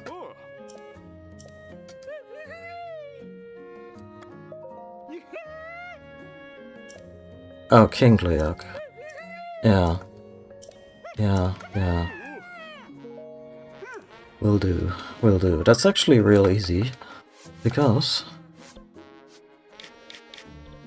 I even have a custom teleporter to, and a specific way to mark Gleeok location. Because I got an old map that marked the spot. I walked in there. And I ran into King Gleeok, and I have no idea how to beat that shit. Because it's a nightmare. It's spongy as all hell. It has 3 heads, as all Gleeoks do, with different elements though, on all of them. So I guess if you want to sculpture Gleeok, that's the one to do it. Like shit, this one's even infused with the gloom.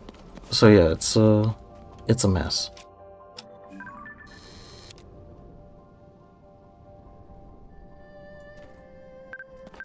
And the serene dragon music is not from the Gleeok, but probably because Dinral is passing by overhead somewhere.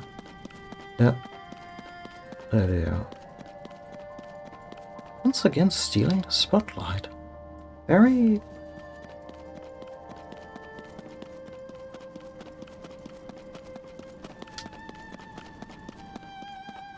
very intent on getting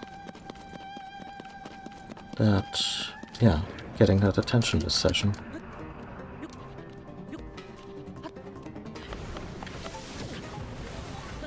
That is fine. Oh, that is precisely not what...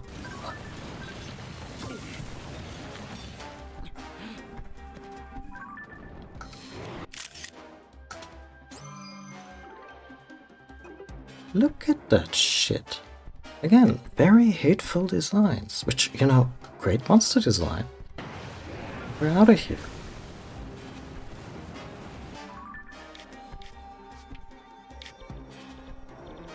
Oh, you got a picture for us, Link. Was it hard to get? I struggle to grieve, and I wake up every night screaming.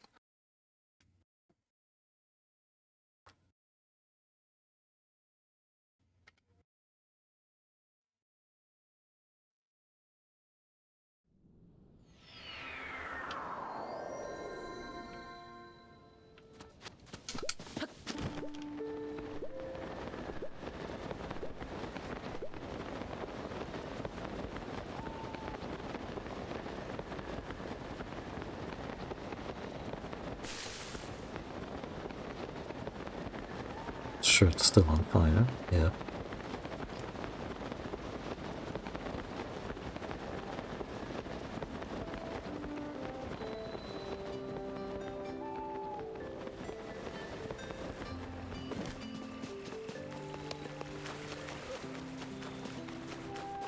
Okay, but what if I put something to the side? I guess we can do that now.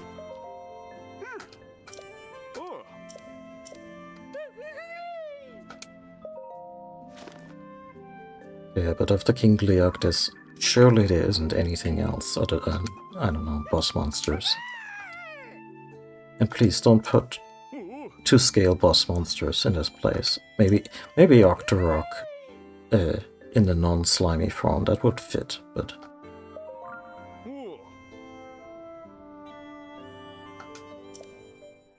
I mean, honestly, compared to King Leok, any of the other ones is kind of trashed here. Although I've yet to beat any of them. I'm reluctant to make any serious attempts off stream. It's also not like they're all unique. The mightiest of them all, the ultimate sculpture of an invincible monster. I mean, it is essentially King Ghidorah. Let's be real.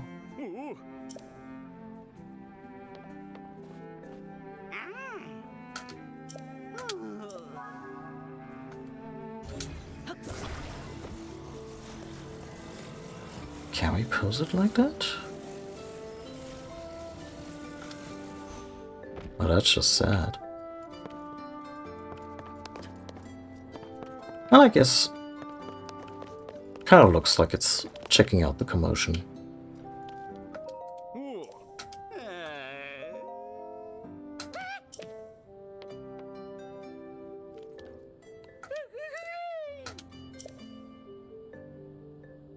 To think that we can stand here unharmed beside such a thing.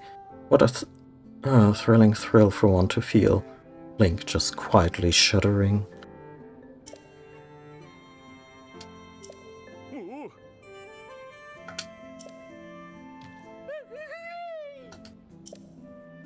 Like they want to sell me a lot in this valley.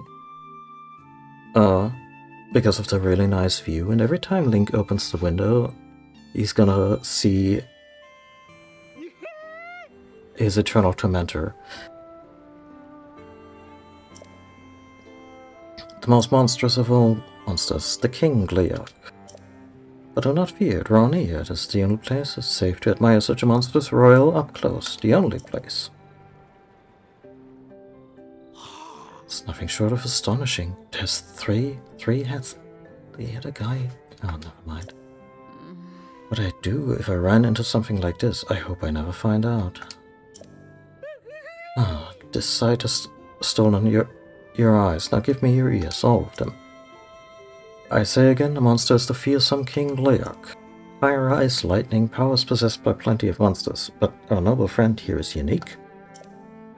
It controls all 3 elements at the same time. Excuse me. And while it looks like a beast from the Book of Stories, I warn you not to dream of meeting it in the flesh. If you were to come face to face face to triple face with this monster arriving home alive would be quite unlikely.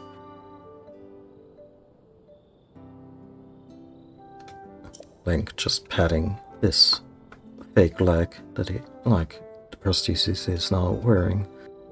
Remember, please, reckless adventurers should beware and keep away. Just seeing this one, there's plenty frightening to me. Look and learn, and you won't hate. Understand what you fear, and you'll feel great. Yeah, I still fear that thing.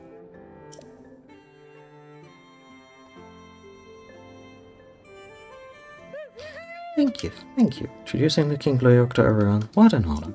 Please allow me to reward you for all I've done.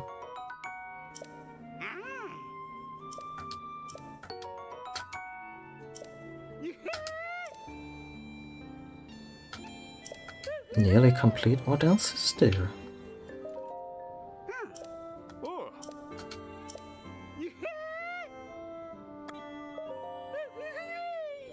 I already fulfilled each and every request of mine. But, yeah, but we can still customize it. So can I just gently feed this one into the sun? No.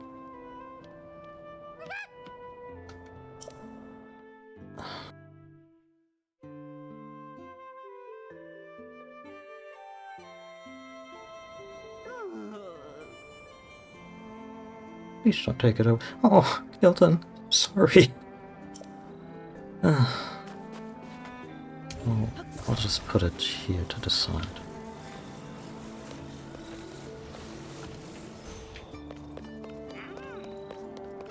And I guess the frogs could also, oh dear, benefit from a little more room.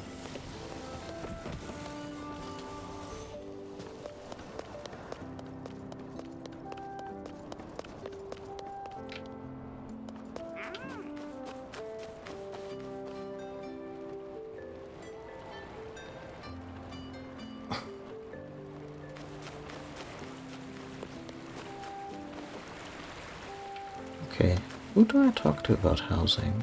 I guess Ronson? Yeah.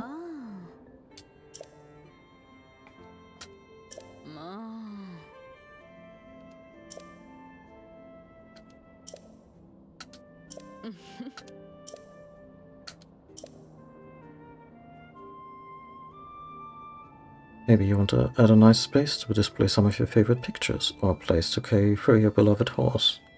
Tom Nook, come out. Where are you?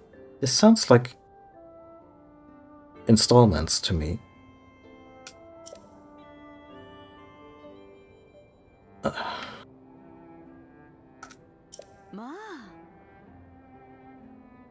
Assemble all these individual rooms on their own. You pick the room you want, and then you can put them together the way you always imagined. It's the real core of the service we provide. We even give a little commemorative gift to celebrate starting down at the behalf of dream home ownership. I mean, I'm probably also gonna put down rupees in the thousands, so are you gonna give me a pen?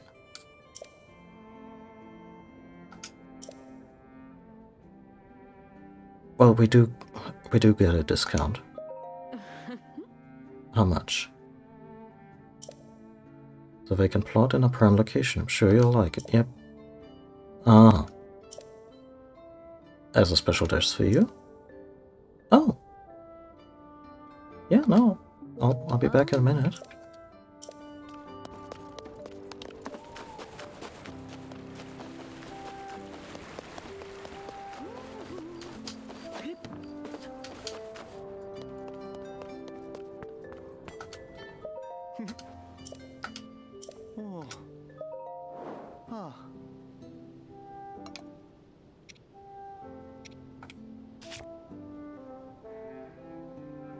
Any of the things we cook? Apparently, at least in Breath of the Wild, there was some stuff that if you cooked it just right, or if you combined the right ingredients, you could sell it in the hundreds. There's also no gear that I want to get rid of at the moment. Could sell some fairies, but A, that doesn't earn much, and B,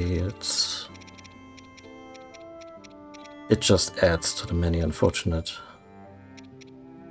things happening to them throughout these games.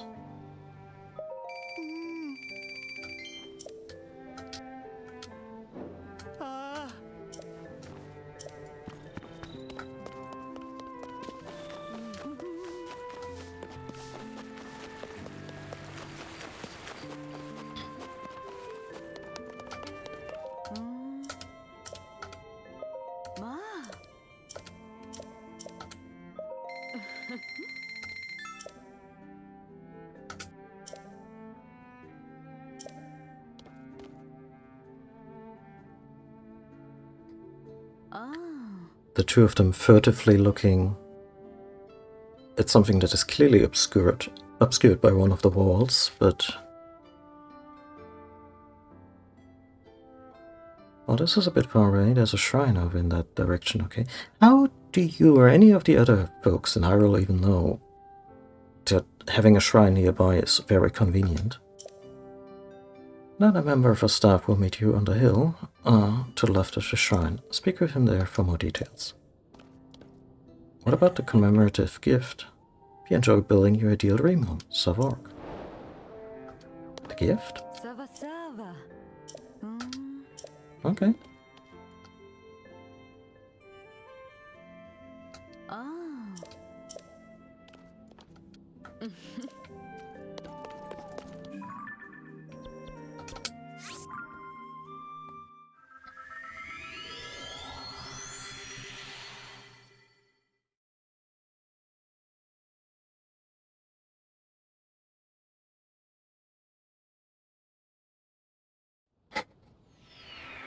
Essentially is, but maybe more polite.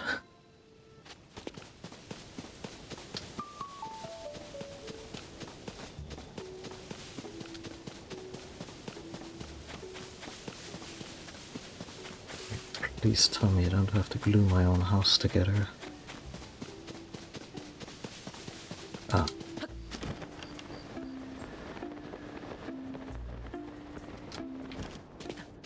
Hi, Ari. Just bought a house. For the second time in 5-ish years, I guess. The first one got taken over by my boss, who is now an immortal dragon, but I'm getting sidetracked. I'm grandson of Hudson Construction. Ronson told me about you. I'm here to answer all your home building questions. In fact, why don't I get started with an overview of the process? Yeah, how about a foundation?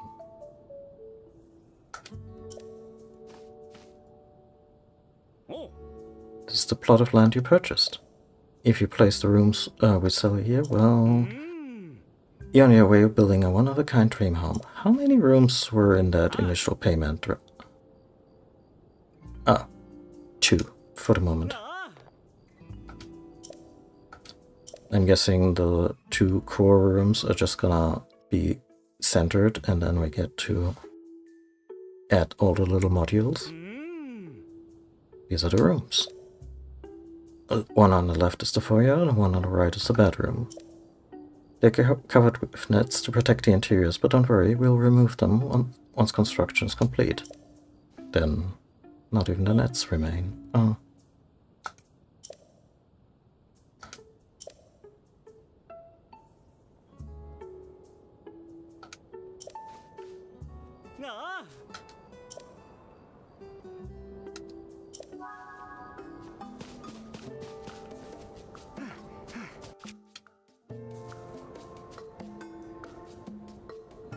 Kind of presumptive of them, given that, you know, it's probably not common knowledge that Link can just do these things.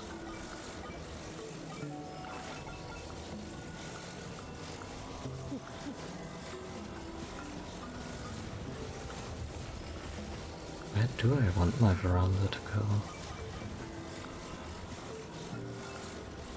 I guess like this, maybe.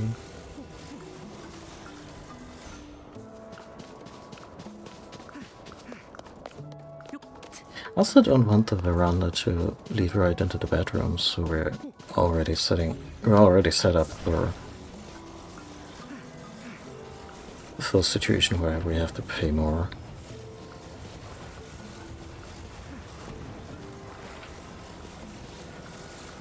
Like maybe this? And maybe this will become a wall or not? Who knows? I hope we get to rearrange everything later down.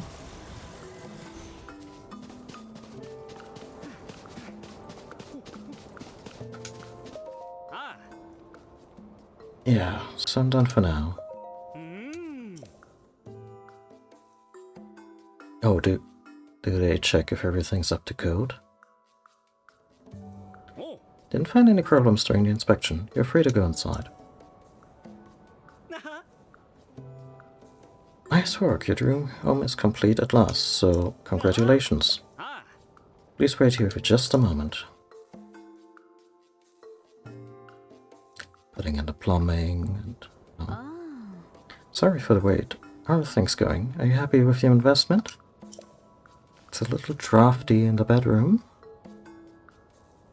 It's only the first step. The real building process begins now. How much?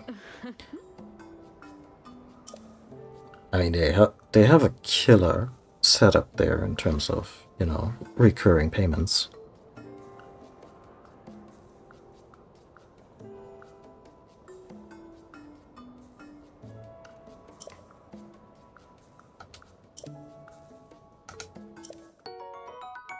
Ah, yeah. Of course, the commemorative fabric was giving them free advertisement on my hang glider, which is weird because I don't think there are a whole lot of entities in Hyrule who ever see the top of the hang glider, but that's okay.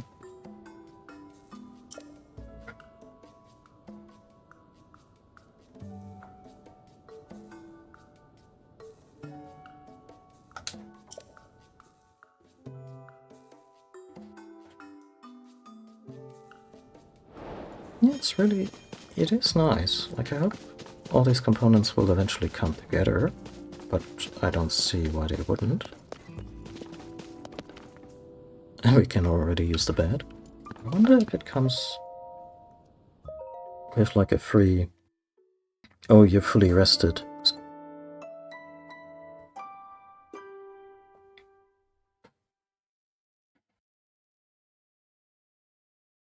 I mean, that's also just kind of the deal with Hudson Constructions. Like, something he was kind of ridiculed for among more traditional builders in Breath of the Wild. But this modular cube style is just his whole thing. He's basically the inventor of IKEA in Hyrule. In a way.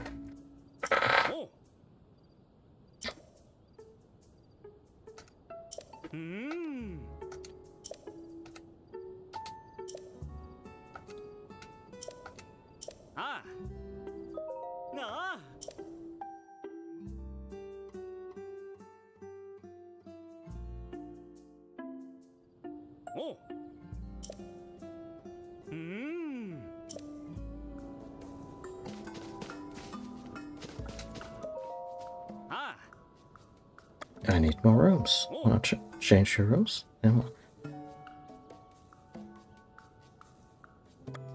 You can store rooms and sell them. That's really cool. Oh. Oh. Oh, I'm in trouble. I'm in so much trouble. There's a blessing room where you get your own goddess statue. A little paddock for the... Oh my god, can we get our own stables? Flower bed. Garden pond. Outdoor stairs. Indoor stairs. Study. Yeah, I'm not installing a study, next thing I know. From Hudson. Hus. Yep. I'm not building a study. Next thing I know, it will be Zelda's name on the lease again, or on the door. That happened with the last building we bought of Hudson for a lot of rupees. Okay, gallery, shield stand room, bow stand room, weapon stand room, furnished square. I guess the furnished square room is the centerpiece I'm currently missing. I like that you can get them in furnished and non-furnished editions. I'm not sure what you would do with them when they're not furnished.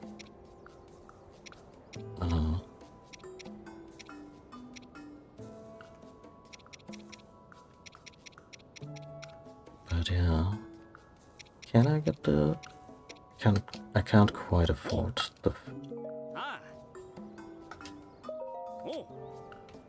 Oh, can I? Oh, I can also sell regular items within.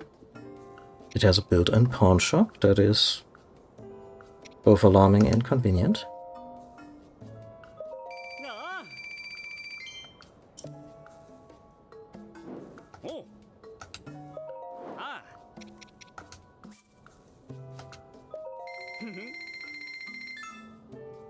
I feel Link is the kind of nerd who would immediately want these display rooms back. But also... oh yeah, kitchen. Yeah, it's just... get our guy a little kitchen and... probably also something to take care of the horses.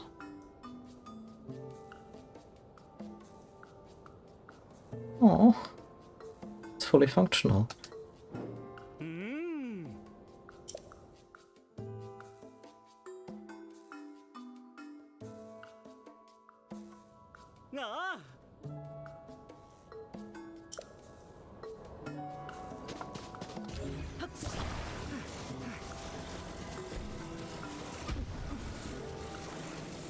So, on the table.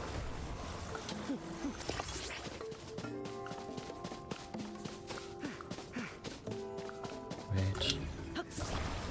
Oh. That is an entire house I'm just lifting.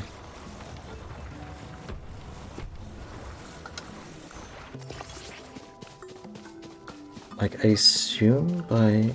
like, maybe it doesn't do anything doing it that way, but I kinda would like... But then I suspect it will just be open concept regardless, so... And I could still... maybe... oh, wait... maybe glue it that way. Like, I'm wondering if the place where it's glued is going to have a little wall with...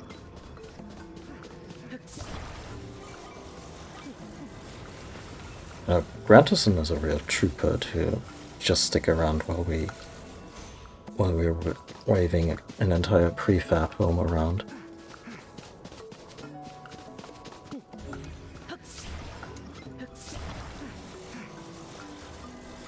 It will be nooks between parts. Yeah, but it's also highly modular.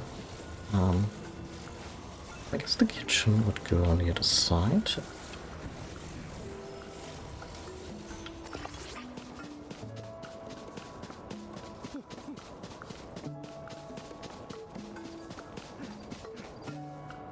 I guess for now we kind of want something to tie it all together. And in terms of Link's basic needs, I'm gonna go with religion.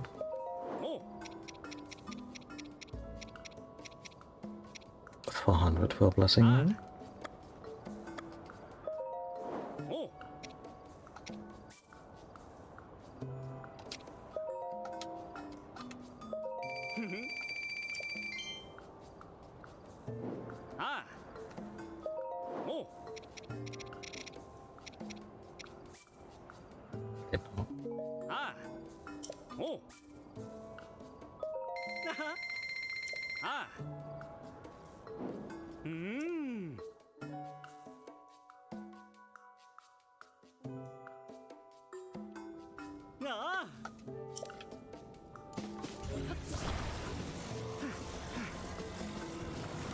I would not be surprised if this was the setup that a lot of players initially have for their housing.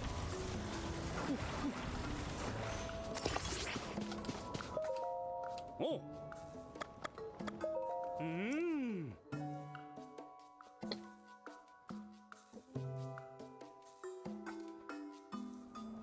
Ah.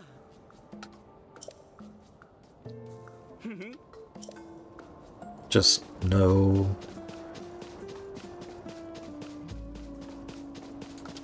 accounting for rainfall at the moment.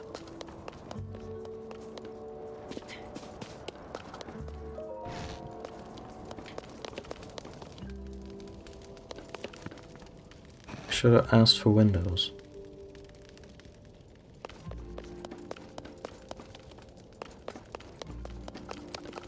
Oh, maybe that's still coming. Or maybe when you put something at the edge of the lot, it gets a window. 90s XCOM flying saucers? Yeah.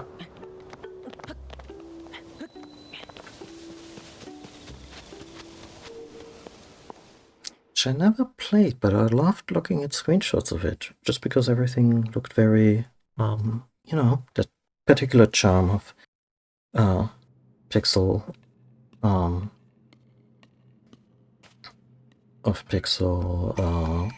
and isometric art. Now, for a second, I thought the game would do us a solid and just have a pool, just a shrine with a nice pool. Because Link came in here just sporting his beach best.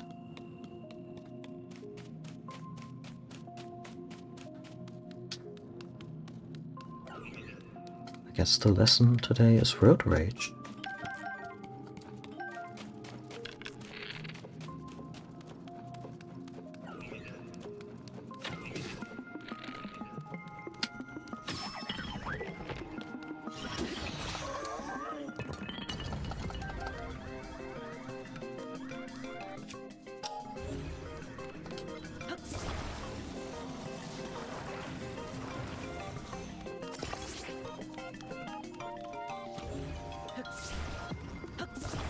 Tank by any other name.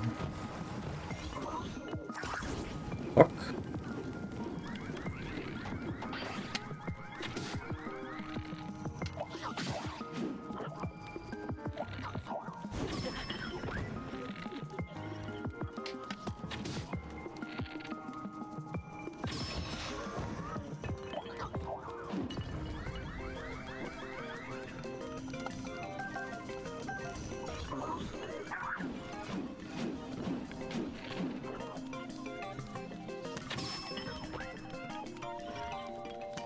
Let's just get going. Like, this can't do much of anything yet, but I guess... well, that's better.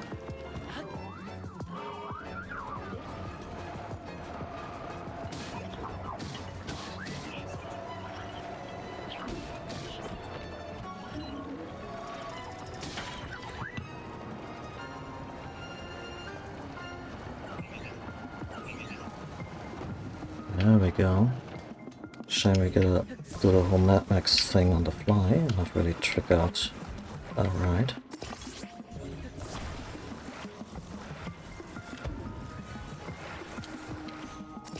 Adds to the charm, I guess.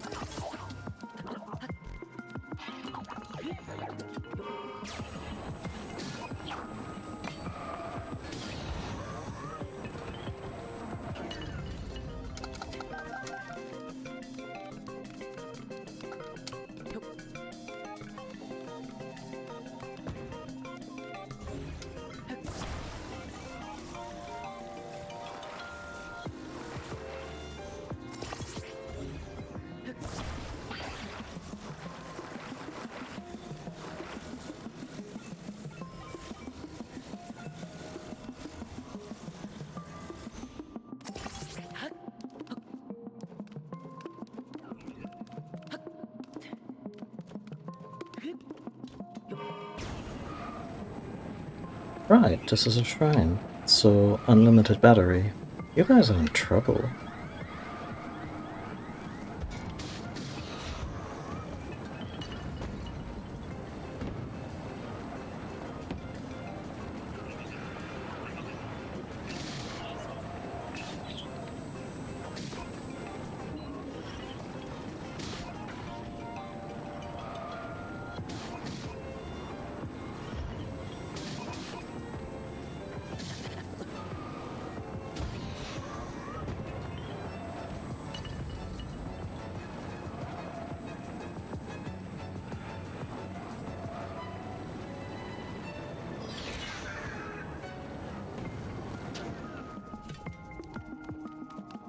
Can I take it apart? Nope, that's too bad.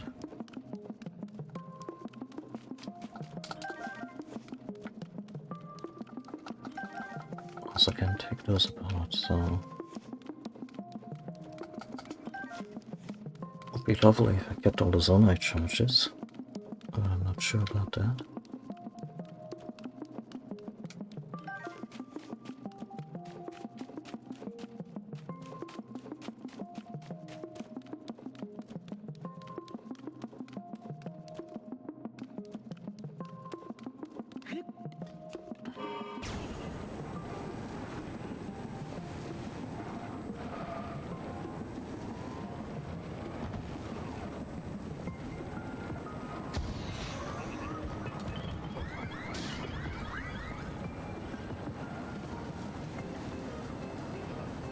This part?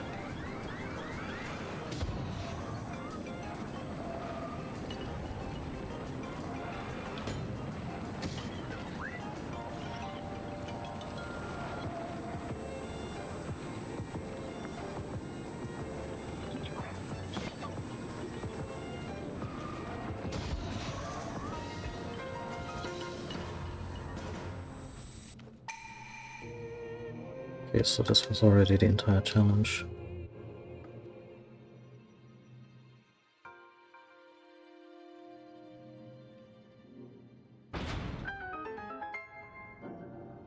What about...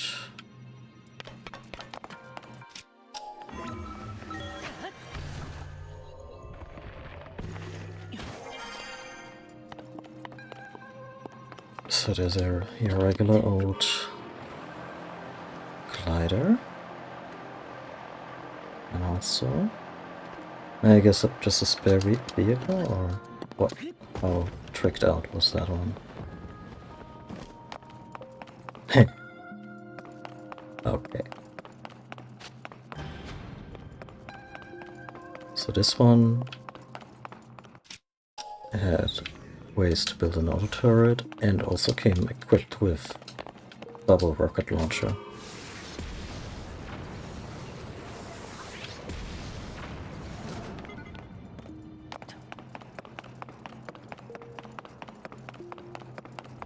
Oh yeah, especially in video games where a lot of music is very utilitarian.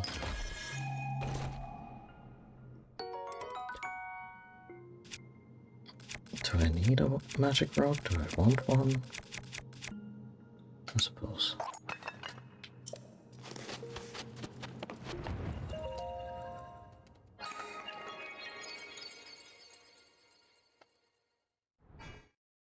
Okay, coming up on 5 hours. I'm not sure if I'm...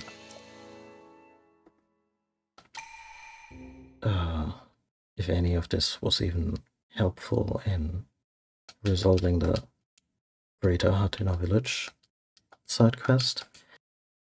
And I should just call the stream.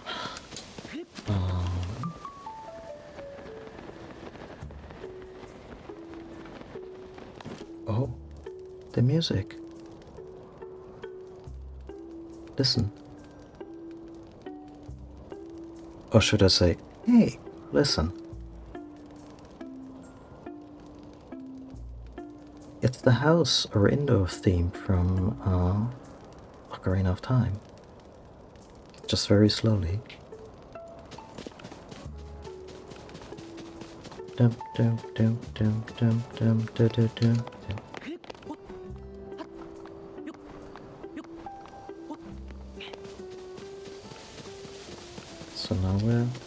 away from the house?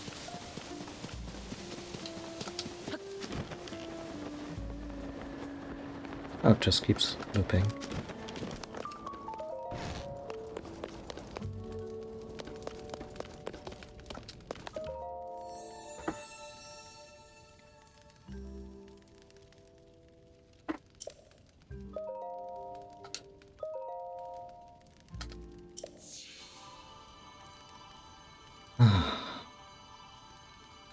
I'm already steeling myself against the eventual one heart that's gonna, you know, open the second line. And you just know that these bastards are not gonna just break the whole, you know, heart reservoir in half and just stagger them. No, they're gonna leave it hanging there for us to at least assemble a fair number of hearts.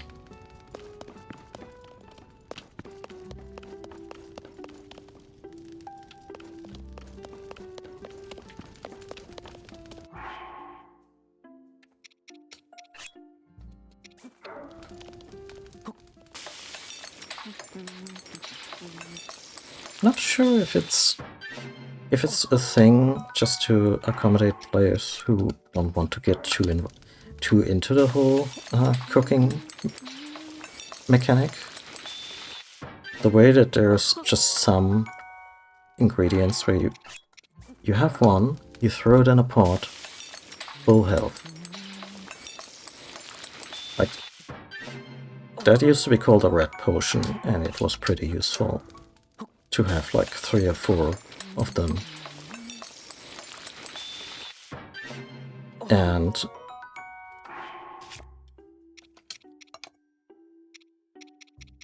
look at me, you mighty in despair.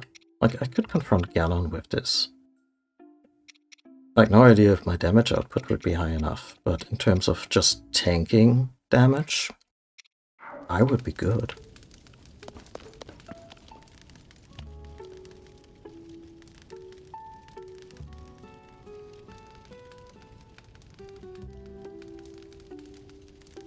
Yes, it's mostly about melodies, and I guess it's also easier for me with older melodies, because up until the, I wanna say, PlayStation N64 era, synthesized music was still more or less the norm, and they made up for it by having catchy melodies to overcome this artificiality.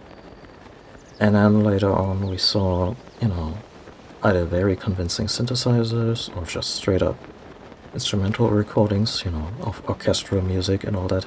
And then the focus on melodies just lessened. And which is understandable.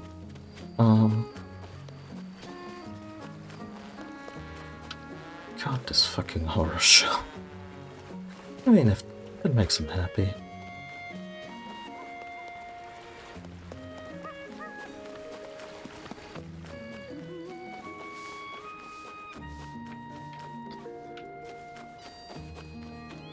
Anyway, I think, even though we didn't like get the whole Hateno Village thing done, yes, this is pretty much what Tarrey Town is all about in this game, along with the experimental racetrack downstairs.